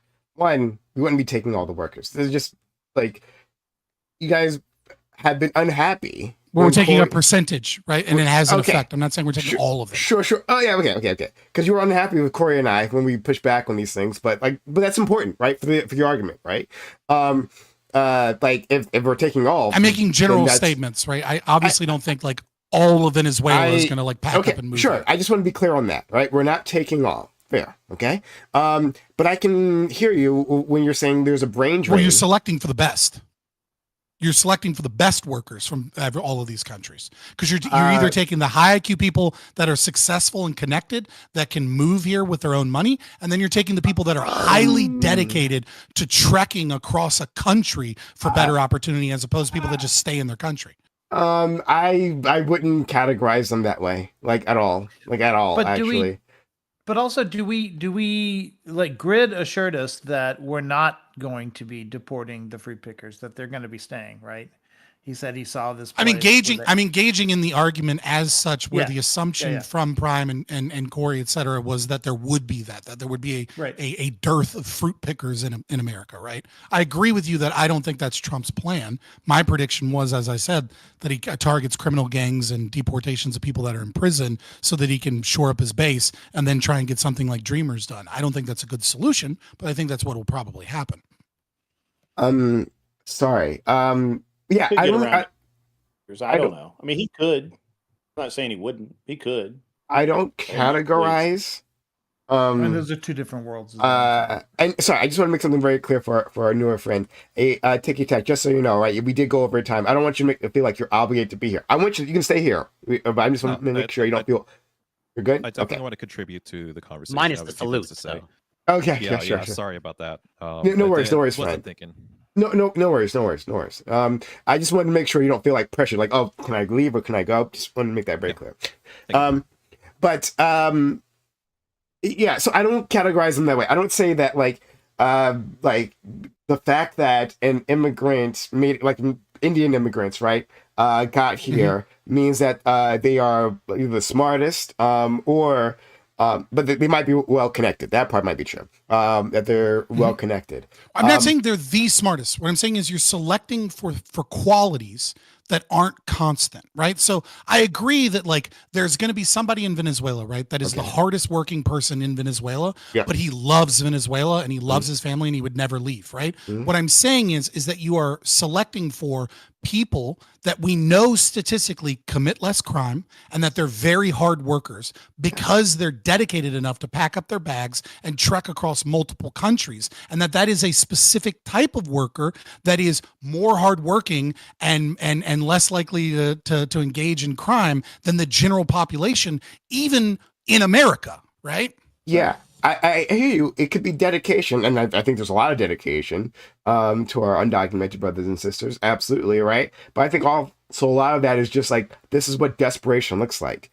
That like you actually have to make it here. That like you're going to make that trip, not because you're most dedicated to find great work. No, you're doing it because you're desperate enough, because you have a family that needs to be fed, right? Either an immediate family or an extended family. Oh, no, I agree.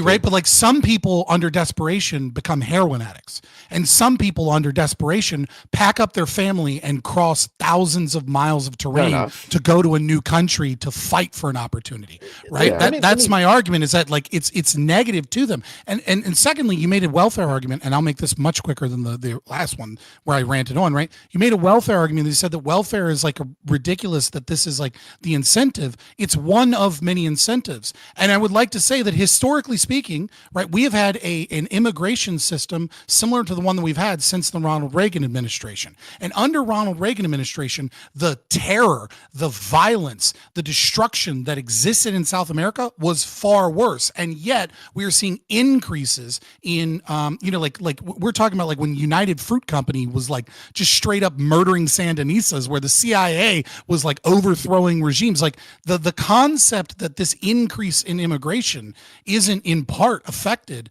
by the massive welfare opportunities that are granted is, I think it's absurd, because there are people that sit on a fence, and if there were no welfare, there are people that would stay, with this mass welfare, they go, I'm gonna fight, I'm gonna go. I don't want to. And if I implied that it's not at all a factor, well, then I apologize. I don't want to make that argument. That's not all a factor. Certainly, it's a draw. Right. We're making the argument that isn't the primary factor of immigration. We're making the argument that is the primary problem with the cost of immigration. I'm not sure everyone is making. I believe, Scott, when you say that, I don't feel like everyone was making that point. Maybe I'm wrong.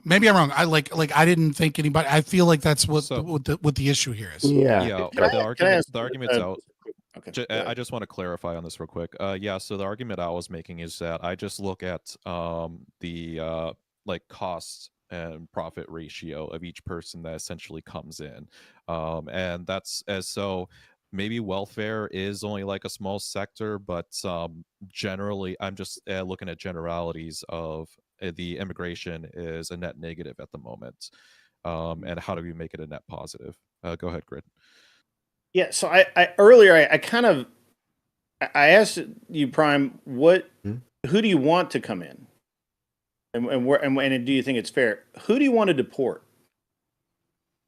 Criminals are fine. If they're violent criminals. Oh, I wanted to tell you guys something really quickly. I'll let you give that space, but this is your conservatives are gonna love this. I wanted to do this while Lacto was here because I know he would have enjoyed this. This should go viral, at least from like conservative TikTok, right? But I'm not sure if it has. There was a immigrant, a Haitian immigrant, right? This is Trump is going through juicy. Yeah, right. Trump is going through and deporting. Well, he's saying the concentration is on illegal immigration. Illegal people who've done crimes, right? Felons. Right. Yeah, criminals. Yeah, he's going criminals. after the bad people. The bad people. So there was this specific Haitian immigrant that he went after, right? Who 17 crimes this guy was convicted of. 17, apparently in Boston, right? He gets convicted of. But he's almost still half as many as Trump was convicted of. He's not, but he's undocumented immigrant, right? And he still wasn't deported, right? There is video of this guy being stuffed into I think I've seen this an ICE vehicle, right? And this guy is saying, "I'm not going back to Haiti. Fuck Trump, right? Fuck Trump. Fuck better under Biden. I was better under Biden. I love Biden. Biden forever, right? And I miss you, Obama. Thank you for everything you've done for me, Obama." It sounds like a fucking Walter Mondale, anti-Walter Mondale argument. The most perfect, it would be political malpractice for Republicans not to turn that into an election ad coming up and just run that over and over. They don't give a fuck. It's perfect, right? Black guy with dreads or something being pushed into that car, saying that Obama and Biden are the reasons why he was in this country and things that benefited him. 17 convictions, violent convictions. Holy shit! You need to get Sarah McLachlan to sing over it afterwards, where you just show faces of the people harmed by his crimes. I don't think in the arms of the angel. Exactly. Just like people he fucked over afterwards. Yeah, I got it. I don't think the GOP could make a better ad if they staged it, right? Don't do that. I don't think they could make a better ad if the GOP staged it. It's so good, right? So anyway, Troy, we're talking about that kind of deportation. I was saying, yes, violent criminals. So, they can go. Yeah, just bad people in general, right? Sure. Mm-hmm. Yeah. So Prime, I kind of want to throw you a bone here. So I actually, under certain policies, I would look into investing. Go argue with some other people. You guys have been great. Oh, okay. Good night. Cool. See you, Greg. Thank you for being here. Have a good night. Yeah, it's Thank you. like in the perfect world, what I would like to have is re-implement the Remain in Mexico policy, but then also invest into Mexico as being a really strong trade partner again, as we did with like auto manufacturing, and actually rebuild their country where asylum seekers will pass through Mexico. They'll have an opportunity to get jobs in Mexico while they're waiting for asylum, and then at that point they could either be like, yeah, let's go to America under asylum, or let's just stay in Mexico, and because we've made this into a pretty good place. That would be my ideal like utopia if we could ever set it up. Mhm. I think a lot of South American immigrants would. I don't know. I don't. Let me not pretend like I understand Latin culture, right? Because I know a lot of. So just like what I'm saying here, a lot of Latin nations have problem with other Latin nations. So I'm gonna Yeah, make a I statement. understand. Yeah, I'm gonna make a statement here, but maybe it doesn't actually apply to a lot of people. So I think it would make sense to me that a lot of Latin individuals would actually prefer to like immigrate to a Spanish speaking country, where they could more easily fit in and work and all those things. um so like that would maybe make sense, but again, maybe like Colombians fucking hate Mexicans, so I don't fucking know, Yeah. Well, the problem that I see with with South America, particularly like Colombia and Venezuela, is that they also have a geographical issue. So when it comes to like a government, if you ever want to actually like change their government, there's still going to be militias hiding out in the trees, and the on the rock sides and stuff. And it's like just because their geography allows the protection of that, it's just difficult to manage. Well, another thing we need to do is we need to repeal the Jones Act, right? Like the our shipping in a lot of these island nations, right, is severely hampered by the illegality of of having shipping routes that where ships offload portions of their goods from foreign nations, um, into America, and then like so for example, like if a ship comes from the UK under the Jones Act, they can't drop off a few goods in the Philippines and then drop off and then drop off things in America. And the downstream effect, what they have to do is they have to drop. Well, I mean not the Philippines. Well, I meant Puerto Rico, right? Because that wouldn't make sense that they would yeah, go I that was way. wondering how that worked, but That'd be yeah. a crazy fucking shipping I'm route. like, Sorry, what? I meant Yeah, like it's fine. right. So what they do is they'll drop off everything in a port in like Louisiana or Texas, right? And then the goods that are bound for Puerto Rico will then go on another ship so that it can go to Puerto Rico. And so the downstream effect of this is that we have overly and we have caused the market of Atlantic Sea trade to be one shipping container that drops off in one American market. And so if we repeal this, what we can have is we can reduce costs in Puerto Rico massively, instantly. We would massively reduce inflation almost instantly because they could stop off in America and then leave some portion of their goods to be dropped off in Puerto Rico or vice versa.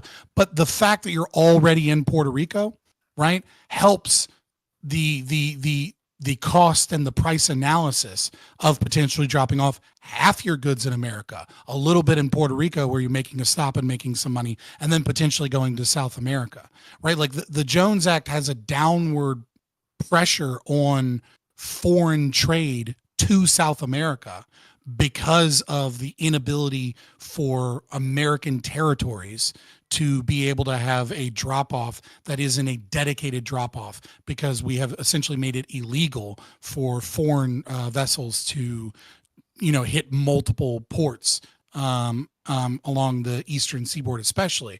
And so yeah, I mean, like that's just a very simple thing that we could do that would economically be beneficial to Puerto Rico, South America, and by nature us. It's a really simple thing to do that is just an old school bill that is designed to stop like it's like a military defense thing that just isn't fucking necessary. And the only reason it stays around is because of massive lobbying from like Puerto Rican dock workers and corporations in Puerto Rico that Really? that get special privilege and profit from being the only shipping routes. It's like 80 boats. Oh wow. It's super retarded. I was gonna ask. I don't know why that is still in the case. But anyway, well, I do want to answer because you had more for me, Scott. But before I jump in, does anyone else want to say something before I? Yeah, I'm probably gonna drop off. Okay. So, Well, Tic Tac, we love to have you back in the future. Thanks for coming through. Yeah. Yeah, I appreciate it, Ticky Tack. Nice to meet you. yeah, you too. I Nice to love meet your you all. voice. Oh, Unless yeah, it's you a got a I was voice about to say, yeah, you modulator. got a smooth voice, man. Yeah. No, this Unless is it's my You got that. You got like that pirate software. You know what I mean, or Mhm. pirate radio, or whatever the fuck his name is. Voice. ever since I was 18, I've always gotten those comments. So yeah, but yeah, I'll swing by. We'll stay in touch. Have a good See you one. guys later. Take care. I'm probably gonna drop off Hoppers. too, Prime. Have a good one, friend. Have a Yeah, good I'll one, answer guys. this question and then try and fucking get some dinner and shit too. But let's go. I always say that, and then I end up talking for another fucking hour. So it wasn't. Well, you said to me that like you didn't understand why I said the things that I said. But I guess I never. You mean in terms of immigration, right? You Right, said I'm just trying to pinpoint. that like it was illogical because I wanted people to stay in their country, and I also Yeah, wanted people. what I say is there appears to be a logical contradiction, Hmm. right? I understand that it isn't like a perfect logical contradiction. So let me rephrase that. Okay.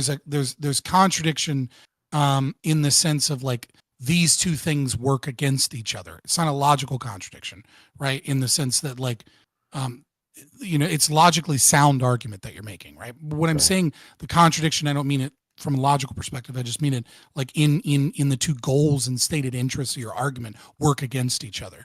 And what I'm saying is Mm. if the goal is to keep people in for South American countries to flourish, right?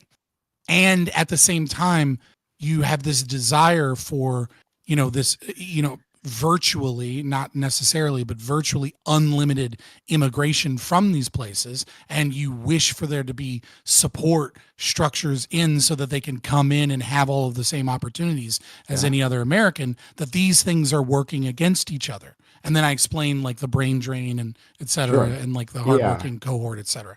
Yeah. So, my preference, well, the basis of everything, of my politics in general is empathy. Start with that, right? And everything blooms from there. And an outgrowth of that is I want to, support human flourishment. I don't really particularly care where it happens, but I like to support it. If that has to happen on the tail end, right? I can say this. I can say this. That a lot of immigration, right, like is like like results from failure. That there's a failure along the path. That like this person who otherwise would have stayed in their own country, right, couldn't because of a failure in international foreign policy, right? Maybe failure because of national policy, like their own nation maybe made a mistake or something, whatever, right? Or failure of their culture, or failure of their people, or Culture or whatever. failure Yeah. of the environment. Like there's something There's all happening. there's a Where they live failure. is shitty, Yeah. and they want to come to a better place. Yeah, it tends to, they're moving because of failure, right? I want to reduce the amount of immigration that comes from desperation. Right? So if that's desperation caused by us, by our imperialism, well, yeah, let's knock that off, right? And then that group of people who would have otherwise stayed, they will stay. I'm perfectly fine with that. If the if it's our sanctions regime, if it's like or if it's if it is destabilized because of I don't know, like a civil war that we stayed out of that ravaged the country, right? Well, maybe we can like give them aid, right? To help them rebuild, and so that keeps everyone there, right? Like it's a war that if they're having a civil, if Colombia has a civil war, right? Another one, right? Has a civil war. There's going to be outflows from Colombia. If we help rebuild Colombia, rather than just like let it decay and like let's see what happens, right? Which like warlord rises to the top and takes over the country, and then eventually like stabilizes it, right? rather than skipping all that, we could help like assist this country if they need with their infrastructure, like putting that back together, all these things so that people stay there. So I don't think that is like has any friction with also saying that if people do arrive here, once they get here, that we treat them with dignity and we give them the opportunity to become American if that's what they want to, because not all of them want to. If that's what they want to do. Yeah, like I see what you're saying that there's I'm all for. Go ahead. Yeah, like I'm all for stopping doing whatever America is doing that is making other countries worse. Like that is likely to have a net positive on the world and humanity in general. My issue, and I'll probably have to set this aside because then it just kind of gets into ANCAP territory, but like you can't call it politics of empathy if it's at the threat of violence of a gun against other Americans, right? Like you can't say I'm engaging in empathy and you must be empathetic with me and you must sacrifice what it is that you worked with because I have determined, or my political party by virtue of winning the vote has determined that this is the correct form of empathy. So fuck your feelings and fuck your property. You're going to fund this, right? It's not empathy. You can't have empathy on behalf of other people and force them into empathy. I'm all for Christian organizations and charities and NGOs. Like I'm all for you donating to Food Not Bombs, right? I think Food Not Bombs, despite them politically being left wing, is a great organization that a lot of people could support their money towards. And I'm all for the government stopping doing things that destabilize regions, but it's not really empathy, right? If I don't have a choice and I'm forced to go along with what other people call empathy. But like, yeah, I do agree that there's a lot of destabilization and that if people, want to escape that devastation, they should escape that devastation. And I think it is a moral good if someone wants to take in and help those that are suffering that devastation. But I can't call something a moral good when it is a demanded sacrifice, when other people have to give up on what they value, because every dollar spent to like on the presumed empathy is a dollar out of my children's mouth, right? It's a dollar out of my children's opportunities. So where's the empathy for the struggling single dad that wants to have enough money to send his daughter to college one day? Like it's a forced sacrifice of one person's values for the other, right? I mean, I would also provide free college for them. So, but you already know that. But that's not what you're asking. It's not free, right? It's not free because then it changes. The calculation changes. Sure, she gets to go to college on the taxpayer, but now somebody else can't buy a house because the amount of taxes made it too expensive. But then we give them a house. But anyway, right. Yeah, but and then eventually we have no money and no choice, and we can't represent our values in the economy. You and I know. You already know. Like so, it was like not too much point of going deeper into this, but like like I said, it gets into ANCAP territory, right? It gets into the justification for the existence of the state, and things of that nature. What I would say, however, right, is if I'm doing an internal critique, right, with your system where we assume that that's justified, right? Okay. What I would say is that whenever you think of politics as empathy, you have to be very careful that you don't embody the Oedipal mother.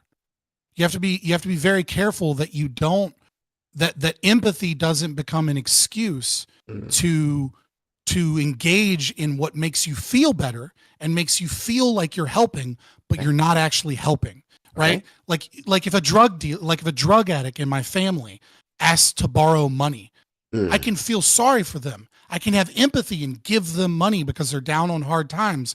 But am I actually helping them? Am I actually making them happier and making the world better? Or am I enabling a drug addiction that might lead to their own death? Am I killing them? And so even if I'm going to engage in your internal critique, the question then becomes like, how are we quote unquote helping? What are we actually doing?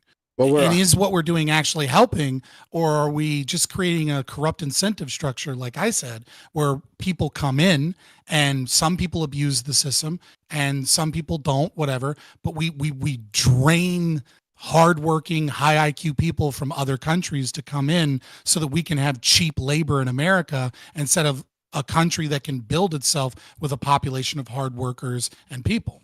I mean that's why I see. Like this is why it feels like, at least from my perspective, and maybe I'm missing something here. That Mhm. like it's like rather than having some level of contradiction between those two statements, right? Building up those countries and allowing people to come in to this nation, that these things are complementary in my mind. That um uh it would be a two-pronged system. So I come from the standpoint of dealing with the immediate harm, right? The people who need help right this second. And if they're that desperate that they need to leave, right? Necessarily staying in their country doesn't necessarily fix things. We just have more desperate people in a desperate nation.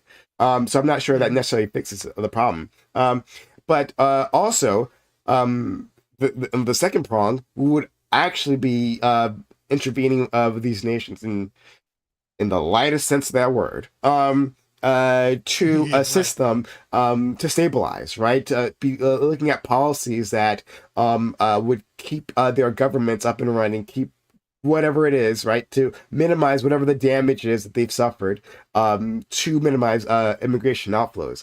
It seems like that works well for me in my mind. That complements each other, but I guess so how is this for a solution? And it's obviously an internal critique of your sure. thought, right? I'm not saying You're I not a propose socialist. this, right? Yeah, I get it. But like, right, like let's say we'll take an extreme like let's say we drastically limit immigration and asylum, right? And at the same time, all of that money that we would have spent on so what is occur? So the immediate impact of that is that we have a whole lot less fruit pickers, like I mentioned, right? Mm-hmm. And so this shit's got to get and a whole lot less low wage, low skill manufacturing labor, right? And so what we do is money that we would have, let's say, spent on, housing and welfare and immigration courts and all this other stuff. We invest that in tax incentives, right? On American companies that build factories in those countries, right? So okay, well you have to we have a lot less low wage, low skill labor in like from Tyson, right? Tyson is very famous for using a lot of illegal immigrants to produce chicken. Okay, so now we're gonna have to import more chicken because we got rid of all the fucking migrant workers that made chicken cheap here. Mm-hmm. Okay, well what if we gave a tax incentive or a break on Tyson to go build a fucking chicken processing plant in Mexico or in Argentina or in Brazil, etc., right? So that the workers and the people can economically benefit in their country as opposed to coming to this country, so that those nations can be built up economically, and that it also suits our interests by, American businesses being able to profit and thrive there and bring in the imports that we now need because we got rid of so many immigrants.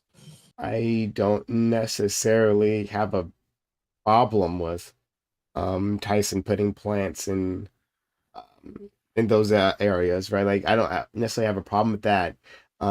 It's just that when I was arguing with Tiki Tac, right? Like where that money is going, where the investment that we're making is going matters. So simply the investment being, hey, you guys have a new chicken factory and now your country is more stable, right? Like, and I know that's a simplification of your argument, to be very clear, right? But that doesn't follow for me, right? I mean, we have plenty of American factories pumping out cheap shit, right, from those countries, and I don't know how much more stable it actually makes like those nations. It provides something. I think it provides a level. I mean, if there's investment coming into that country that wouldn't otherwise have been there, instead there's some positive to be gained, but there's ways to maximize that we don't get through like a market investment, right? Like building up public infrastructure would be a way to do that, so that they have like stable roads and so that they can put goods across the country, Right. and then that can encourage Like, your own what I'm factories. saying though, right? Like what I'm saying though is like if I'm doing an internal critique, right, where it's justified to use taxation to Yep. to help people in some regard and to try and help us in the same regard, right? There are a lot of people fleeing Venezuela, right? Yep. And when they're fleeing Venezuela, they have to go through oh god, I don't remember the strait, but there's an area where like there are basically no roads, extreme crime, murder, etc. That is on the way here. That basically that small area is why you can't drive from America down to South America, right? Like once you get to this spot, like you're trekking through the woods. But they're right next to Brazil, right? And so like if we're talking about like culture, we're talking about assimilation, we're talking about making South America more stable and making the world more prosperous.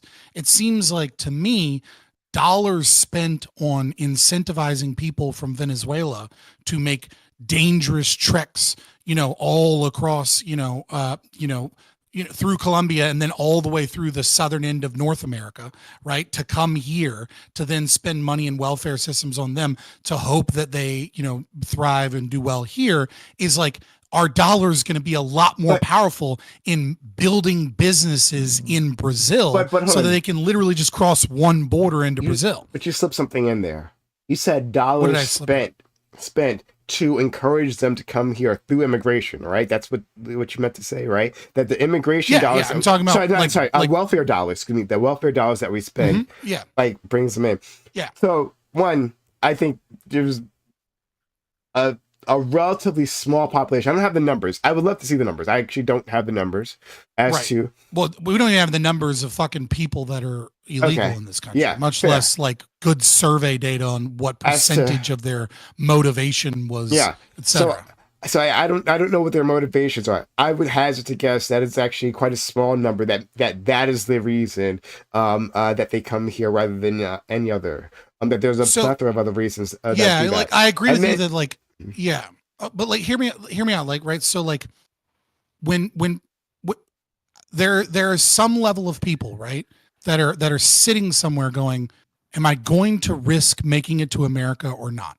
And if what they it's less about the dollar amount and more about what they hear, right? Because a lot of immigrants, right, have no concept of what America is in terms of they think they're going to get here and like be millionaires, right? Because they just hear that it's a land of opportunity or whatever. And if they come hear here, they go to Manhattan, they find all the poop on the street, and they're like, "Why did I come here?" Sorry, go ahead. Right. You know what I mean? Like it's a psychological analysis in their moment of a risk reward working off of imperfect information. And so if we have a Biden administration before Kamala Harris goes, don't come, right? If we have a Biden administration that is, putting forward the idea that like, come here, we'll help you. Like we take in asylum seekers, we give people housing, we give people these opportunities versus a different administration that cuts off all that shit. That says, if you come here, you better work and it's going to be hard. And we take very few people and you better fucking prove that you're like in a war torn nation or some shit. And there's a calculation that occurs at that table when they make that decision to pack up their shit.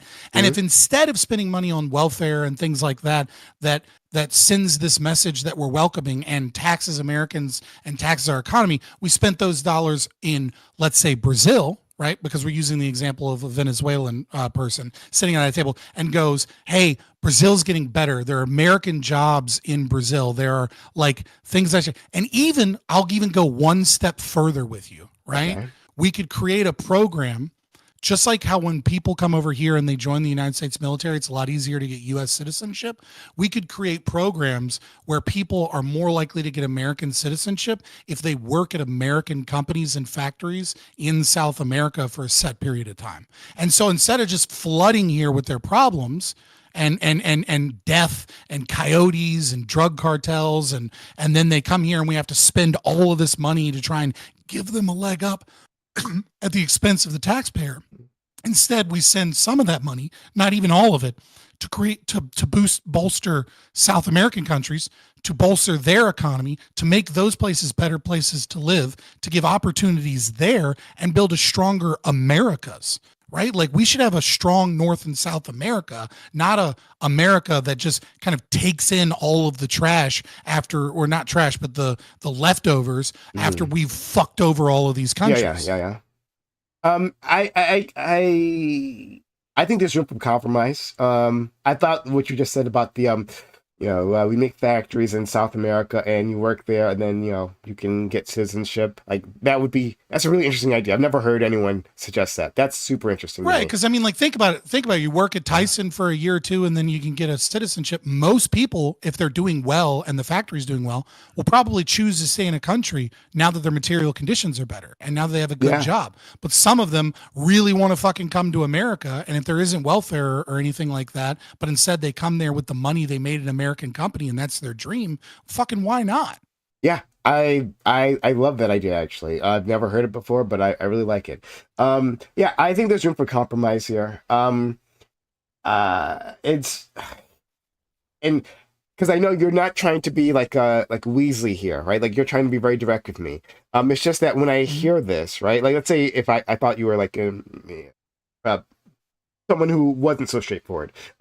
Like when I hear hey, it's that money we're spending on welfare. Instead of doing that, we'll invest it here, right? That welfare money, in my mind, is also all the welfare money. So I think what you're trying to tell me is that welfare, like that, we're spending on the undocumented immigrants, right? And I'm straightforward. I want to abolish all welfare, right? But the name is Fabian for a reason, because I'm trying to push libertarian ideas and restricted government over time. I guess let me clarify. Do you mean that literally we end the welfare system in general, right? Because it's one thing if, we're not spending... That would be my ultimate goal, but that's not what I'm proposing. That's not what you're proposing. Right? That's what I thought. My ultimate goal is the dissolution of all nation states on Earth, right? Gotcha.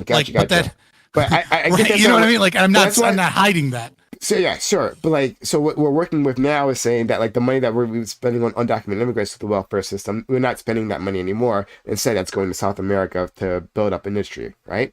If that's the case, then if it was the case that it had the benefits that I was looking for, if that system provided that, which I'm not convinced that it does completely, then I'd be for that. Right, like I said, I don't particularly care where the human flourishing is at. So if they can flourish in Brazil, right, then put it in Brazil. Like whatever happens to be the case. What I think that I'm not going to ever accept, politically on my end, is simply putting up higher walls, right, and while with a system, right? Yeah, I mean that's not my proposition, anyways, right? Like, I know. Like my actual position is a Hoppe invitee system, right? Yeah, where I would have unlimited immigration. I would have literal unlimited immigration, but whomever sponsors the immigrant needs to pay the median tax rate, and if that person doesn't make the median tax rate, then their sponsor needs to. And I would allow NGOs to do it. I would allow businesses to do it. I would allow family members to do it, right? Like you have to pay. Because there are Americans here that are taxed for roads and public schools and parks and all these services. Yeah, so that would be my intermediate position. But recognize, and I don't hide it, my position is always abolishment of the state and all welfare. I know. But the last thing I say, something you said at the very start, but I never got to address, is that you said goods cross borders are always invited. Yeah. And I want to push back on that because I don't think that's actually the case. Can you name a good that isn't invited? Well, I'll give you a scenario, right? When one country has a bigger, more advanced military, right, and uses that to create an unfavorable trade deal with another country, right? Goods can come from that one country, from the more powerful country to the weaker country. And they're not quite invited, especially when they undermine their local. Yeah. That's a problem of clarification on my end, right? Okay. Like under anarchism, under a free market capitalism, right? Mm-hmm. The only way that a good crosses a border is that somebody voluntarily crossed that border, either in the hopes of selling that good or because someone purchase that good, Okay. right? I agree that the nation state could I mean, like, let's look at every fucking the Museum of Natural History in fucking London. Okay, Yeah. those were not invited. Like, you know what I mean? Like, they Yeah. stole a lot of that shit. Yeah. You know what I mean? Now, to be fair, they went to places where a lot of those things were destroyed, and so there's something to be said about, you know, British colonialism saving artifacts that preservation, probably yeah. would have been destroyed, preservation. But nevertheless, right? Like, you know, there's a lot of fucking Egyptologists that are like, hey, dude, our country's doing okay. Can we have our shit back now? You know, and it's like, it's fucking, you know, it's like, you got that from like fucking Napoleonic Wars. How did it end up in England? Nevertheless, like, yeah, I agree. I mean, like, under capitalism, a good cannot cross a border unless someone voluntarily carried it across that border, right? But a person can cross a border whether invited or not, right? They have their own will, and so they can go across someone's private property even if they're not invited across that private property. Capital flows across borders easily, but labor does not, which is a big issue. Which I think maybe you would agree with like to a certain extent, right? That like if the market, right? Let's say, like, from your perspective, if the market demands more workers than like the local area can provide, right? You would want those workers to be able to come from the outside, right? Be attracted in.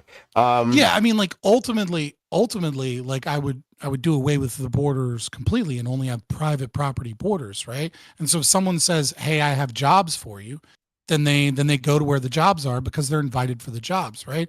The whole purpose of a Hoppian immigration system, right, is to get closer to private property rights, right? Because where it stands now, you have American citizens that are living in towns that have no right to discriminate, and there are immigrants coming in, changing their culture, changing their community, and they can't really do anything about it.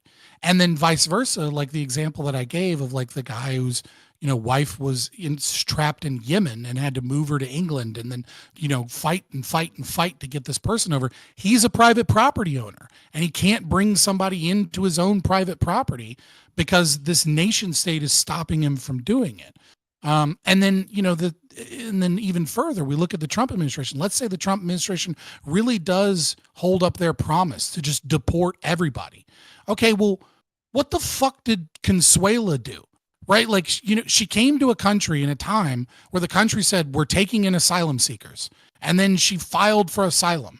And then, you know, because she's from fucking Venezuela or whatever, a war-torn place. And then she gets an apartment and she gets a job and she does all of these things. And then some new president comes in and goes, actually, go fuck yourself, Consuela. Go back to Venezuela. Like, she's paying, she's doing like, who did she aggress upon? But the thing is that you can accidentally aggress. And the original aggressor is the United States by having a system of taxation. And so the accidental aggression is every person that comes over and every person that's born it comes into a nation of people that are being taxed for services, and they don't get to choose. They don't get to stop that. They don't get to get rid of that. It's involuntary. And these new people come in and they use and abuse these services, and it causes more money from them to be taken to maintain these services. The state is the aggressor here, not Consuela. And so Consuela ought not be fucking punished. She didn't do anything. She just came from a fucked up place and tried to work a goddamn job. And all of a sudden Americans are like, well, fucking my tax dollars. So fucking what? We put her in a fucking cage? We put her in a bus or an airplane and we take her back to a fucked up country? Like, she didn't do anything wrong. Like, I get Tren de Agua. That's just like two criminal organizations, the state and fucking a cartel. I don't give a fuck what happens to either of them. They can kill each other for all I care. But Consuela is just trying to fucking make ends meet. Like, that, she's not the fucking aggressor. She's not the fucking problem. Yeah, I mean, I agree. Agreed. But yeah, that's it. That's everything pretty much that I want to say. Yeah, does anyone else have anything else to say? Before we wrap Anybody it else up? want to say something before we all dip out? Well, I guess just to clarify. So, because I was mostly engaging with Lactoid, and so when I was bringing up American fruit pickers and whatever preferences, Lactoid. So I was coming from Lactoid brands himself, I think fairly as I think it's fair to say, as anti-communism united. Okay, and so Mhm. I come from the view that he's anti-China. Okay, so that's why it's like, do you come from the same place in terms of, do you have an interest in like preventing China's rise like Lactoid does? Where it's like, in my mind, if Lactoid actually, okay, I don't want to speak for him, but if he is actually wants to Mhm. prevent China's rise, do you want, mostly fruit pickers in the United States, or do you want aerospace engineers and all that stuff? So I think your question is based on a false premise, right?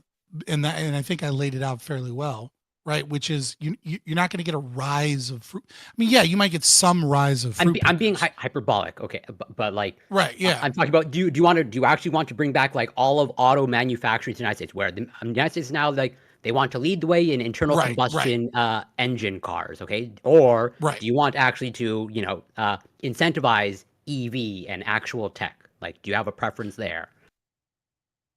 I mean, I don't want to incentivize EV or any, I don't want any tax incentives towards one product or the other. I want the market to be able to determine what that product is. You know what I mean? Like I like the idea of EV. I hate the idea of the subsidies that have made EV grow, right? Like, obviously Elon Musk has used a ton of subsidies and now he's kind of like not able to use them and his competitors are using them to catch up, right? Like I want the market to be able to determine those pressures and not and not anything else. In terms of China, though, like, yeah, I see China as a threat, as a communist nation. Yeah, like, I don't want to do anything that incentivizes the growth of China. But the problem is what I also don't want to do is I don't want to do something that hampers our, like, I think the best way to defeat China is to be a truly free market nation that is unhindered by regulation and constraints and like taxes and all these things that slow our productivity. Like, the way to beat China is not from like some IMF initiative or some other thing in some other country. Like, the way to beat China is to just be so fucking prosperous that like China can't compete. That build all the fake cities you want. You know what I mean? Like, you'll never be able to catch up to us because we're a free market capitalist nation and you're not. Like, that's the way to beat fucking Yeah, China. I understand that's what you're advocating for, and I'm open to that. Okay, I can see that as a potential outcome. But like, yeah, but I'm just more coming from like trying to, from the place that Lactoid is coming from, of like, actually leveraging the government, as in like, given that, okay, we can't get to the ANCAP state yet. Okay, are you, or just are you philosophically opposed to like leveraging, as in like, obviously China, they leverage their government, okay, in terms of like, high-speed rail, electric vehicles, Right. all kinds of subsidies, and now we're seeing it in AI, okay, and so it's like, do you want to go toe to toe in that respect of like, government incentivizing something just as China does, or do you have no preference at all? Like, I again, have a preference, and the preference is actually a third option, right? Which is that so long as the nation state exists, it's the nation's duty, because they've stolen that right from the people, to protect its citizenry. And that also means to protect the goods of the citizenry. And so if I was to be hawkish on China, I would prefer that the state not incentivize some level of industry or growth in competition, et cetera, but to go after China's fraud, right? Like I think there are a lot of products that are sold on Temu and then funneled to Amazon, right? Like when China has like baby clothes that are sold on Temu and funneled to Amazon and nobody knows that, like, they're claiming that they're flame retardant, and then it turns out that they light up like a fucking Christmas tree, right? And parents are buying clothing that if their kid happens to be in the horrible circumstance of a house fire, that their kid becomes an instantaneous barbecue because of products like that's fraud, right? And it is in the interests of the nation state to go against that fraud. And so things like that's the type of shit I would be hawkish on China on. It's like, Fair. look, you regularly fucking commit fraud, and so when we find this shit, you will be punished heavily. And if you don't fucking like it, then like we're just going to start taking goods from you when they show up on our shores as restitution for the fraud you've committed. So fucking fix it. Because that's part of the reason they're able to outcompete us. Part of it's low wage labor. They have a large population in mainland China that is living. I mean, China is a unique country in terms of the Gini coefficient. It is an outlier in an extreme degree. Beijing and Shanghai have very high standards of living that is very similar to our own. And mainland China has people living in third world conditions.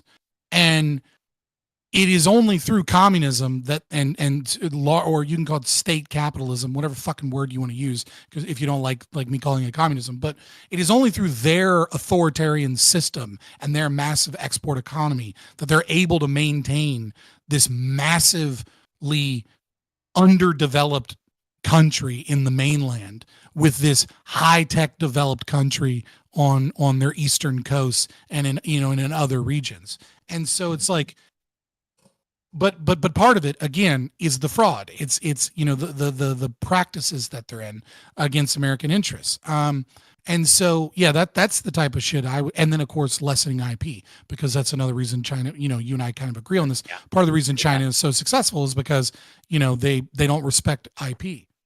And because they don't respect IP, they're engaged in a more free market capitalism in that regard than most Western nations are, and so it holds us back. Yeah, I think that's fair, but I guess just to put a pin on it, because I, in my opinion, but obviously I'm biased, I don't think my question was unfair when I posed like the exaggerated situation of like, well, what to grid, like, do you want your population primarily fruit pickers or your aerospace engineers? The way I think it was unfair, but I also think that it's a fucking debate panel, and then you should be like, that's just part of the game, and then me calling it out is part of the game. Yeah, fair enough. But because the way I analyze this situation, and it could be wrong, this might be a crude example or just totally disanalogous, okay? But if let's say you were a billionaire, okay, and like you probably know, just as virtually everyone else knows, okay, building your own computer is cheaper than actually buying one, pretty much, like no matter how you slice it, okay? Now, if you're a billionaire, would you build your own computer? Do you think Bezos, if he's in the market for a new computer, he builds his own personally, computer? I would, because I if you enjoy it as a hobbyist, yes, that like, I understand. Yeah, as a hobbyist, but like, yeah, if I didn't enjoy building my own computer, I would buy something from professionals, especially because they would wire it better than I would. Yeah, I would pay the premium. There's that aspect too. But I don't know for sure, but I'm reasonably sure that people like Bezos, okay, when they're in the market for a new computer, they don't make their own computer because it's just a waste of time for them. Okay, they can be productive in so many other domains. The opportunity cost is just so high. Yeah. And I analyze it the same way. It's like, sure, if Trump wants to bring back manufacturing of like internal combustion engine cars, go for it. If he wants to bring back shoe manufacturing, go for it. But then don't be surprised when that opens the door to China. That's all I will say. Yeah, for sure. I mean, it's like a better example is chauffeur, right? Like, why do rich people have chauffeurs? Is it because rich people all hate driving? Is it because driving is a super tiring thing? Why do CEOs have chauffeurs? Some of it's the luxury, right? Some of it's not having to drive. But a big reason that a lot of people have chauffeurs that are like billionaires is because they're on their laptop and they're engaged in intellectual labor while someone else is driving, because their labor on their laptop or on their phone, communicating business deals, doing whatever it is that they're doing, is way more fucking valuable than the chauffeur that's just driving a car. And so they outsource that because it frees them the capacity to utilize their labor in a more meaningful way. And the same is going to be true, just like as you said. Just to close out, if I was a billionaire, I would go to fucking Mexican government and I'd offer them like $100 million to give me carte blanche to do whatever the fuck I want on the Yucatan Peninsula. And then I would hire a bunch of fucking archaeologists and a bunch of LiDAR people and a bunch of security forces. And I would say, we're fucking done wondering what Mayan ruins exist. We're fucking uncovering all of them. We're testing them. We're bringing in experts, because if I have that much money, that's my fucking dream. I want to uncover every single one of those fucking things that we know exist there, but because of the fucked up nation state of Mexico and because of the drug cartels and shit, people can't really meaningfully excavate that shit. And when I'm done with that, I'm fucking working with the World Economic Forum to get their fucking hands out of Göbekli Tepe and Gunung Padang, and we're fucking finding out how old Gunung Padang is, and we're excavating that shit, and we're excavating the rest of fucking Göbekli Tepe, because I want to learn the fucking history of our fucking ancestors that were building monolithic structures and pyramids and cities 20,000 years ago. That sounds like a cool thing to do. I've Yeah. heard much worse ideas. Yeah. I Fuck poor people. Fuck immigrants. Fuck that.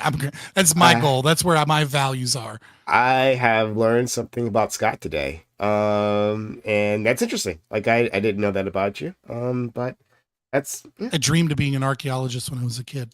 it's pretty cool I actually. was a little kid because I was super well read for my age, and so like my grandmother would like get me like college textbooks on like Egypt and Mesoamerica and stuff because I was just mostly because I was a problem child in school because I needed to be in like middle school by like third grade. Mhm. And like I knew I was helping my mom with her algebra and like calculus homework in college when I was in like elementary school. Like I was bored out of my fucking mind, and so I was acting up. And then the principal basically allowed me to basically do whatever the fuck I wanted. Because my mom wouldn't let me skip grades because they were like, dude, can you just go to sixth grade? And they were like, and my mom was like, but then he'll be bullied because he won't be around kids his own age. So the compromise was to just let me read whatever books I wanted to read in the back of the classroom and do whatever as long as I got my homework done. And yeah. So like I was just reading like history books and shit as a little kid, and I was obsessed with being an archaeologist. I don't know when that dream went away, but it slowly went away. Don't let it die.